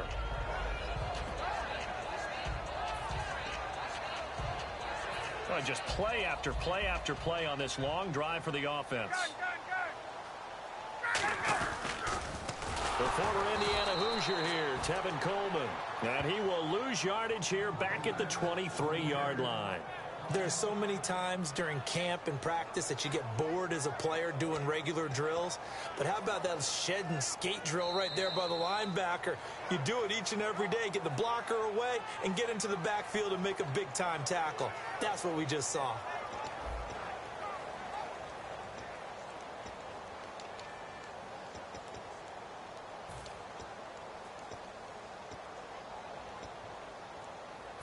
The defense in an enviable position here. The offense needs 13 yards. It's 3rd down. 3rd and long. It's Ryan. Eluding the pressure right. Shreds the tackle. That is caught right at the 10-yard line. They'll get 11, but still a little short. 4th down. And that last reception puts him over 150 yards now on the game, Charles. And now it's not just execution. It's not just performance. It's a mental aspect that's going on. Because right now, he's got the defense so much on their heels, got them looking at each other. Who's going to cover this guy, and what type of coverage can we put out there to try and slow him down? So his 2nd field goal of the game, and that could turn out to be the big one. Yeah, you have to make them score twice to beat you, and that's not impossible. But here in the 4th quarter, puts their backs clearly against the wall. Here's Bosher to kick it away.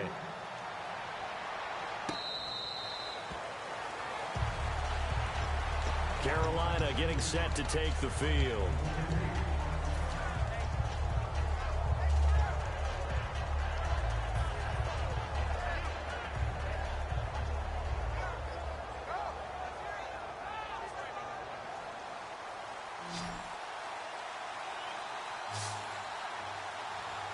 And the defense definitely showing blitz here.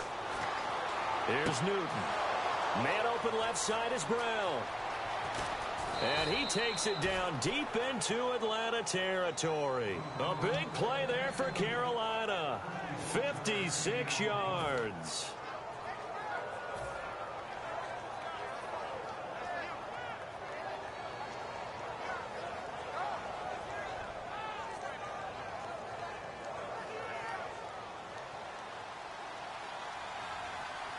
And again here, we'll see the Wildcat.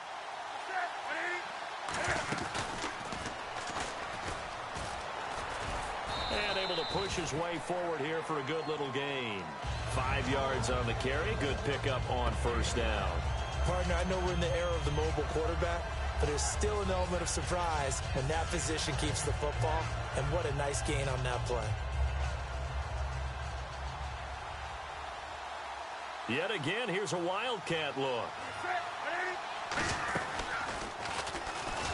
And they get to him quickly here as he stopped right around the 13. Only a yard of the pickup there, and it'll bring up a third down. And quickly, they get to the line. Anytime you decide to use your quarterback as a runner, most of the time when you design a play, you're expected to break a little bit. And he'll take this into the end zone. Touchdown, Carolina. Jonathan Stewart, his second touchdown of the afternoon. And the Panthers have got it back to a one-score game. It's up and good, and the lead's now down to 3 at 20-17.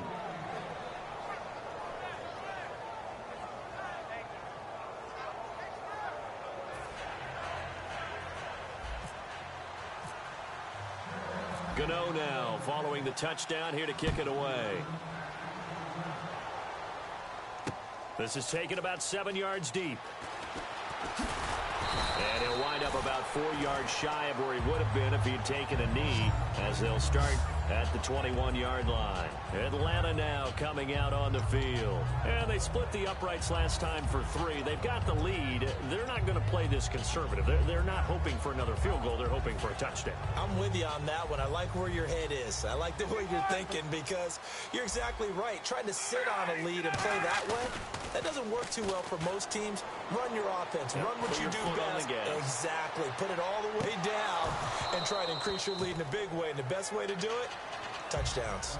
And when all else fails as a defender, when you're not there in the coverage, your best friend is exactly what we saw there. A big play shot taken by the offense. Unfortunately, it ended in a big drop.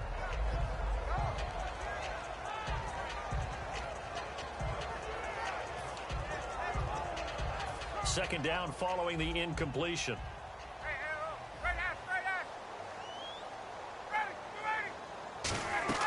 Off the play fake to Freeman. It's Ryan. Rolling to his right. And this is Gabriel on the catch. And he takes this one all the way across midfield into enemy territory down to the 40-yard line. As we continue to advance in the NFL, as people continue to scout players, they really don't care as much about body types as they care about those guys who can make people miss, run through tackles, and gain all that additional run after catch. Anybody who has that ability, they want them on their team.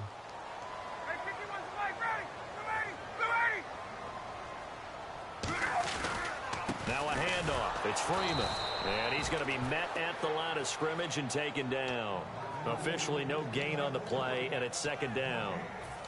Crashing in from the end there, not to disrupt the pass game, but to disrupt the run game. Yeah, I love the distinction, too, because the good defensive ends, they can do it all. Set the edge in the run game, make sure that no one can move it that way, and, of course, rush the passer. On that play, use his speed to get there in the run game. On second down, here's Ryan. And look at this. They get the turnover they needed. It's intercepted. It's Shaq Thompson here with a pick.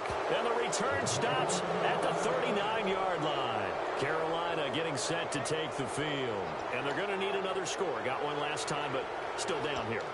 When you're playing catch-up, every possession becomes crucial, doesn't it? It's vital. Get back out on the field, punch in the end zone again. They know it's not easy, but what they do have going for them, they did score the last time. They think they've got a good formula working. And what about the defense? Well, now you're just saying to yourself, okay, you gave up a score last time. What adjustments do we need to make to slow them down now and get the ball back for our own offense? Is it more pressure? Is it more zone? What do they have to do? They're trying to figure that out themselves. We'll see if they can figure that out right here. It's a loss of 2 there, bringing up second down. On offense, the guy that you want to have the best eyes on the field are your quarterbacks, so you can see everything pre-snap, and then, of course, as the play develops. On defense, oftentimes it's the linebacker, and on this play, his eyes took him right to the ball. Then he made a nice tackle. And let's see what the defensive coordinator may have up his sleeve here to try to get this final last stand and win this football game. Time for a break. We'll come back, see what transpires after this. And they're behind the sticks here a bit now, dealing with a 2nd and 12. And they're definitely showing blitz here. They'll look to throw, and he can't get a throw off. He's taken down. What a huge play at this point in the game. Well, so much for setting the tone of the drive offensively. Giving up a big sack that loses that kind of yardage, not a great start.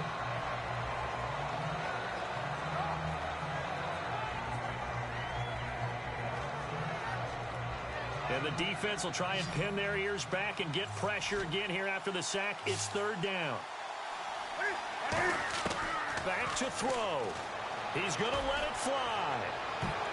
And it's knocked away and incomplete. They were looking to get it to Kelvin Benjamin there. And that brings up 4th down. I like the boldness, and I like that they took a shot downfield, but it was well covered. He's able to get a hand in and knock it away. Here's Andy Lee now, as he'll kick it away for the 2nd time. He gets this one away, and boy, it's another boomer. This is taken at the 18. A beautiful fake.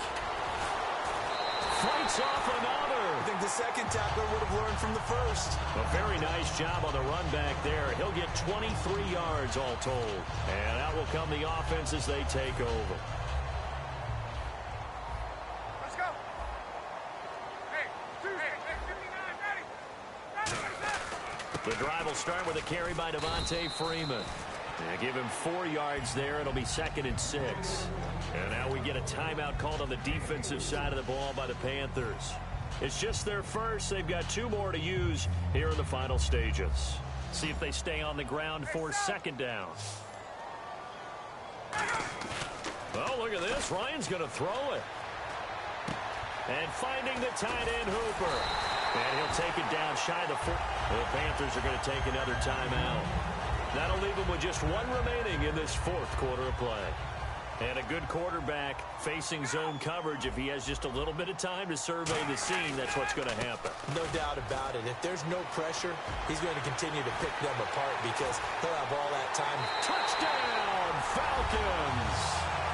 Devontae Freeman, 46 yards. And the Falcons will add on to their lead. Well, it'd be real easy to say that they are firmly in control right now, but I'm looking at your face and I'm thinking I've got to be careful with that. Well, it's a 2-score game. You're inside at 2 minutes. I think you can breathe relatively easily now. Yeah, you can, but still, you got to stay vigilant. Can't give up anything cheap and easy. That could put you in some jeopardy. Here are the Panthers now as their offense comes back out onto the field. They might be thinking this is close to a lost cause here. Got to play it out. What do they need to do? Well, they have a thought process in mind already, but they can't get ahead of themselves. They know that they need to score quickly. Yep, 2-score game. Onside kick and get the ball back and then score again.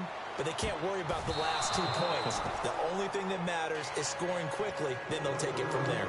Well, he did almost everything right. Excellent coverage, breaks on the football, just unable to haul it in and take it the other way. So he dropped an interception. The key for him now, don't dwell on it. Just move on to the next play. Newton to throw. He's got time in the pocket. Over the middle here to Brown. And he's finally taken down, but not before getting across midfield and across the 45-yard line. They're going to hurry back to the line now. To throw is Newton. There will always be a place for methodically marching the ball downfield. But when you can pick it up in big chunks and strike like that, have explosive plays, That's often the difference in winning and losing. Those types of plays that can knock a defense off balance, that'll drive a team towards a victory. Oh, he got position on him, and he pulls it in. 23 yards on the play. You know, you and I talk a lot about the incredible receivers in the NFL. Catches like that, they validate our point. Each and every time. That's why teams are looking for defensive backs to get bigger and faster. Now, whistles come in. We're going to get a timeout here by the offense. It'll be their third and final timeout, so as they talk things over, we'll step aside. And we're hitting the end of this one, and it looks to probably be the final play. One last throw here for Newton. Looking for someone to throw to. And that will be incomplete. They were going for a consolation TD, but it was...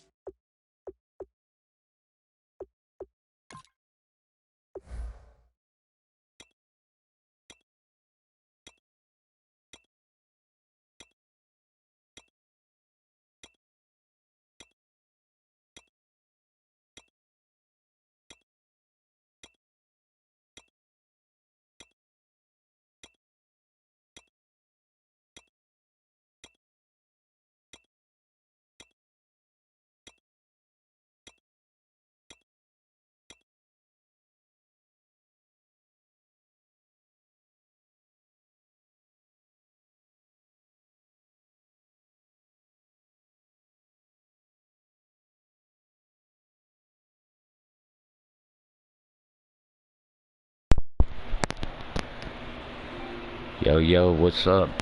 You want to see somebody, man? You're watching. I'll run with somebody you want to see them.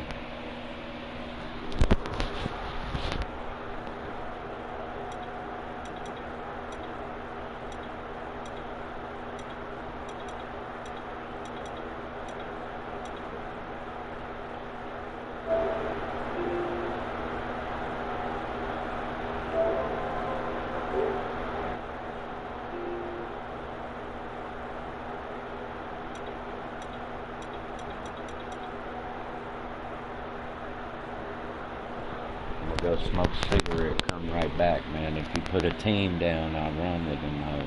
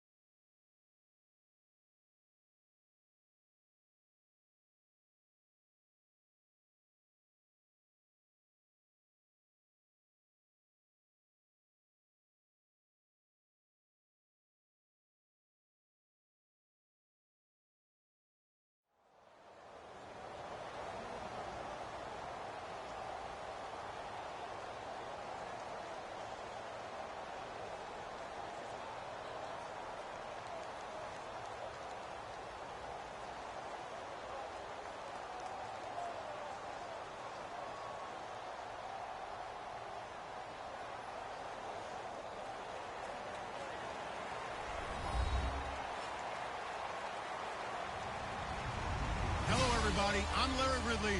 You're tuned into the NFL on EA Sports. As we head towards kickoff, two quarterbacks will be on the field today trying to push their team to victory. It's the Cowboys going up against the Buccaneers. With that, let's get out to Raymond James Stadium. Brandon Godden and Charles Davis.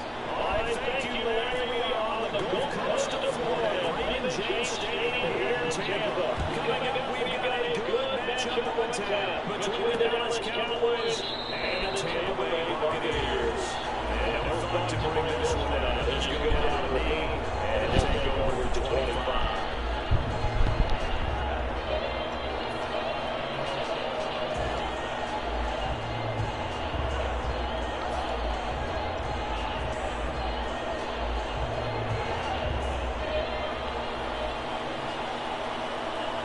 Come on, big guy.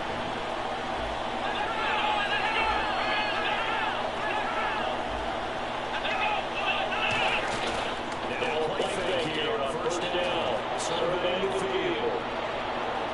He's going to take a shot right away. It's caught inside the 25. A huge play there right off the bat. 52 yards. There's so many things to watch for when you play defense. And reading your keys, you always hear about that, and having your eyes in the right place. Sometimes your eyes can fool you. How about that play action there? And sprang the big guy, didn't it? And able to dump it over the top to it.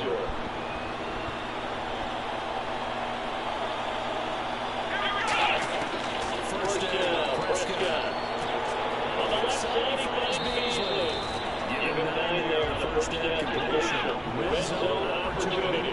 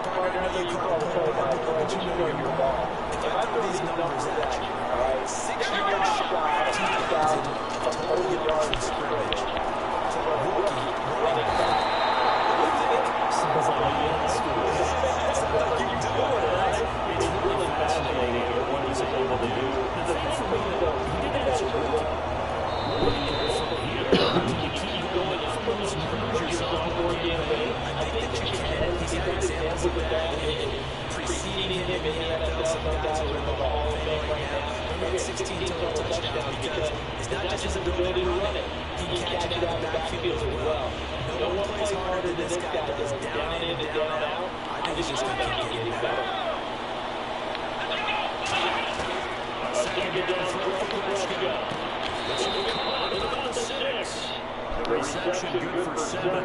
It's third down. Simple slant around the corner. Really nice hard throw by the quarterback. Nice timing between the quarterback and the receiver. They were perfectly in sync, and he put it right on him on the inside route.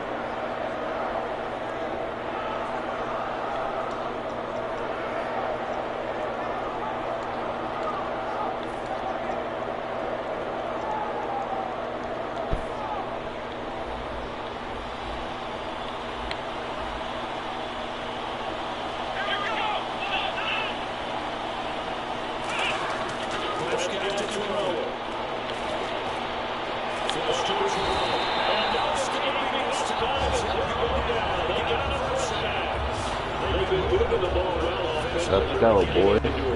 Yeah. Come on, defense.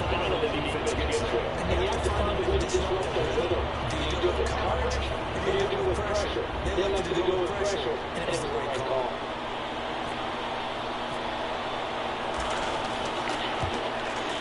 And Billy able to knock it through.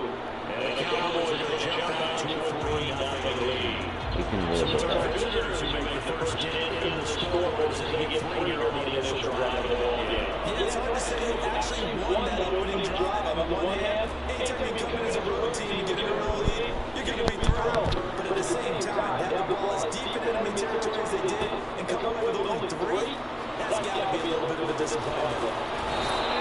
Across the 24, he's brought down at about the 23-yard line.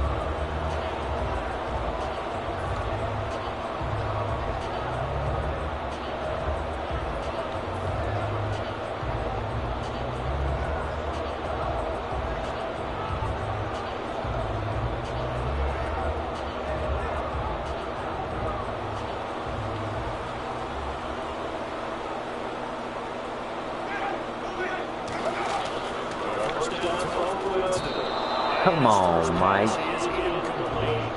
God damn.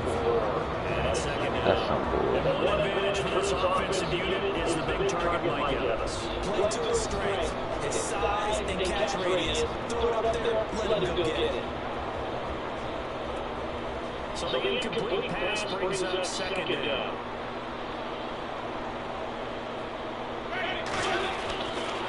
And the first carry here for Charles Sims. Man, it's gonna find some way to fuck me every time. That's 2 times in a row. Mike dropped the pass and I got tackled by my own play. What?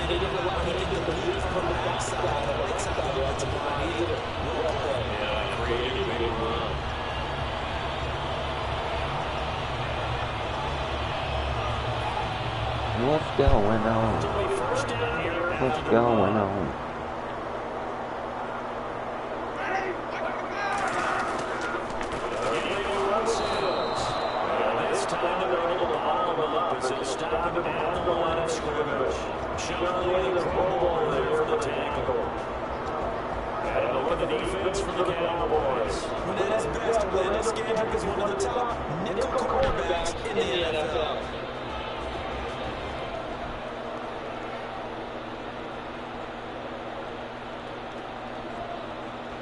Offense still needing 10 yards, second down.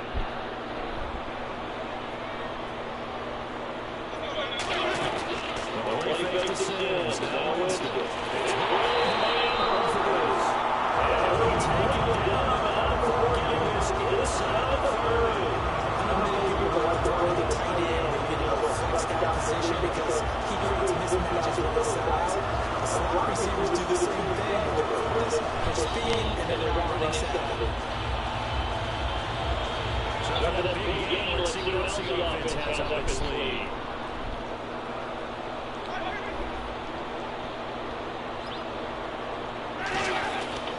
Sims. He's going to find a way forward here for the last game. He's chewed through the first down run and second and 4. That was another good run. He's had an excellent day. Right now, I don't think his team can have any more confidence in handling the football.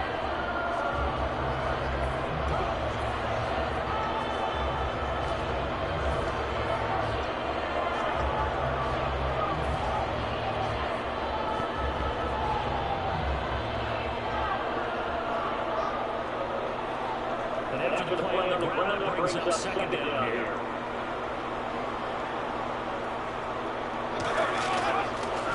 The first carry here for Jacobs Rogers.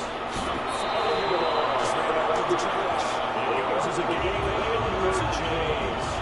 Inside the red zone, that means don't come away from there with anything less than 3 points. But that was thinking about 6. They're trying to get to the end zone. They decide to let toss. Big people up front, being more than more. Trying to follow behind them for 5 yards, and that's exactly what he did. Now Evans in motion left.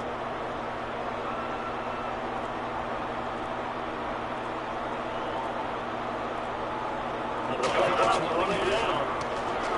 James to throw. At the 10-yard line. The completion good for 3 and second down. I know sometimes we can get forward watching big catches. We just saw him do there because he looks like a wide receiver that does about his business. 230, 240 range. Yeah, not super huge. Maybe not counting on maybe that inline point of attack blocker that we used to have in the good old days. But you can flex him out. You can run wide receiver routes with him. You can make him a primary target, and that's a whole shred of defense. Time running out here on the play clock. Back now with Charles Davis on Brandon Gordon. It's the Bucs in possession of the football as we begin the second quarter. They face a 2nd and 7 to start things out.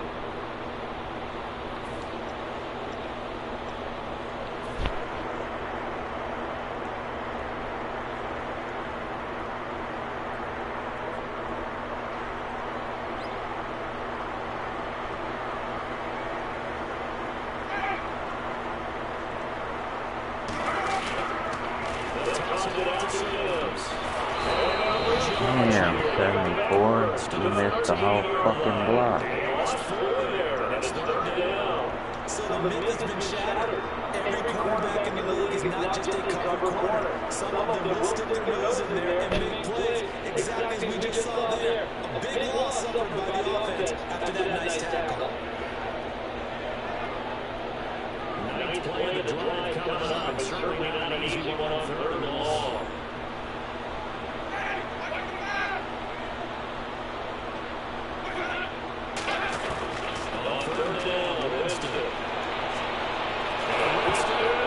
Oh, come on, man. That's too much. Fucking bullshit. Bad mother's best.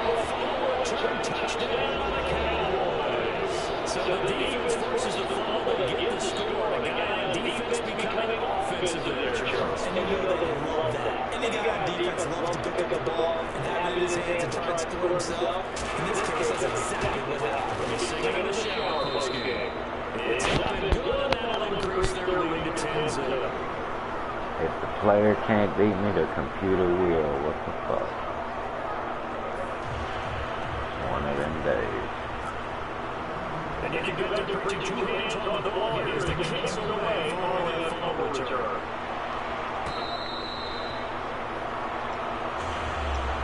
So the ball switches back over to Tampa Bay as it gets set up to play offense. Charles, talk about the running game and go line. Let's stack up the running game next year because Doug Martin was only active for 8 games last season. Rushing total dropped down to 400 yards, basically. Yeah, they unfortunately picked up Chris Rodgers during the year. He gave him some nice games throughout, but I start with the offensive line to get some good building blocks. Man. Give me a... This is getting retarded. Dallas gets set to take the field. And this time they're going to get 3. So I don't know, they've been 6, but they've only something in the extra second they have to work. They'll take it. Just like how the league described it. Not ideal, but they'll take it. Anything to put some points on the board. This time on offense, they don't even want to see the field goal kicker drop on the field. They want that ball in the end zone. They can go for 6.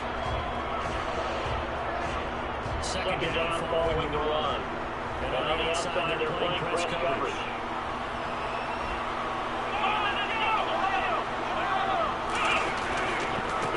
It's Elliott.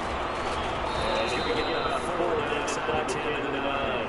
If you're a football man, that's a pretty run because everyone is in sync right there. Obviously, the guy carrying the ball. How about the people up front? Leverage, athleticism, they create some nice space for them.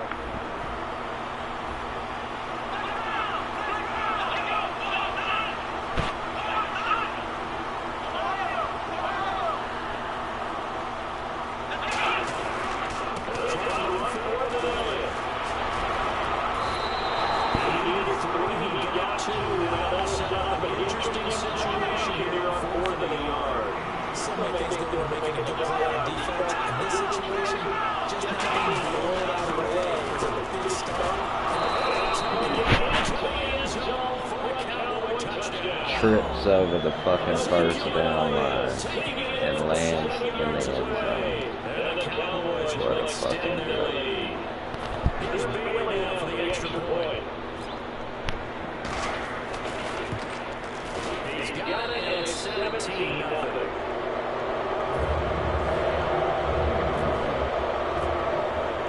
The kickoff unit is out on the field and will send this one away.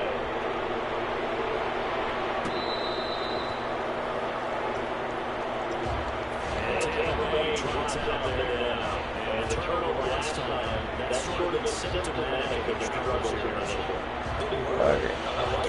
Because you're exactly right. All game long, they struggled moving the ball, turning it over on the last possession. Is that what it's symptomatic? Yeah, I like that. Your analysis is symptomatic of success. What I like is that you gave me the ball, you just keep using it. It's caught by Mike Evans. A monster 2016 from Mike Evans. His Buccaneers didn't make the playoffs, but it wasn't because of his production. Led the league in targets, was in the top 5 in many receiving categories.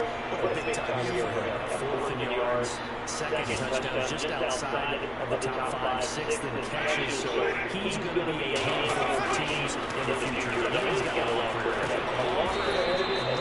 increases yards after catch as he moves forward in his career. Give him 3 on the play, and it'll make second down.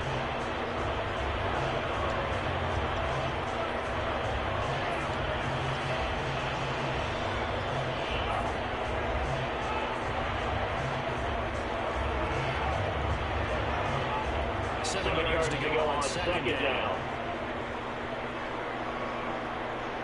One receiver to the left is Evans. Now James on second down. He's able to muscle it as he pulls it in. And he gets for 13 yards and it moves some sticks. Just a heck of a catch. How does he make that? I wish I knew it, and I wish I had his athleticism because his ability to go up and control his body in so many ways and still come down the catch, phenomenal.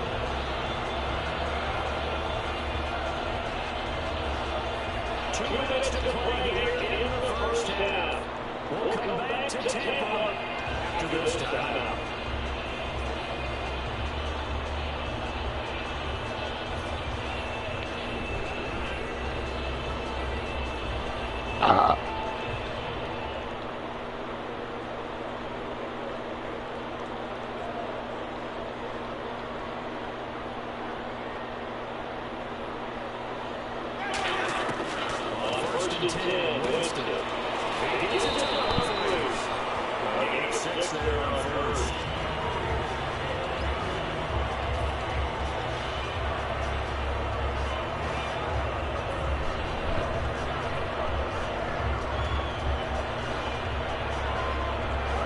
So they complete the pass and now they face a second down.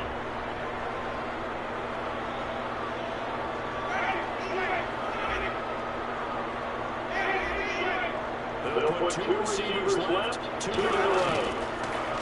Now Winston, a double off to Sales. And they'll bring it down at the 18-yard line. They get down, but as a result, the run continues. Everyone's got to be able to catch the football. Doesn't matter what position you play, if you're on offense, be aware of the ball coming around.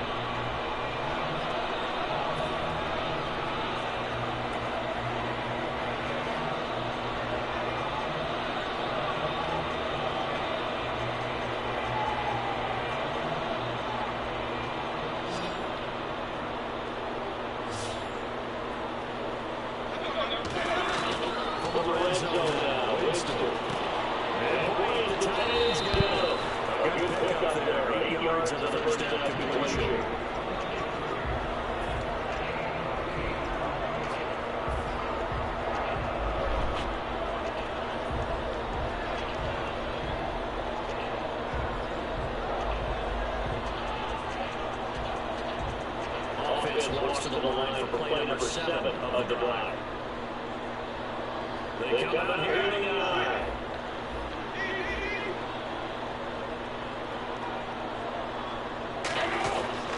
They're going to hit Sales. And he swallowed it up right after the line of scrimmage. He got maybe a half yard at most, but officially they be left with a 3rd and 2.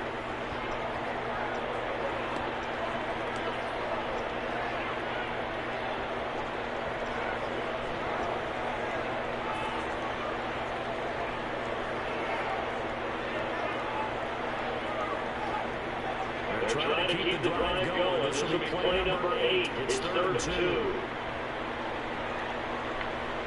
They come out with one back and 3 tight ends. This is incomplete with a clock showing just 3 seconds left. I'm not sure we could spot any tendency here on this 3rd down. They could have run it or passed it. Either one was available. They chose to try and get it through the air, but they were unsuccessful. That's it for the first half. 2 more quarters to go. We'll see after the break.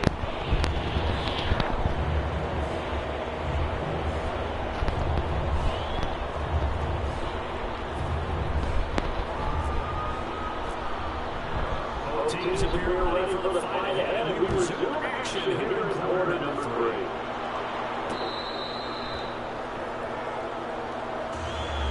gun the Buccaneers have the first to start the third quarter.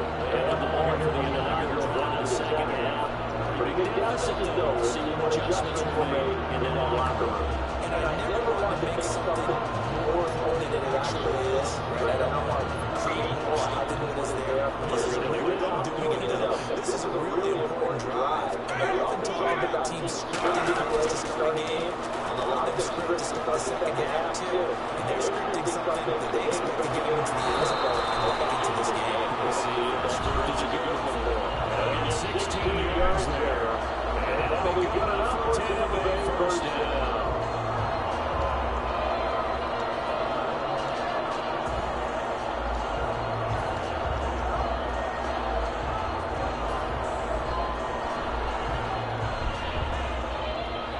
First down and 10 now for the offensive group.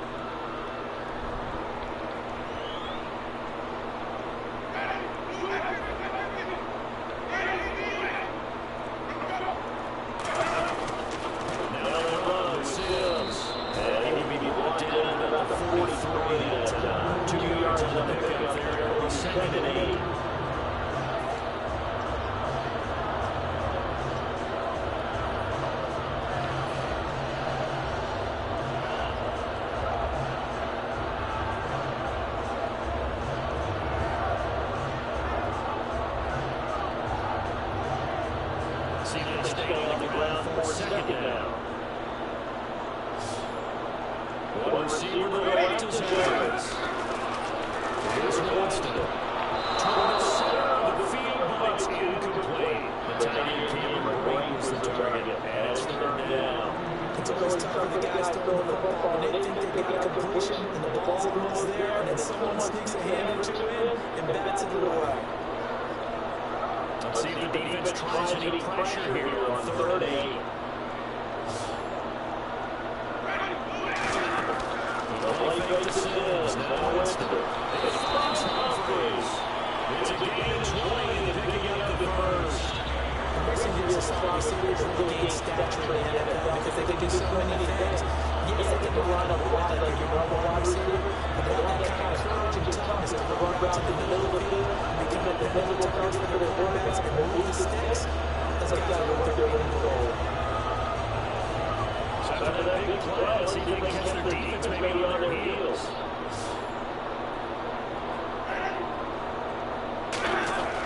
Jameis now on first down. Throwing middle, but it's incomplete. The target that time is Vincent Jackson. That'll bring second down. If you're a defender, one of the fun things about playing some defenses, especially in today's football, is that it's not as static as it was in the good old days, meaning you just drop to a point and react to the football. Now you end up with a lot of man-to-man principles. Once you get into your zone defense, in other words, get to your assignment, and then locate a guy coming into your area, and then you end up covering him almost man for man. That allows them to make more plays on the football than really just solid it. And it's time to play to the 30. We'll be down at the 31-yard line.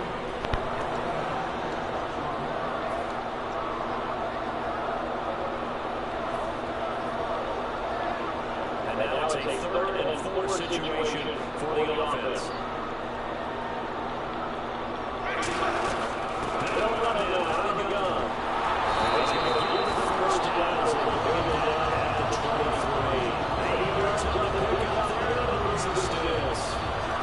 That's a good job situational football, understanding where the first down marker was and getting there.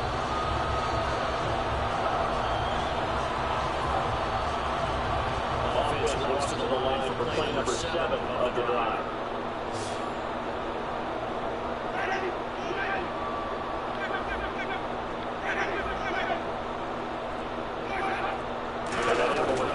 Easy to see.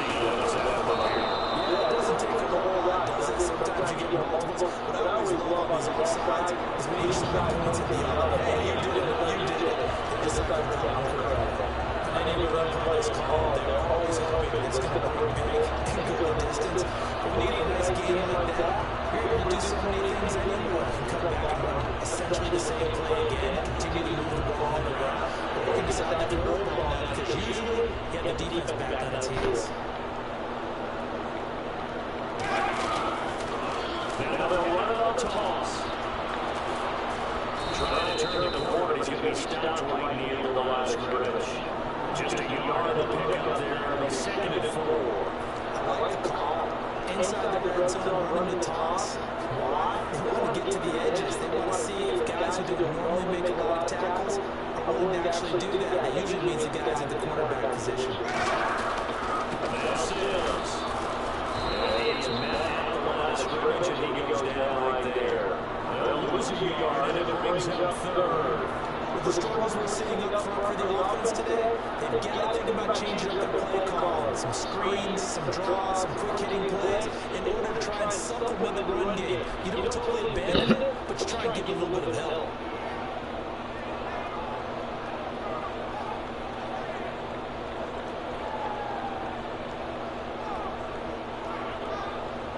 They'll break the ball and come up on the 9th play of this drive, needing 5 yards on 3rd down. James to throw. Evans has it to the side. And he'll take it down here just shy of the 15 to the 16-yard line. Still just in the 3rd quarter. They've got to make something happen. I think they know that. They're going for a 4th. And now timeout call on the Cowboys defense. It's just their first, so 2 remaining as they burn one here in this 3rd quarter. And for the 2nd time tonight, this field goal unit comes out here. A 33-yard from the attach.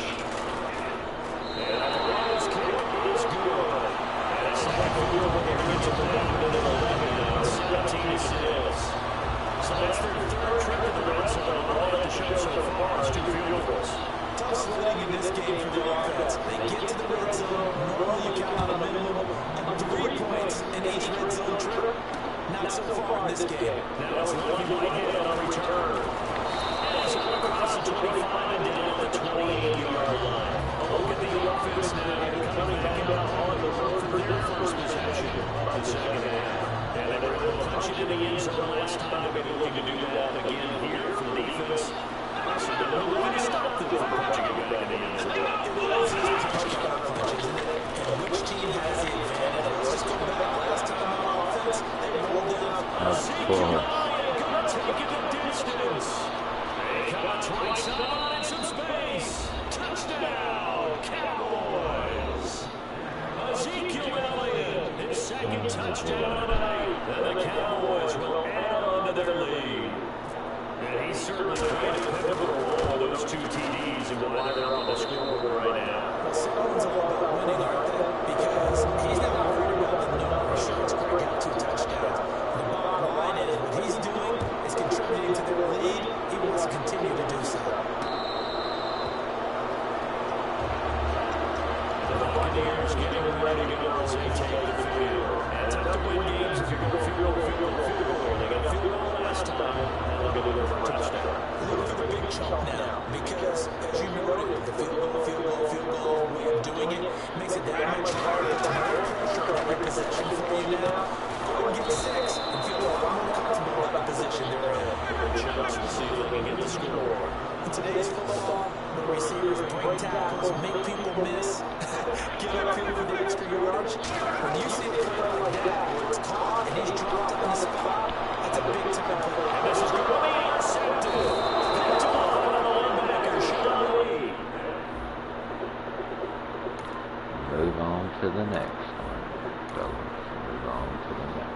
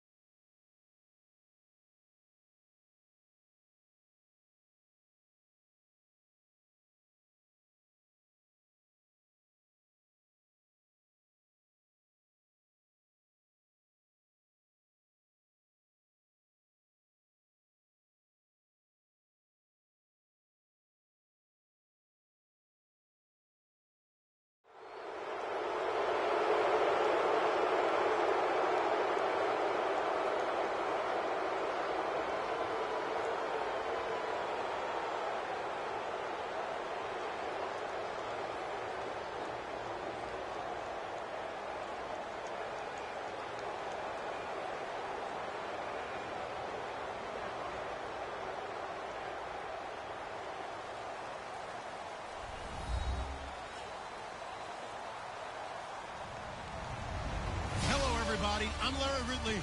You're tuned in to the NFL on EA Sports. As we head towards kickoff, two quarterbacks will be on the field today trying to push their team to victory. It's the Cowboys going up against the Jaguars. With that, let's head up the road to Jacksonville, Florida. Standing by are Brandon Godden and Charles Davis. Larry, we welcome our viewers to Duval County, the northern part of Florida, and the largest city in the Sunshine State, as EA Sports coverage of the NFL takes us to Everbank Field here in Jacksonville. Coming up, we've got what should prove to be a good one between the Dallas Cowboys and the Jacksonville Jaguars. This is fielded at the goal line. And a good return as he'll be stopped just shy of the 30-yard line.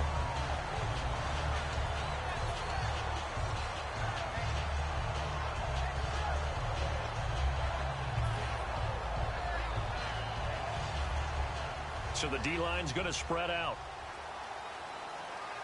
Here we go now. Throwing on first down is Bortles. Caught right side. It's Lewis. And he gets this one just shy of the 40. They'll mark him down at the 39. And there's another completion to the tight end. And let's face it, it is hard to overthrow a 6'6" target. It is indeed. Quarterbacks like their speed guys. They like that huge 6'6" target that they've got in him. They really do, and it reminds me of what one great tight end told me once. He told his quarterback, just make sure you throw it up there. You know, kind of like put up in the top shelf where the kids can't get it. Give him 3 on first down. It'll set up a 2nd and 7. Now look at the starting unit, and here's to you, Mr. Robinson. Oh, I like that one. Allen Robinson, I love coming out of Penn State.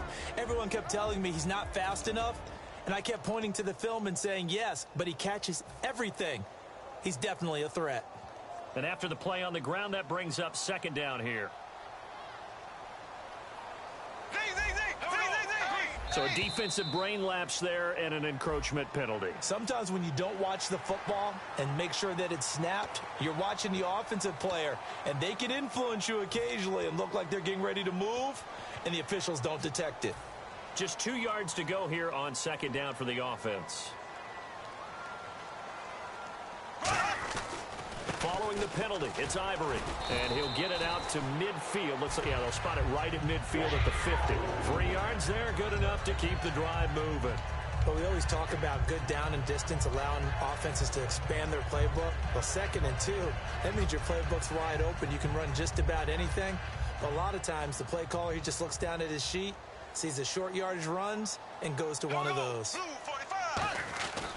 On first down, this is Ivory. 20. Touchdown, Jaguars. Chris Ivory, 49 yards. And the Jags have taken the early lead. So they start this game just like they won. Opening drive touchdown, a nice run there to finish it off. Yeah, that's what we call an explosive run because of the distance. And being able to do that, that puts a little uncertainty in the minds of your opponent. And this is up and good. The score now 7-0 Jaguars.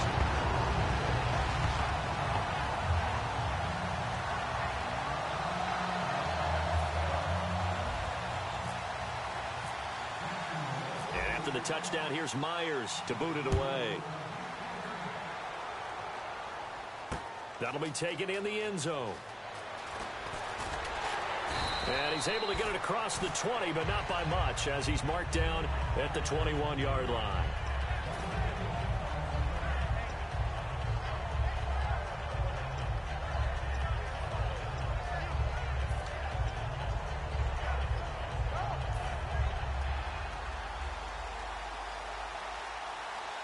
Bryant, the lone receiver, left. Prescott on first down. They'll set up the screen to Elliott. A good first down call as the screenplay gets him 9. I'm going to show my age here a little bit. We used to talk about running backs catching the ball as safety valves. Nowadays, they're a big part of the passing offense. Quit acting like you're so old. You're only 65. Let's go! Ryan 38! Ryan 38! Second down, Prescott. His throw incomplete. Jason Witten, the intended target, and it's 3rd and short. Dez Bryant, certainly one of the go-to guys, if not the go-to guy for this offensive unit. One of the most talked about players in the league, as well as one of the most productive receivers. He attacks the football downfield.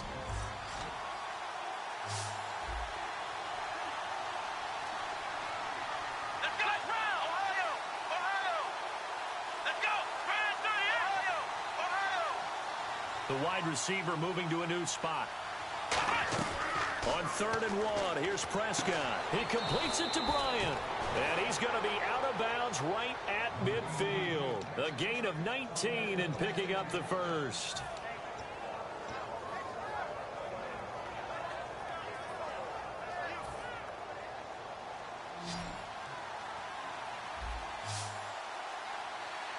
Come on, let's go!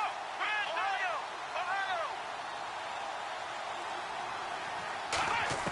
Prescott now from the 50.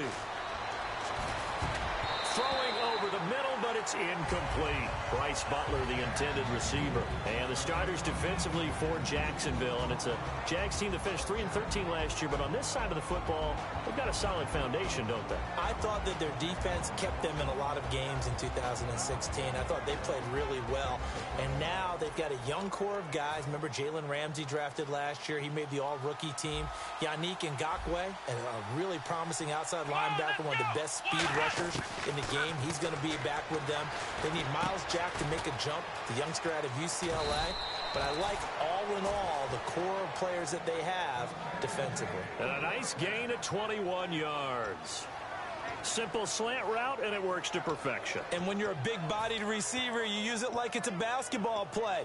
Body the defender away and catch the football. And now a first down following that long gain. Looks like the defense in press coverage here. And the D-line pinching together, must be expecting the run. They go play action here on first down. Escaping the pressure right. And he'll just throw this one over in the way of the security crew. Incomplete here.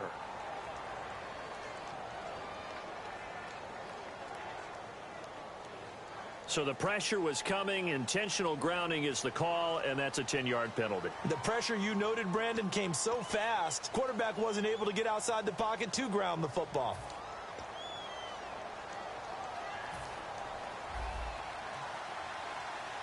Defense really showing respect to the deep ball here, playing off the receivers. Prescott yet again. He almost had it. The big D lineman nearly had an interception. Instead, it falls down incomplete. Tremendous coverage there. Just did not catch the football and complete the interception. But what do they say all the time? If he had really good hands, he'd be playing offense. And here comes play number 6 on this drive. Here we go! 38! 3rd and long for Prescott. He'll buy some time right. And Bryant's got it over the middle. A glance back at 2016 for Dez Bryant. 50 receptions, under 800 yards, had 8 touchdowns. What do you make of the season that Dez had? Well, remember, it started with Dez injured, so it took a little while for him to get started. I'm going to make a bold prediction for you. Would not shock me at all if he doubled his catch number next year and darn near doubled his receiving yardage total. Because if he's healthy all year long, they're going to want to take some pressure off of the run game themselves, and Dak Prescott in his second season should be that much more confident throwing it downfield. Now hold everything here. We're going to get a timeout by the offense. They'll have 2 remaining as we step aside here in this first quarter. The field goal unit's going to stay put on the sideline. They're going to go on 4th down here. Come on, let's go! Ohio! And he motions the wide receiver. Prescott to throw on 4th. To the sideline, and he's got it. They say the feet are down. Yes, the line judge says they're in. That'll be a first down. Well, the field goal attempt was well in hand. They had that, but they decided to go for it anyway. Extreme confidence, it looks like. Yeah, but I bet the defense is going to remember this one, right? They kind of rubbed their nose in it. Looking to jam the receivers at the line here. Press coverage look defensively. Let's go! To the air again, Prescott. And this is caught for a Cowboy touchdown. Jason Witten from 8 yards out. And the Cowboys are an extra point away from tying the football game. Well, the lost sleep that the defensive coordinator had all week preparing for this game, a good portion of it was trying to prepare for him because he's absolutely a phenomenal player. And a lot of times around the goal line, they know it's going to him. It's just so hard to stop. And that's where it really becomes difficult because you're exactly right. They know it's going to him, yet they still can't stop it. That tells you when you're a dominant player. And that'll carry over the back line of the end zone for a touchback. The Jags offense now gets set and heads back onto the field. And that recipe on their last drive that resulted in a touchdown looked pretty good, so they'll be hoping to do that once more. And it takes me back to when we sat with the offensive coordinator and the head coach. They felt pretty good about their game plan and thought there were some holes in the defense, and they exploited them the last time out. Let's see if they can come back and put together a similar drive. And we'll see if they can do just that. Throwing on first down is Bortles. Caught right side, it's Lewis. A good pickup there, 8 yards on the first down completion. That was not a completion that results in a highlight video. But at the same time, if you have those kind of completions all game long, eventually one of them might turn into a highlight.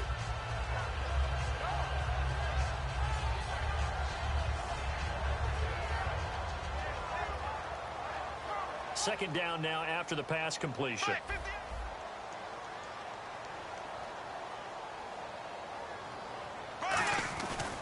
They give it to Ivory.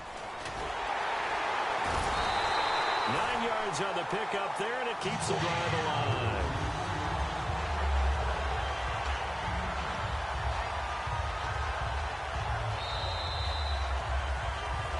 Alongside the former defensive back Charles Davis, I'm Brandon Gaudin. It's Jaguar football as we begin quarter number 2, and they've got it here with a first down.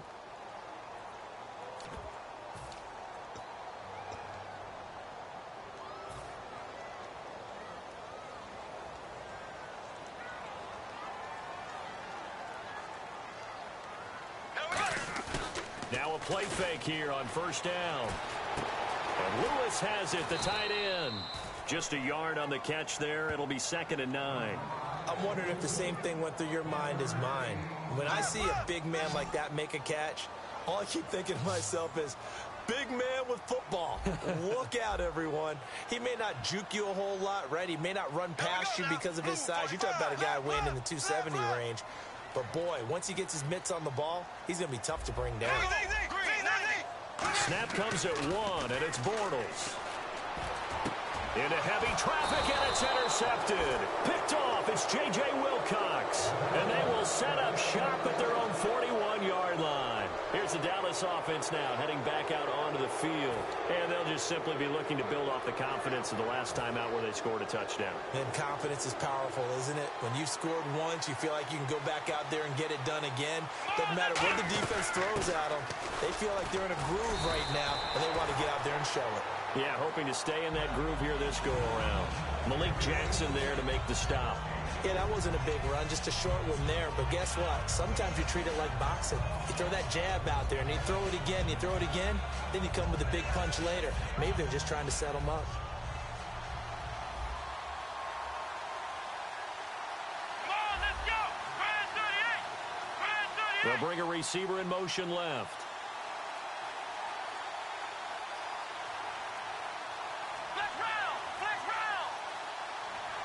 They just get the play off. Now Prescott. And on the left side, he's got Witten. An excellent pickup of 34 yards. And when an offense is doing a nice job selling the play-action pass, a lot of responsibility shifts to the linebackers. They're the ones that have to determine run or pass and get to the proper places on the field. On 1st and 10, Prescott. And he is into the end zone for a Cowboy touchdown. Dez Bryant, a 22-yard touchdown grab. And the Cowboys have taken the lead. I think if you polled defensive backs, they would say the corner route, take that out, make it illegal, because that is so hard to recognize and so hard to adjust, because your first move is to not get beat in the middle of the field, and that's how they move you first before they break off to the corner. But then as the wide receiver, great job. It's tough to turn those upfield and go, but he did a great job with it there. Really good balance, really good body control. And how about the end result? A touchdown. The Jaguars offense now heads back onto the field. And following the interception, we'll see what they can put together on this drive. I can hear my old college coach right now. He always used to tell us before every game, the team making the fewest mistakes will win. What they're hoping is that last mistake is their only one of the game. Coaches, that's all they talk about, turnovers, right? Minimizing those and maximizing opportunities.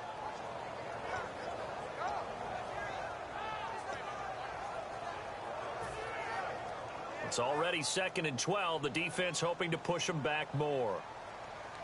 They'll come out in the pistol. Now a first carry here for Robinson. Oh, what a move. And able to stay on his feet past the 30 to about the 33-yard line. That one good for 10 yards. And they're going to have a 3rd down. Look, the first down marker is out there, but sometimes it's hard to find for an offense when they're in a long yardage situation, which usually means throw the football. In this case, they went against the tendency and ran it, and boy, the reward was there. A big, big pickup, and guess what? It's now 3rd and very short in order to try and pick up a first down. Bortles looking to throw on 3rd and 2. Looking for Hearns, and it's intercepted. Picked off by Orlando Scandrick. And he's able to get it back to the 41-yard line. So out come the Cowboys now as their offense gets set to take over. And they will simply, Charles, be looking to duplicate what they did last drive when they were able to push it in for 6. And they hope it'll be that easy, right? To be able to take exactly what happened before, replicate it. They may have to make a few additional changes along the way, because I'm sure the defense will make some adjustments, but they've got to have great confidence having scored the last time out.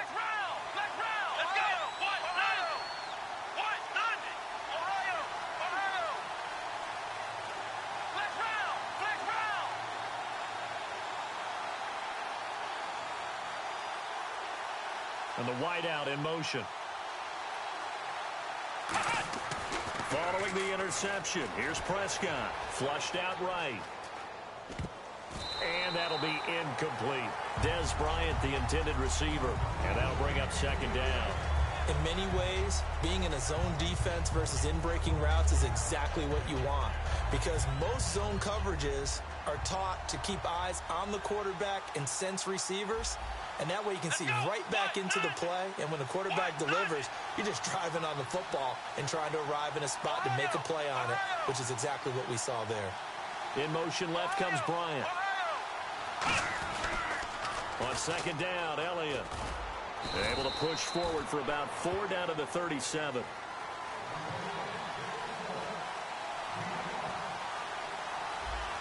And on the outside, they're playing press coverage.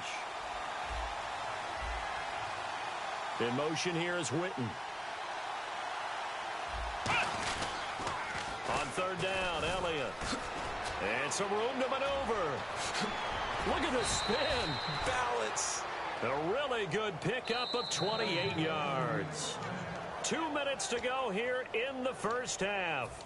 Back with more from Jacksonville. Don't go anywhere. We'll be back after this.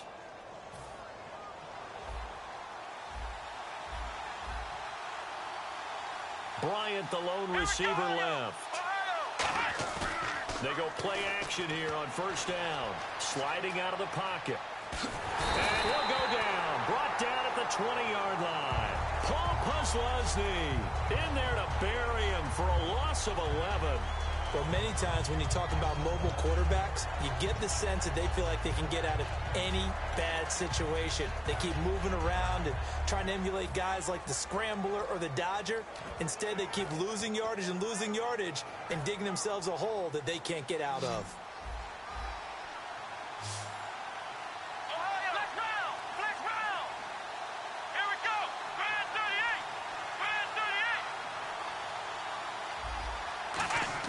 A 2nd down throw for Prescott. And this one complete to Witten over the middle.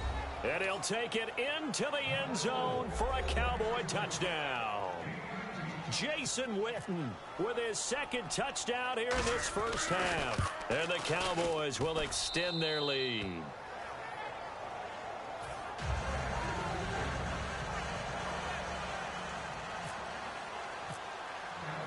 The kickoff team on the field now as they will send this one away.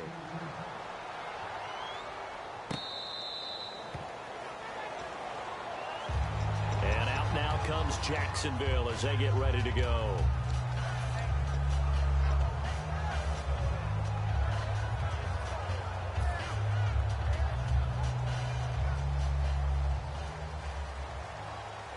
Five wides in the game, four of them to the right side. Trying to shake off the interception. He'll look to throw. And it drops down incomplete. Thought he might have had it. Instead, second down.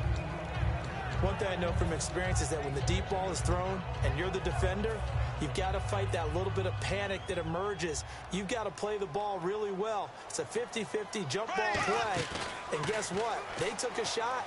How are you going to win it? And he is going to be hit and taken down. Bortles sacked. And now the Cowboys are going to call another timeout. So that means they're down to one remaining here as we head toward halftime.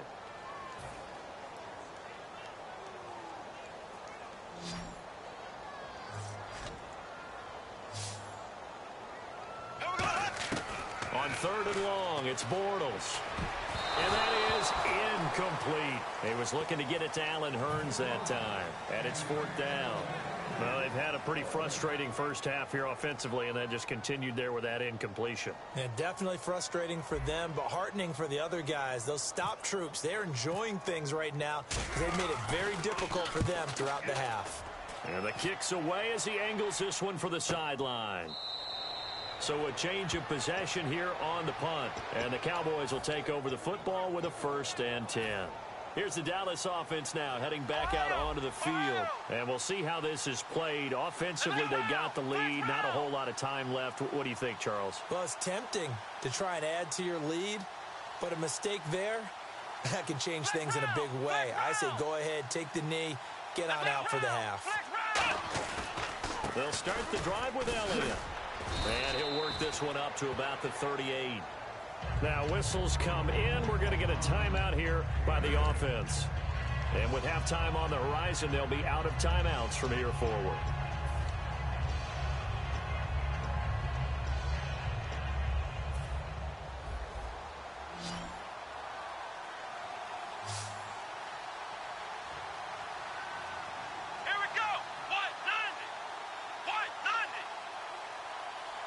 And he goes in motion here in the backfield.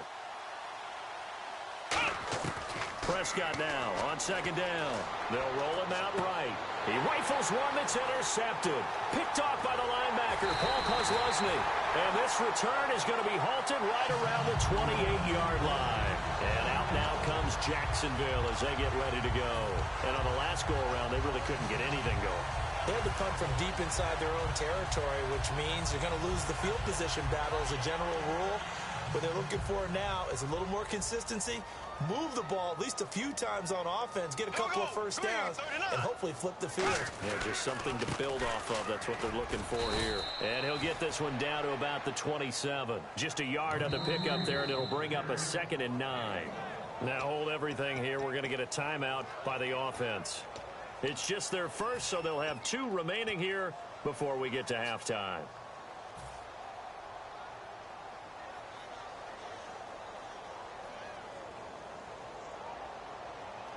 Possible run anticipation. Here's the D-line sandwiches together. Green, 90. Bortles to throw on second down. Caught out left side by Robinson. And he'll be a couple yards shy of the red zone here at the 22-yard line. Look, the raw numbers of everything doesn't always tell the tale. Allen Robinson caught 80 passes in 2015, 73 in 2016. But the yardage was a big difference, about 500 yards off. Yards per catch way down. 1,400 last year in the season that just finished 883. It's interesting how that worked out. Explosive plays, always the goal of the NFL. Not enough of them for Allen Robinson in 2016. Now whistles come in. We're going to get a timeout here by the offense. So that means they're down to 1 remaining here as we head toward halftime. So on 4th down, on comes the Jaguars' Jason Myers now for the field goal try. From the left hash, this from 39. And Myers able to knock it through. And that will get the disadvantage now back down to 11. So a field goal here, they're still down, but they put a dent into that lead before the break. And that's got to feel good because now they've seen that they can put some more points on the board, and that gives them a whole second half to get back to where they want to be, and that's in the lead. And he'll take it back to about the 19-yard line. And now Dallas gets set to take the field. And the ball backed way up, so thinking with this amount of time on the clock, probably just sit on it. And we'll see these two teams go to the lockers. Yeah, I don't think you want to overthink it in this situation. Either side of the ball. Just go ahead and finish up the half and get on out and talk about it. Here we go. Try 38. They'll send a receiver in motion to the left.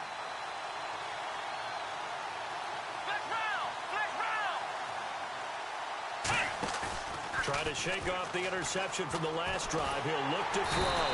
And he's going to have to eat this one as down he goes. Yannick Ngakoue in there to drop him, and it'll be a loss of about 8.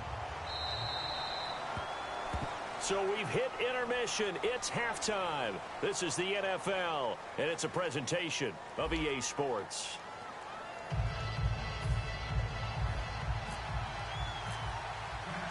So both teams have their marching orders, and we'll get going again here in quarter number 3. That's fielded in the end zone. And he'll take this one near the 25, call it the 26-yard line. Out come the Cowboys now as he'll go on offense first here in this third quarter. They built a good first half lead. Now they have a chance to add on to it. And what I'm thinking is that the offensive staff spent the entire halftime just working with them on, here's what we think they're going to do to attack us in the second half. Nice first half that we've had, guys, but be prepared for some change-ups. We're going to see them when we kick it off in the second half. See how they handle any adjustments that might be made defensively. Now a play fake here on first down. A hit as he throws there, incomplete. Well, the numbers have been good in the passing game and certainly a big reason why they have the lead. But now here, third quarter, maybe go to the run game a little more? Yeah, perhaps. I mean, after that incompletion, a little credit to the defense for shutting them down on that play. Maybe you try and run the football a little bit more in this spot. But they have to feel good about how they've been throwing it overall. It's a 5-receiver set. 3 to the left, 2 to the right. Throwing again. Prescott on 2nd and 10. Got a man over the middle. It's Williams. That one good for 16, and the drive will continue.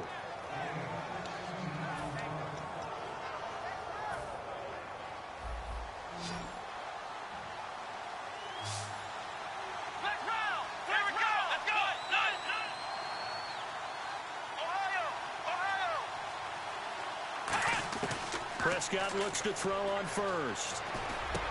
It's Williams on the catch. They give him 13 yards there on the play and a fresh set of downs.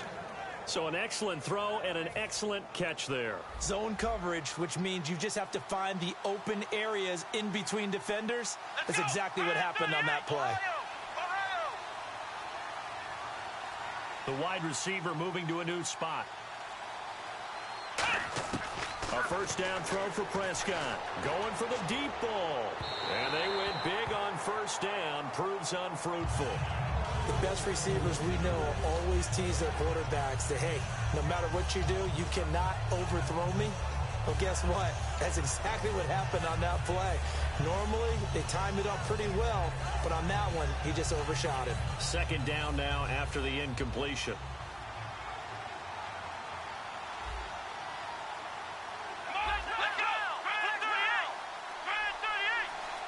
And he motions the wide receiver. Looks like the defense in press coverage here.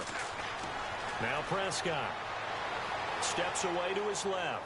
Now he'll let it go deep down the left sideline. And they went for a big play through the air on second down. Couldn't connect. Now it's third.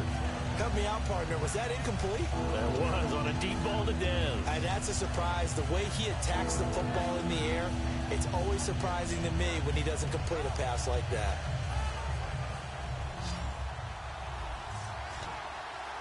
It's a 5-receiver set. 3 to the left, 2 to the right. And the wide out in motion.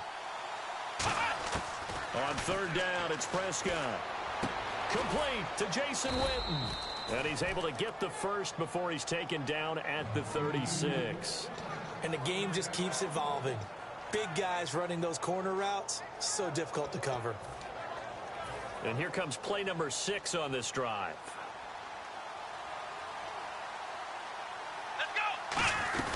A first down carry by Elliott. And able to push his way forward here for a good little gain. Give him 5 on the carry there, and it'll be second down. So second and medium, 2nd and 5 now.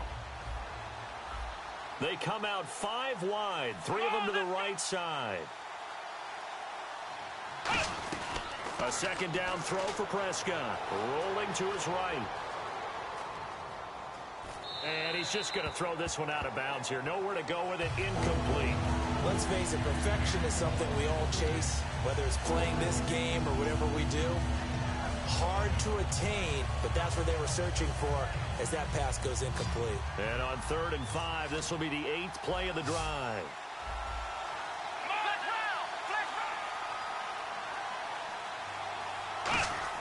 Here's Prescott. And he's going to find his man out of the backfield. That's complete. 18 yards there and a first down. One thing I can say pretty safely, that route is not called if you don't have a guy who can throw the ball and put some mustard on it. Because if you go lollipop it in the middle of the field, bad things usually happen. It takes a strong-arm guy who can rifle it in there, and they were able to successfully complete that one.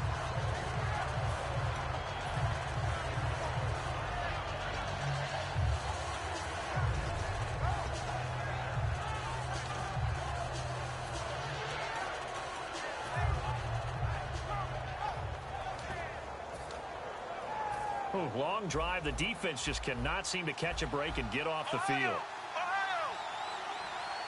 go. Flex round. Flex round.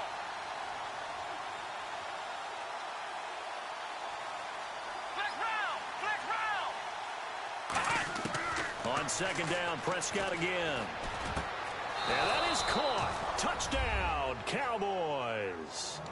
Jason Witten, a 12-yard touchdown grab. And the Cowboys will add on to their lead. And this is obviously quite a performance. And most of the time when we talk about someone putting a team on their back, I think we're talking about a guy who runs the football. In this case, it's a guy out wide catching it, and he's done exactly that. Truly leading his team right now towards victory. 3 touchdown catches. He's been the headliner. Here comes the Jags offense now. Time for their first possession of half number 2. They're down in this game. A chance for the offense, though, to put something on the board, get some momentum here in half 2. Try and get things kick-started for them. And you know at the half, they discussed how they were going to get that done. This is where scripting comes into play a lot of the time. How many plays do you script coming out of the second?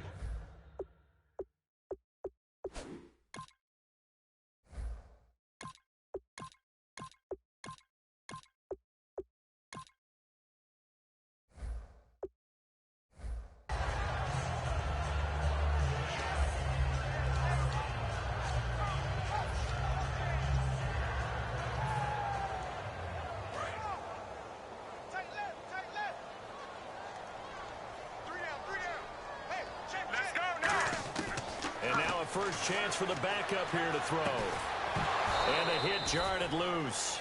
It's incomplete. It looked like they had something there, but I think that he was thinking about running with the football before he actually hauled it in, and that led to a big drop. And some changes here as the D-line separates some. Now Henny. And he's got it to Hearns. And they're going to get this one all the way out across the 45.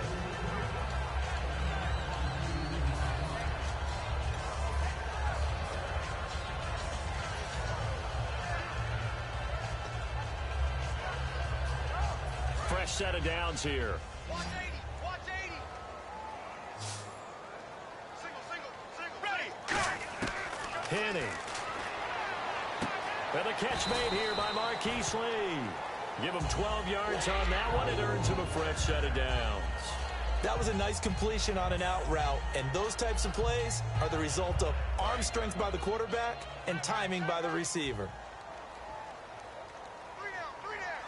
Looking to jam the receivers at the line here. Press coverage look defensively. And little room to maneuver there. He gets it down to about the 39. Give him a couple on the carry there. 2nd and 8.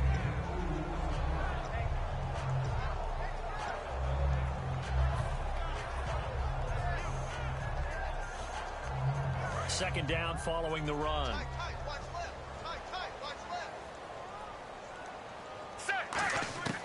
Out of the gun. They'll look to throw. And he rifles one incomplete. Marquise Lee, the intended target. And now it's 3rd down.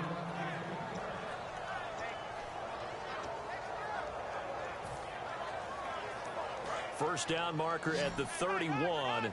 It's 3rd down. From the shotgun, he'll look to throw. And this is going to be incomplete. He was trying to hit Rashad Green. And it's 4th down. Whenever they're trying to attack a zone defense, you're trying to figure out where your gaps are going to be. And depending on what type of zone they're playing, it could be on the outside, it could be in the middle, it could be in the seams, in the edges. In this case, they tried to attack the middle of the field, but this zone defense didn't allow it because they were able to see the ball come off the quarterback's hands, and everyone was able to react to the football and knock it away. So here we go. The offense is going to stay out there. They're going for it on 4th and 8.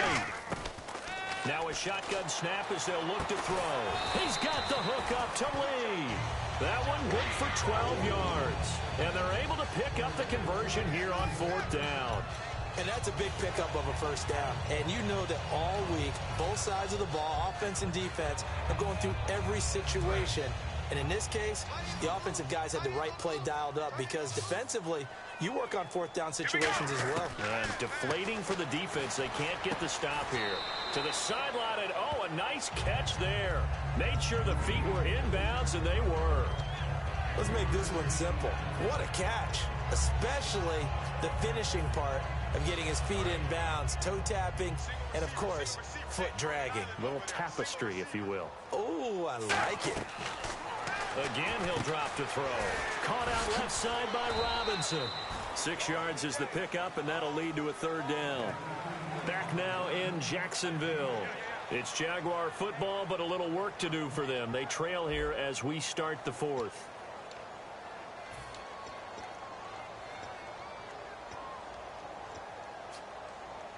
And a really long drive here, and it goes on and on. Let's go.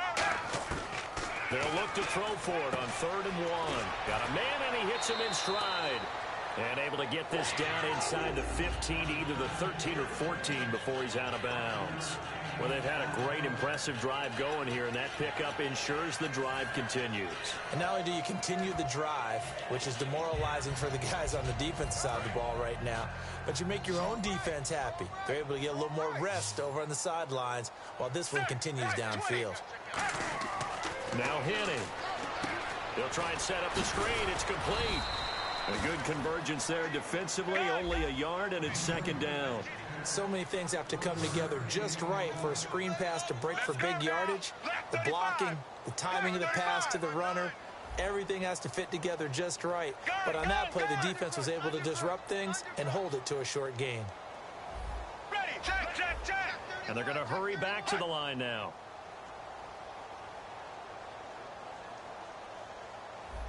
Check. Go. Back to throw again. And incomplete there. A nice hit. Jars the ball free and brings up 3rd down. Down here in the red zone, you know your tight end's going to be a favorite target. Couldn't hang on. And sometimes they just have to get out of their own head because they understand how tight windows are there and how many bodies are there. And sometimes they just overthink it and don't catch the ball. And this seemingly endless drive continues. Here we go. Henning.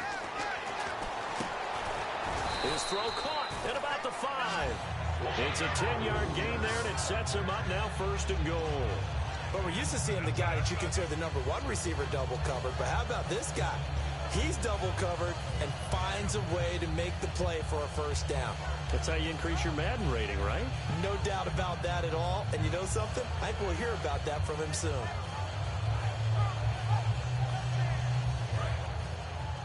Shift together here from the D-line.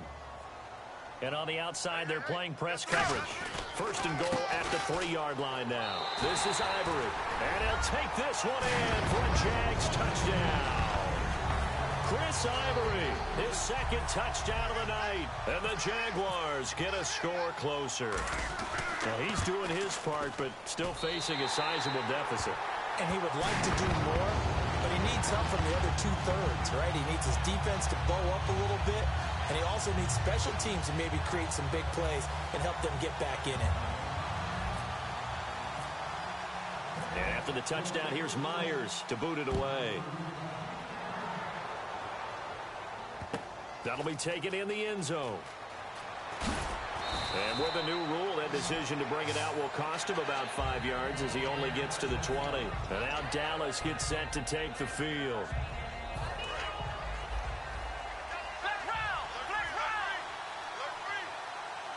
One man on the backfield, Elliott. They go play action here on first down. Eluding in trouble here, and down he goes. Back at the 8-yard line. Yannick Ngakoue in there to drop it for his second sack now here tonight.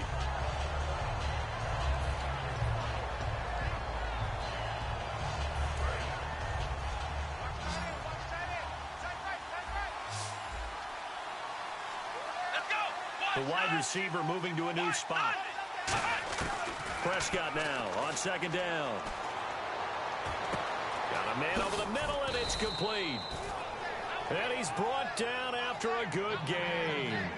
He's played a great game. It continues right there, even with this lead, confident to throw the pass and have the reception made. There's no doubt who the leader of their team is there? There's no doubt who they want to ride all the way to the finish, because strategy would tell you run the football, run the clock down. Instead, they're letting him throw it because they feel that confident in what he's getting done. Now Prescott, and on the left side, he's got Witten. And able to get this one across the 45 before he's brought down. And defensively, they just don't seem to have much of an answer for this passing game. Not at all. Look at the confidence that's exhibited here. With that type of a lead, clock on their side, instead of running it, they're still throwing it, trying to pick up first downs and keeping the football. They'll run it now out of the gun. Bulldozes past him. And he's able to get this one down to the 40-yard line. And now the Jags defense deciding to call a timeout. It's just their first. They'll be down to 2 remaining as we step aside here in the fourth quarter. Looks like the defense in press coverage here. They keep on the ground with Elliott. And nowhere to run on the interior of that defensive line. He'll get back only to the line of scrimmage. And now the Jags going to signal for another timeout. That's going to leave them with just 1 remaining here in this fourth quarter.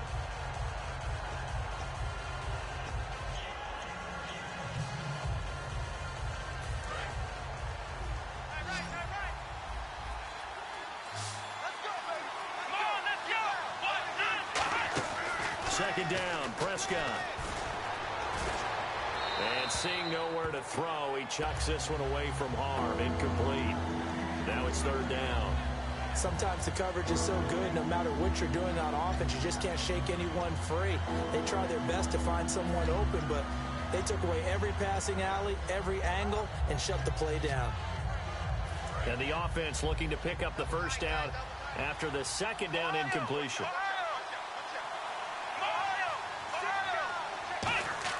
Off play action to Elliott. Here's Prescott. He's going to launch this thing way down. And this is caught inside the 5. A big gain of 39 on third.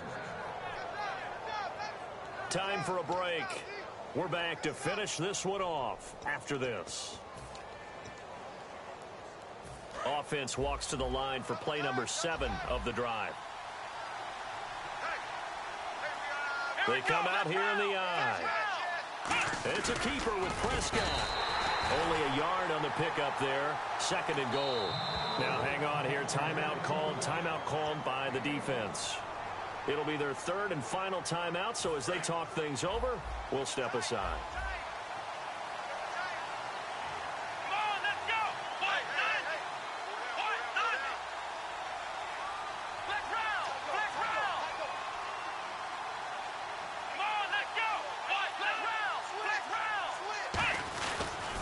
They'll try to run it in with Elliott.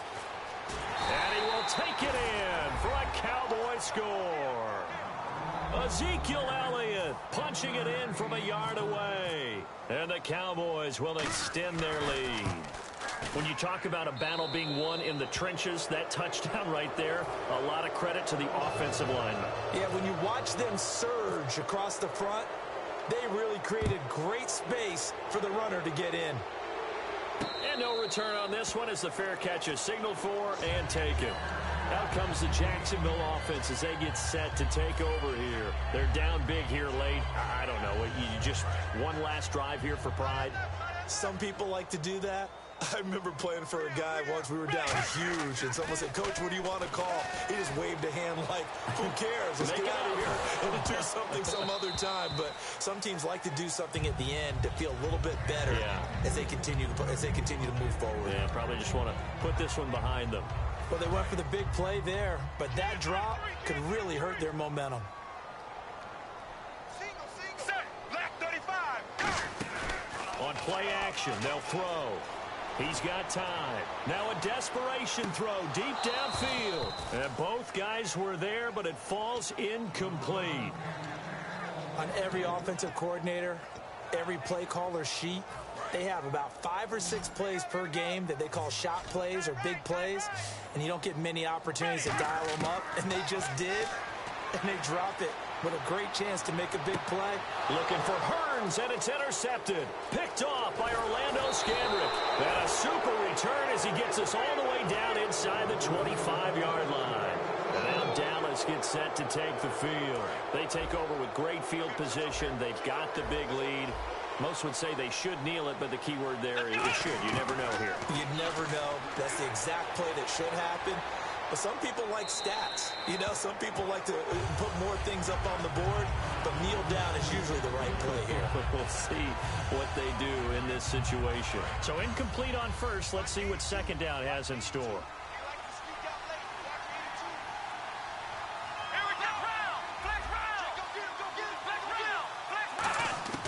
Throwing here, Prescott. Out left side here to Bryant. A nice pickup of 14, and it moves the stick, sets up a 1st and goal. And now inside the red zone, the offense will operate.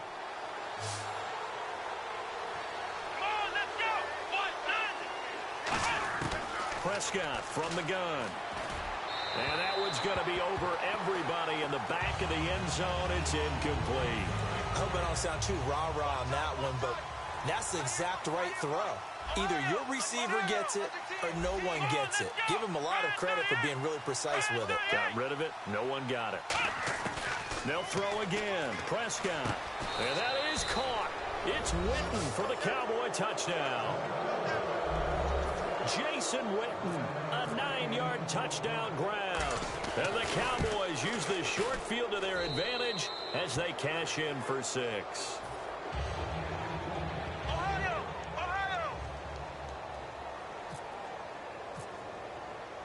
Out is the kickoff unit as they run up and send this one away. And a fair catch signaled for and taken successfully. And out now comes Jacksonville as they get ready to go. Let's just be frank. They're playing for pride at this point. That's all that's left because victory, not a chance now. And I can't wait to see how they actually go about doing it because there are a lot of people watching the body language of the guys on the field now. And if they call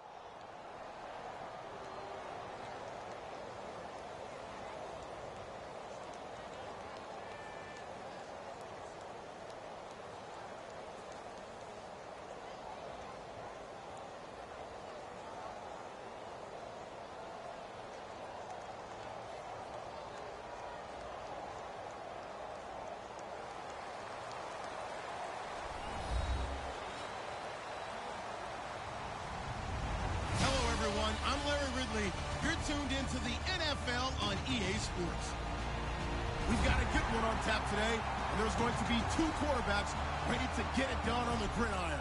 It's Osweiler's Texans going up against Breeze's Saints. With that, let's get you out to the Bayou. We're standing by as our commentary team of Brandon Guyton and Charles Davis. All right, Larry, thank you. We are down on the Bayou as you get a look inside the Mercedes-Benz Superdome in New Orleans. Straight ahead, we've got a good one on tap here between the Houston Texans and the New Orleans Saints.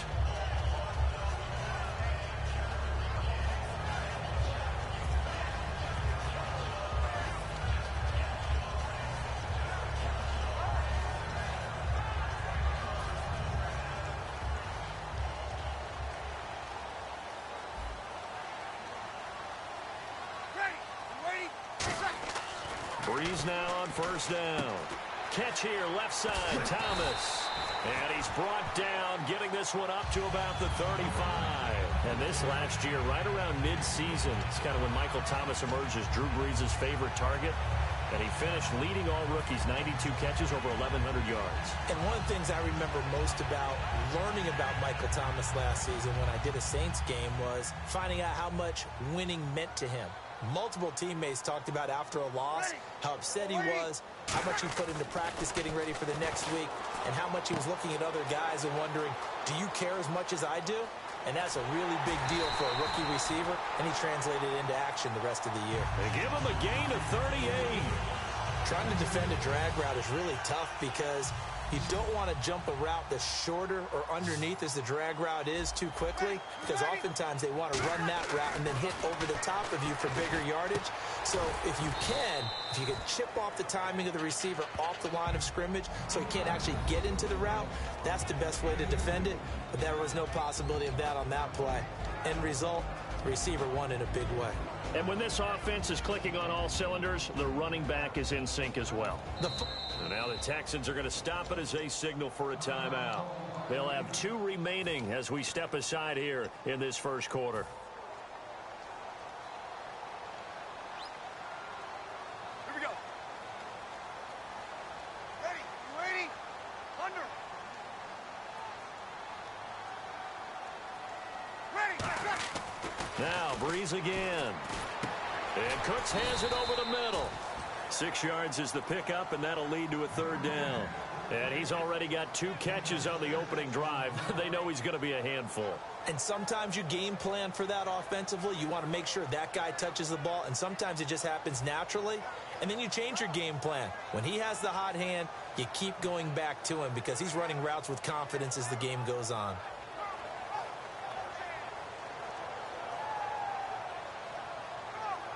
And the next snap coming inside the red zone here.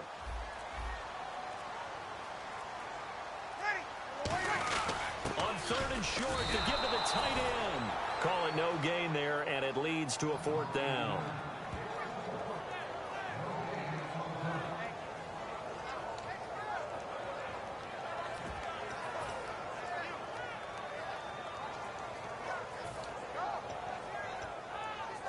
And look at this. They're keeping the punter on the sideline. They're going to go for it here on the opening drive. Breeze going to go on 4th down. Looking for Cooks, and it's intercepted. Picked off by Quentin Demps. And a big turnover there as his guys will get the football back. Well, they thought they were going to break the tie. The defense had other plans. They were already in field goal range. But boom, an interception. I don't know if this was a case of being a little bit too greedy with the opportunity to put points on the board, but give credit to the guys on the defensive side. Hung in there, battled, and made a key play.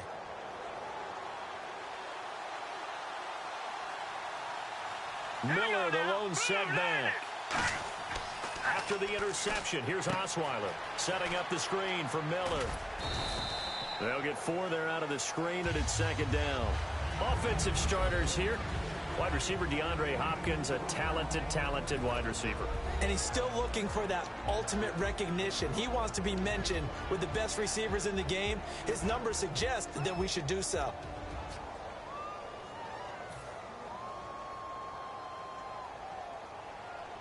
Completed pass play. Now let's see if they go back to the air or to the ground. Here we go now. Blue Lightning. Now Osweiler on second down. Completion left side to Miller. And 15 yards there on the catch and run. That looked like a pretty good route combination there because you've got to find a way to clear the guy running the drag, because when you do, you just put the ball on him and then let him run. Yeah, he's got some space. Now the offense lining up 1st and 10.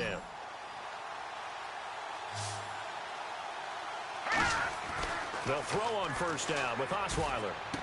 And this one complete to Will Fuller. And able to get this one across the 45 before he's brought down.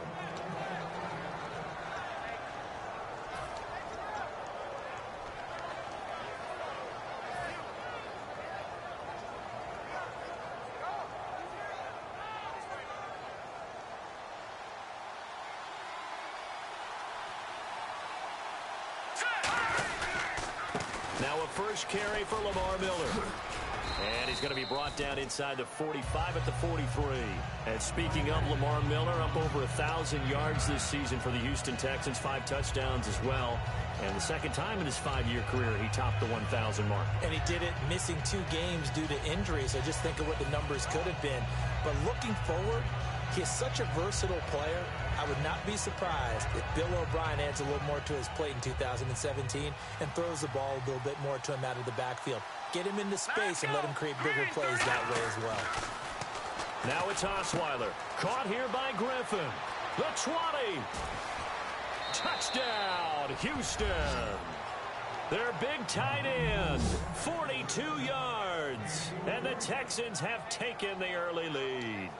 Boy, it's nice to have that big, reliable target you can go to.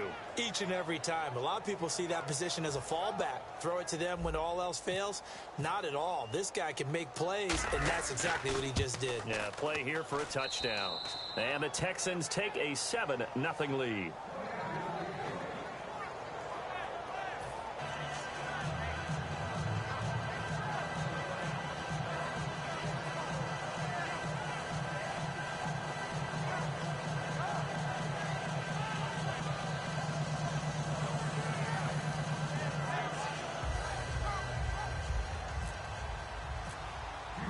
Now it's Novak on. He'll send this one away following the touchdown. That's fielded in the end zone. Out onto the field comes New Orleans. Looked like they had something going last drive. Then the interception happened. Will they recover?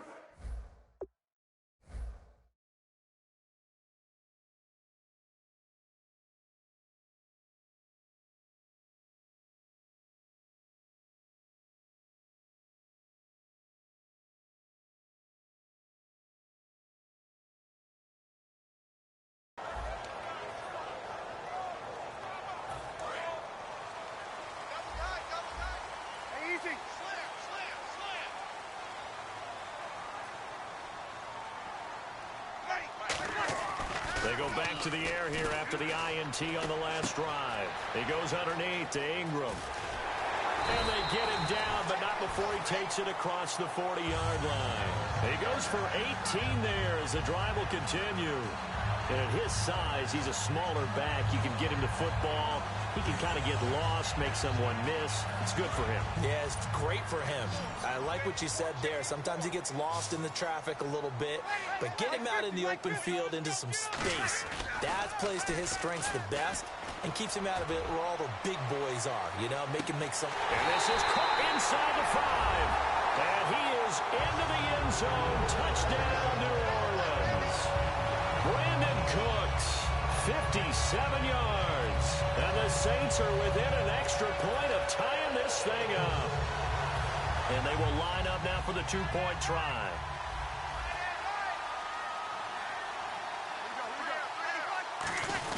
They give it off here to the tight end. And he'll get into the end zone as the 2-point conversion is successful. Morstead out now following the touchdown to kick.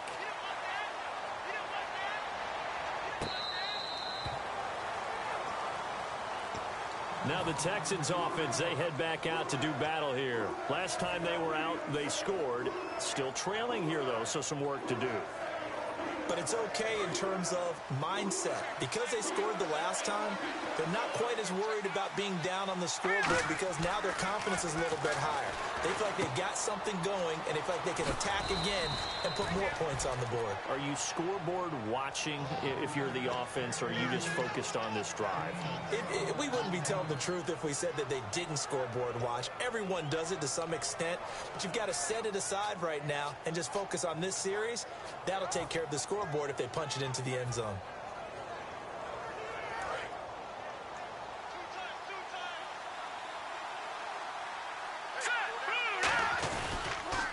Now a run. This is Alfred Blue. And nothing doing. He's immediately taken down at the line of scrimmage. With Charles Davis, I'm Brandon Gaudin, and it's Texans football as we get going in quarter number 2. But they face a second and long to start things out.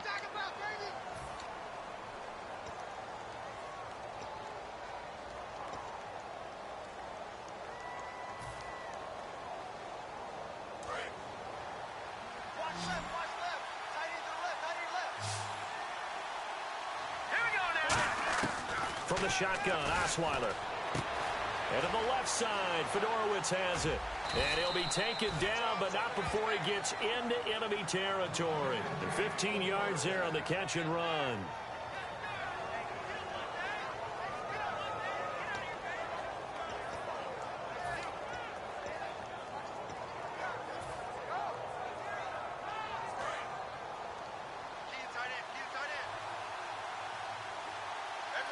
They come up in an offset eye. A first down carry now for Miller. And he'll lose yardage here. Back at the 47. That's going to go as a loss of 4, and it'll be second down. The defense won that play so fast that I think if the running back even had time to notice if anyone was there, it was just a blink of an eye, and there was a loss on the play.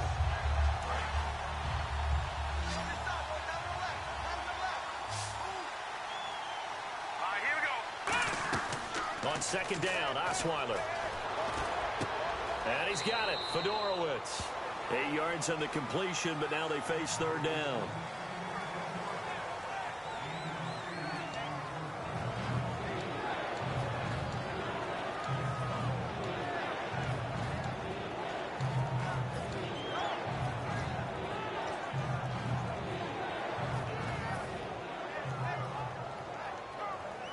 Yards to gain here on third down. Looking to jam the receivers at the line here. Press coverage look defensively. From the gun on third down, Osweiler finding his safety valve here. That's complete. They give him 7 yards on the play, and they do pick up the conversion on third down. Would it be safe to say that as precise as routes are supposed to be run in the NFL, maybe they're not quite as precise in college ball? That's accurate, yeah. And I think we saw a college route in the NFL there. Just find the soft spot, find the dead zone, and find the first down. And that's what he just did. And here comes play number 6 on this drive.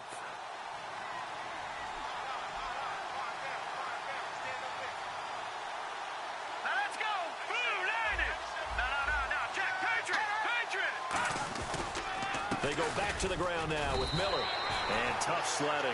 He'll get maybe a yard. Stop short of the 35. A 1-yard gain can look like a disaster, but it all depends on how the game is going. Is it a series of 1-yard gains running the ball? If that's the case, you might have to start thinking about throwing it a little bit more. But if it's just the occasional 1-yard run, hey, congratulations to the defense. They won that one. Come back and get them the next time.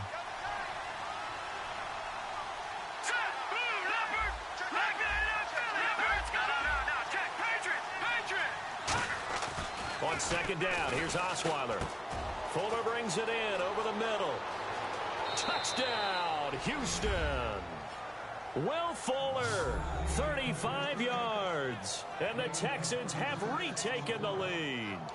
And a nice job by him to catch the slant and then navigate and break free. And receivers love slant routes because it gets the ball in their hands so quickly and oftentimes on the move. And when they're on the move like that, then they get to use their best asset, which is usually their speed. And their speed sometimes, like this instance, can take them into the end zone.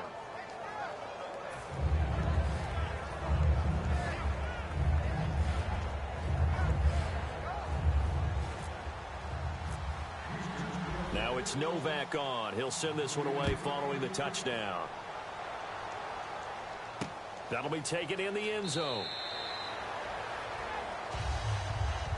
Now the Saints, they trot their offense out here, and they're hoping to capture some of that magic they had last time out when they were able to put together a scoring drive. But they're still down here, Charles. Not the major concern, though, because of what you talked about. They scored the last time out. They feel good about themselves. They feel like their game plan is now in effect. They know how to attack and what plays they want to put together. But they've got to keep it moving in the right direction because, as you did note, they are down on the scoreboard. Breeze going to throw. And it's caught. Kobe Flainer. It's a gain of 21 that time. And it'll be first down, Saints. An ex-teammate used to tell me all the time, I hate experienced quarterbacks because no matter what, you really can't hide what you're doing. And I think that right there, he knew right away where the blitz was coming from, where his primary guy was going to be, and he ended up going to a secondary target for a nice game. I was just going to ask you, that wasn't the primary target. He's so good at that, isn't he? I think he knew right away that he wasn't going to get to his primary guy. I think he read that as soon as he got to the line of scrimmage, knew where the pressure was going to come from, and said, I know how to beat that, and that's what he did.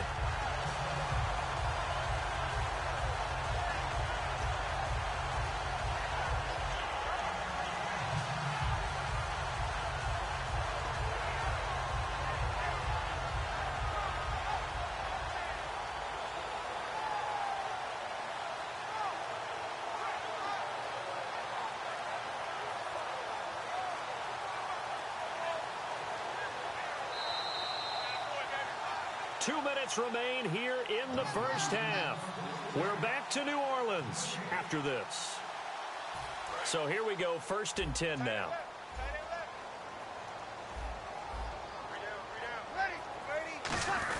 Oh, they go with a tight end carry. And he'll be taken down at the 34. 2 yards on the carry there. It'll be 2nd down.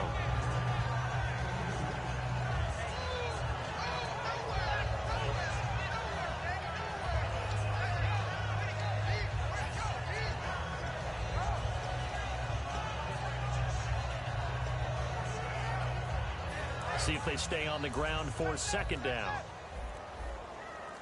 Kill. They come out here in the eye. Back to the ground, this time with Ingram. And he'll get down to about the 26-yard line. For Ingram, he topped the 1,000-yard mark this year for the first time in his 6-year career. Didn't he just come out of Alabama last year? That's what it feels like, right? I mean, hard it's to amazing. believe 6 seasons he's had. Won a Heisman Trophy there, finally over 1,000 yards as a pro, and he increased his number of long runs, becoming a much better ball carrier into the secondary. Creeping up on a minute to play in this first half.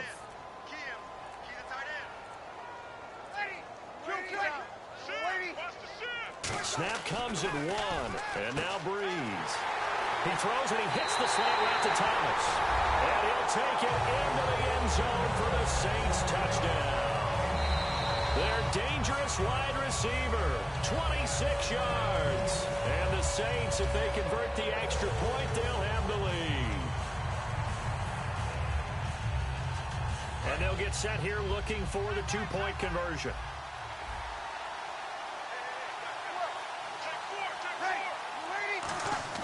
Breeze is going to throw. And this one incomplete. So they went for the 2. They don't get it. Well, split the difference, and they're right where they would have been with 2 PATs. They got the 2-point conversion the first time. They failed there. Interesting, isn't it? Because the first time you go after your first score, that feels like a gamble. The second time when they tried it again, that felt like, what the heck, right? Because, as you said, even if you miss it, you split the difference, and you're right on schedule at 14 points.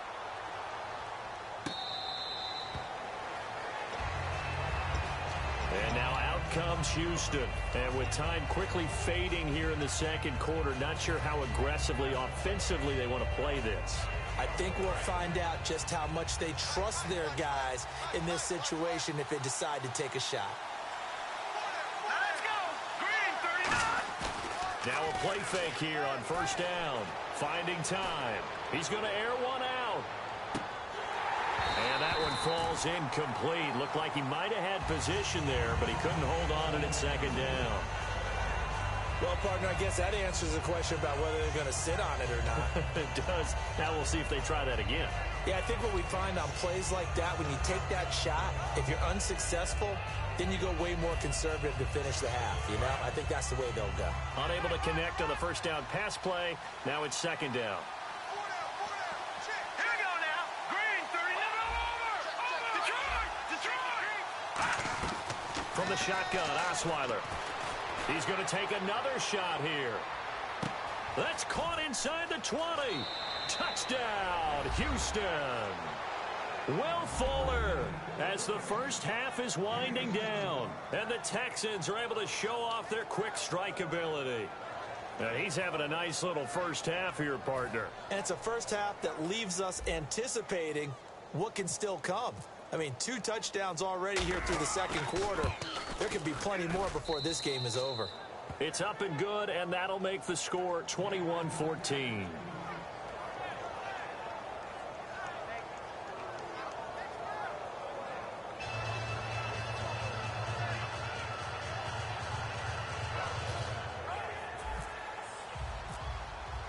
Now it's Novak on. He'll send this one away following the touchdown.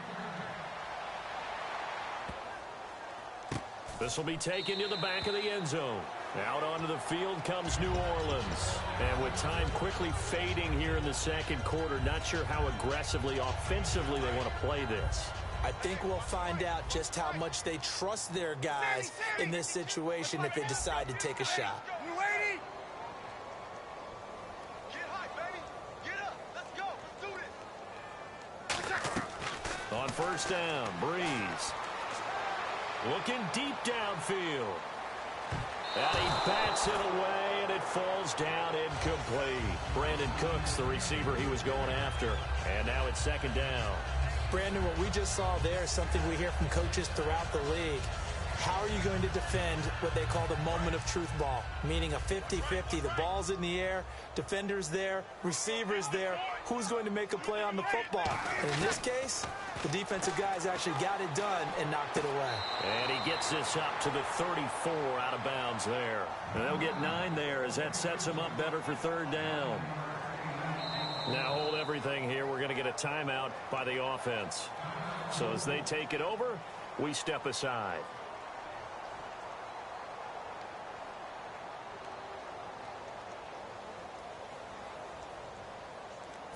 And unless this is a quick incompletion, this is likely the last play here of this first half. Ready. You ready? The final shot before half for Breeze. He's going to loft one deep left side here. And he knocks the ball away, and it falls incomplete. We have hit halftime. Still 2 more quarters to go. We'll take a timeout. We'll be back after this. You're watching the NFL, and it's on EA Sports. It's in the game.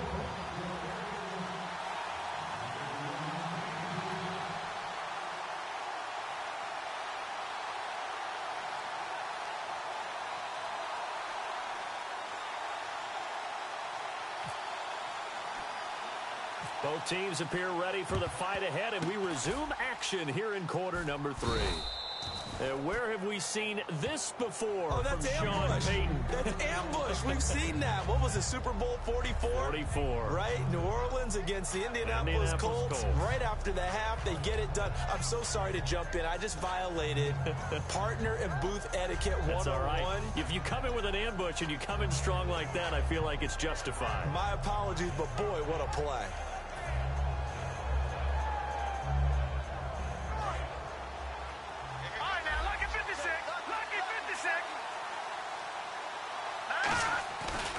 Second half begins with a run from Miller. Fighting through. Past the 20. Lamar Miller. Touchdown, Houston. Lamar Miller, 42 yards. And the Texans will extend their lead. And on his way to the end zone, shedding the tackle, he would not be denied. That's what's called finishing the run. Making sure you power your way through. One-on-one tackle. No running back wants to go to the bench and say, I got stopped just short.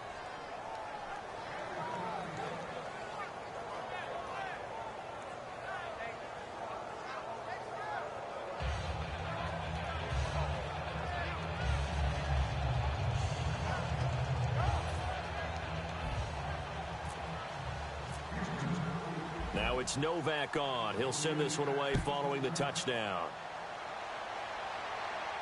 That's fielded in the end zone. Now the attention turns to the Saints offense getting ready for their first possession of the second half.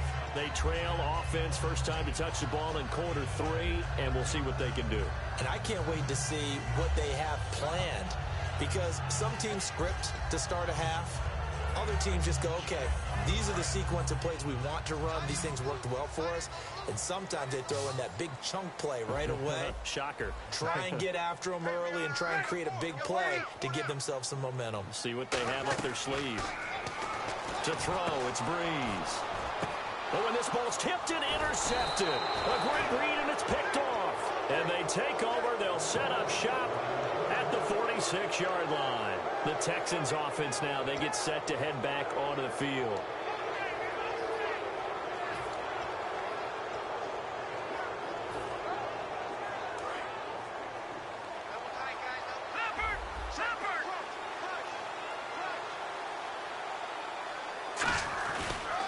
They'll try and get the run game going. This is Miller.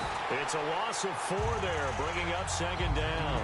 And the good thing about the top-notch safeties, they can play from deep coverage or they can play close to the line of scrimmage, and the end result is often the same, a big-time play for their defensive team. And that's exactly what we just saw.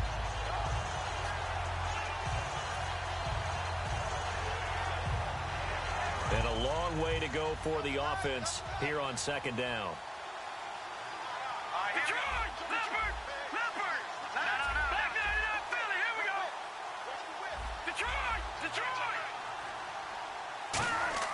From midfield now, here's Osweiler. And he'll be hit as he releases it, and that'll fall incomplete. Well, after watching him ring the bell that many times and put the ball in the end zone throwing it, you had to figure they had to bring some type of pressure. They had to change things up on defense. And able to get to him, put him on the ground, so maybe just something to throw him off a little bit. Yeah, that had to feel a lot better for the defensive guys. They've been getting carved up in this one. To finally knock him on the ground and force an incompletion, that's got to be a sigh of relief. Third down, still 14 yards left.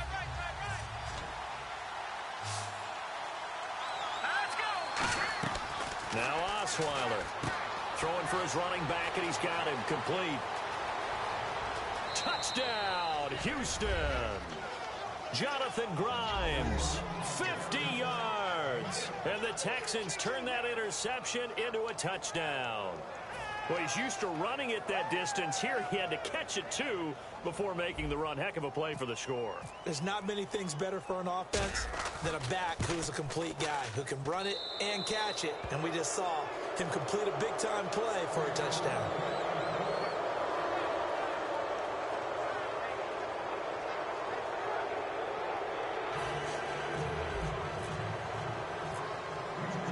It's Novak on. He'll send this one away following the touchdown. This will be taken to the back of the end zone. Out onto the field comes New Orleans.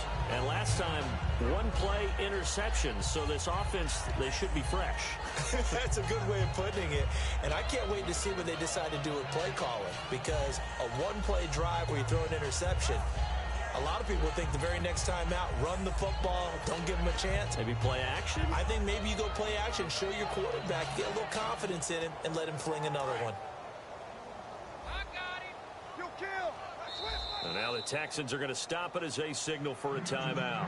It's just their first, so 2 remaining as they burn one here in this third quarter.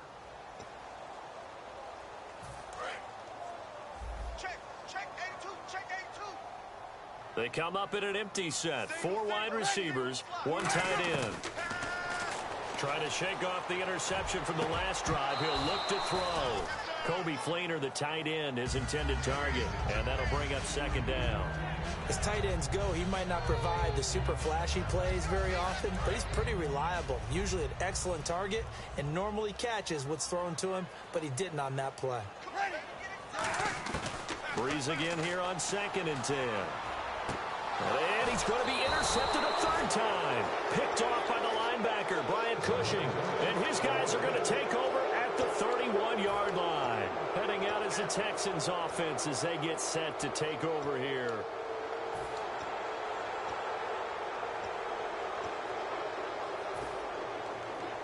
Really nice starting field position here for the offensive unit. Miller, the lone setback.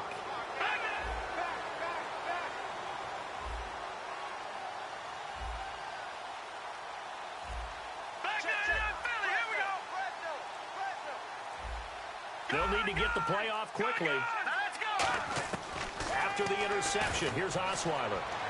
And they can't get the long connection as it falls incomplete. Will Fuller was the intended target. And it's second down. I guess they figure with a guy who is that hot downfield, who knows how to get the ball into the end zone, you throw it up and give him every opportunity, even though that one fell incomplete. Yeah, he's already been in the end zone multiple times. Tried to target him again deep there, but unsuccessful.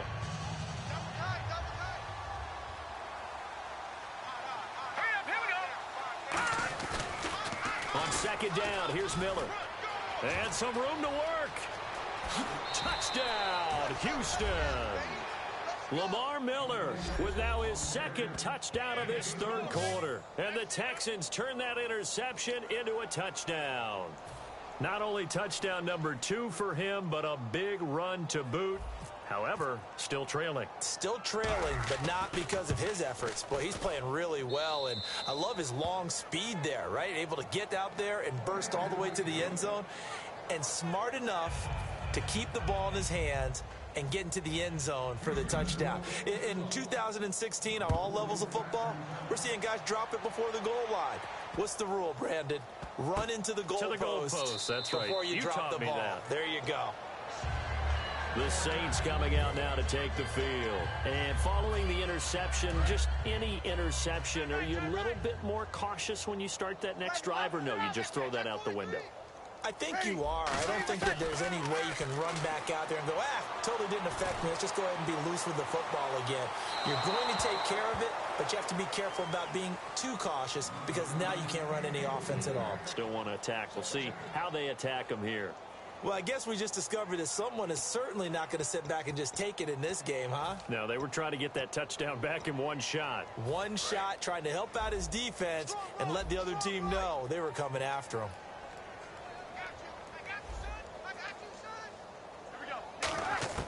Breeze will try again on second down. And the hit jarred it loose. It's incomplete.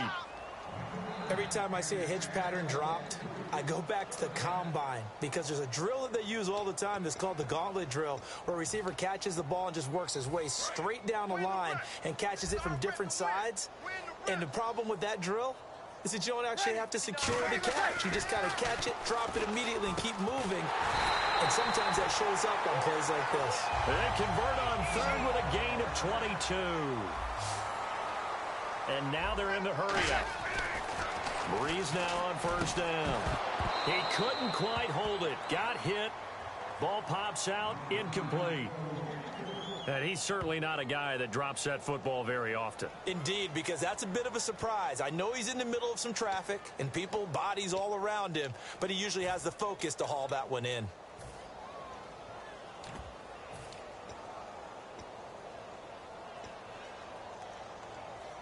Second down here after the incomplete pass. They come up in an offset eye. To throw is Breeze. Catch here, left side, Thomas.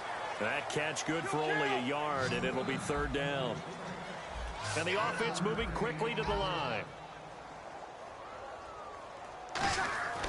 Now Breeze on third down. And that is incomplete.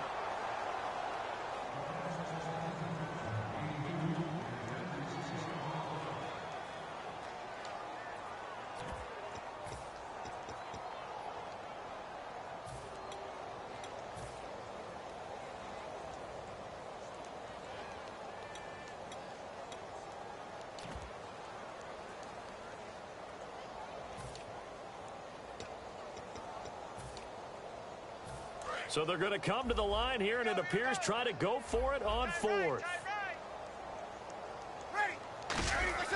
They do go for it. It's Breeze. And this is incomplete. So certainly an interesting call there to go for it. And the Texans take over an excellent field position. The Texans offense now, they get set to head back on.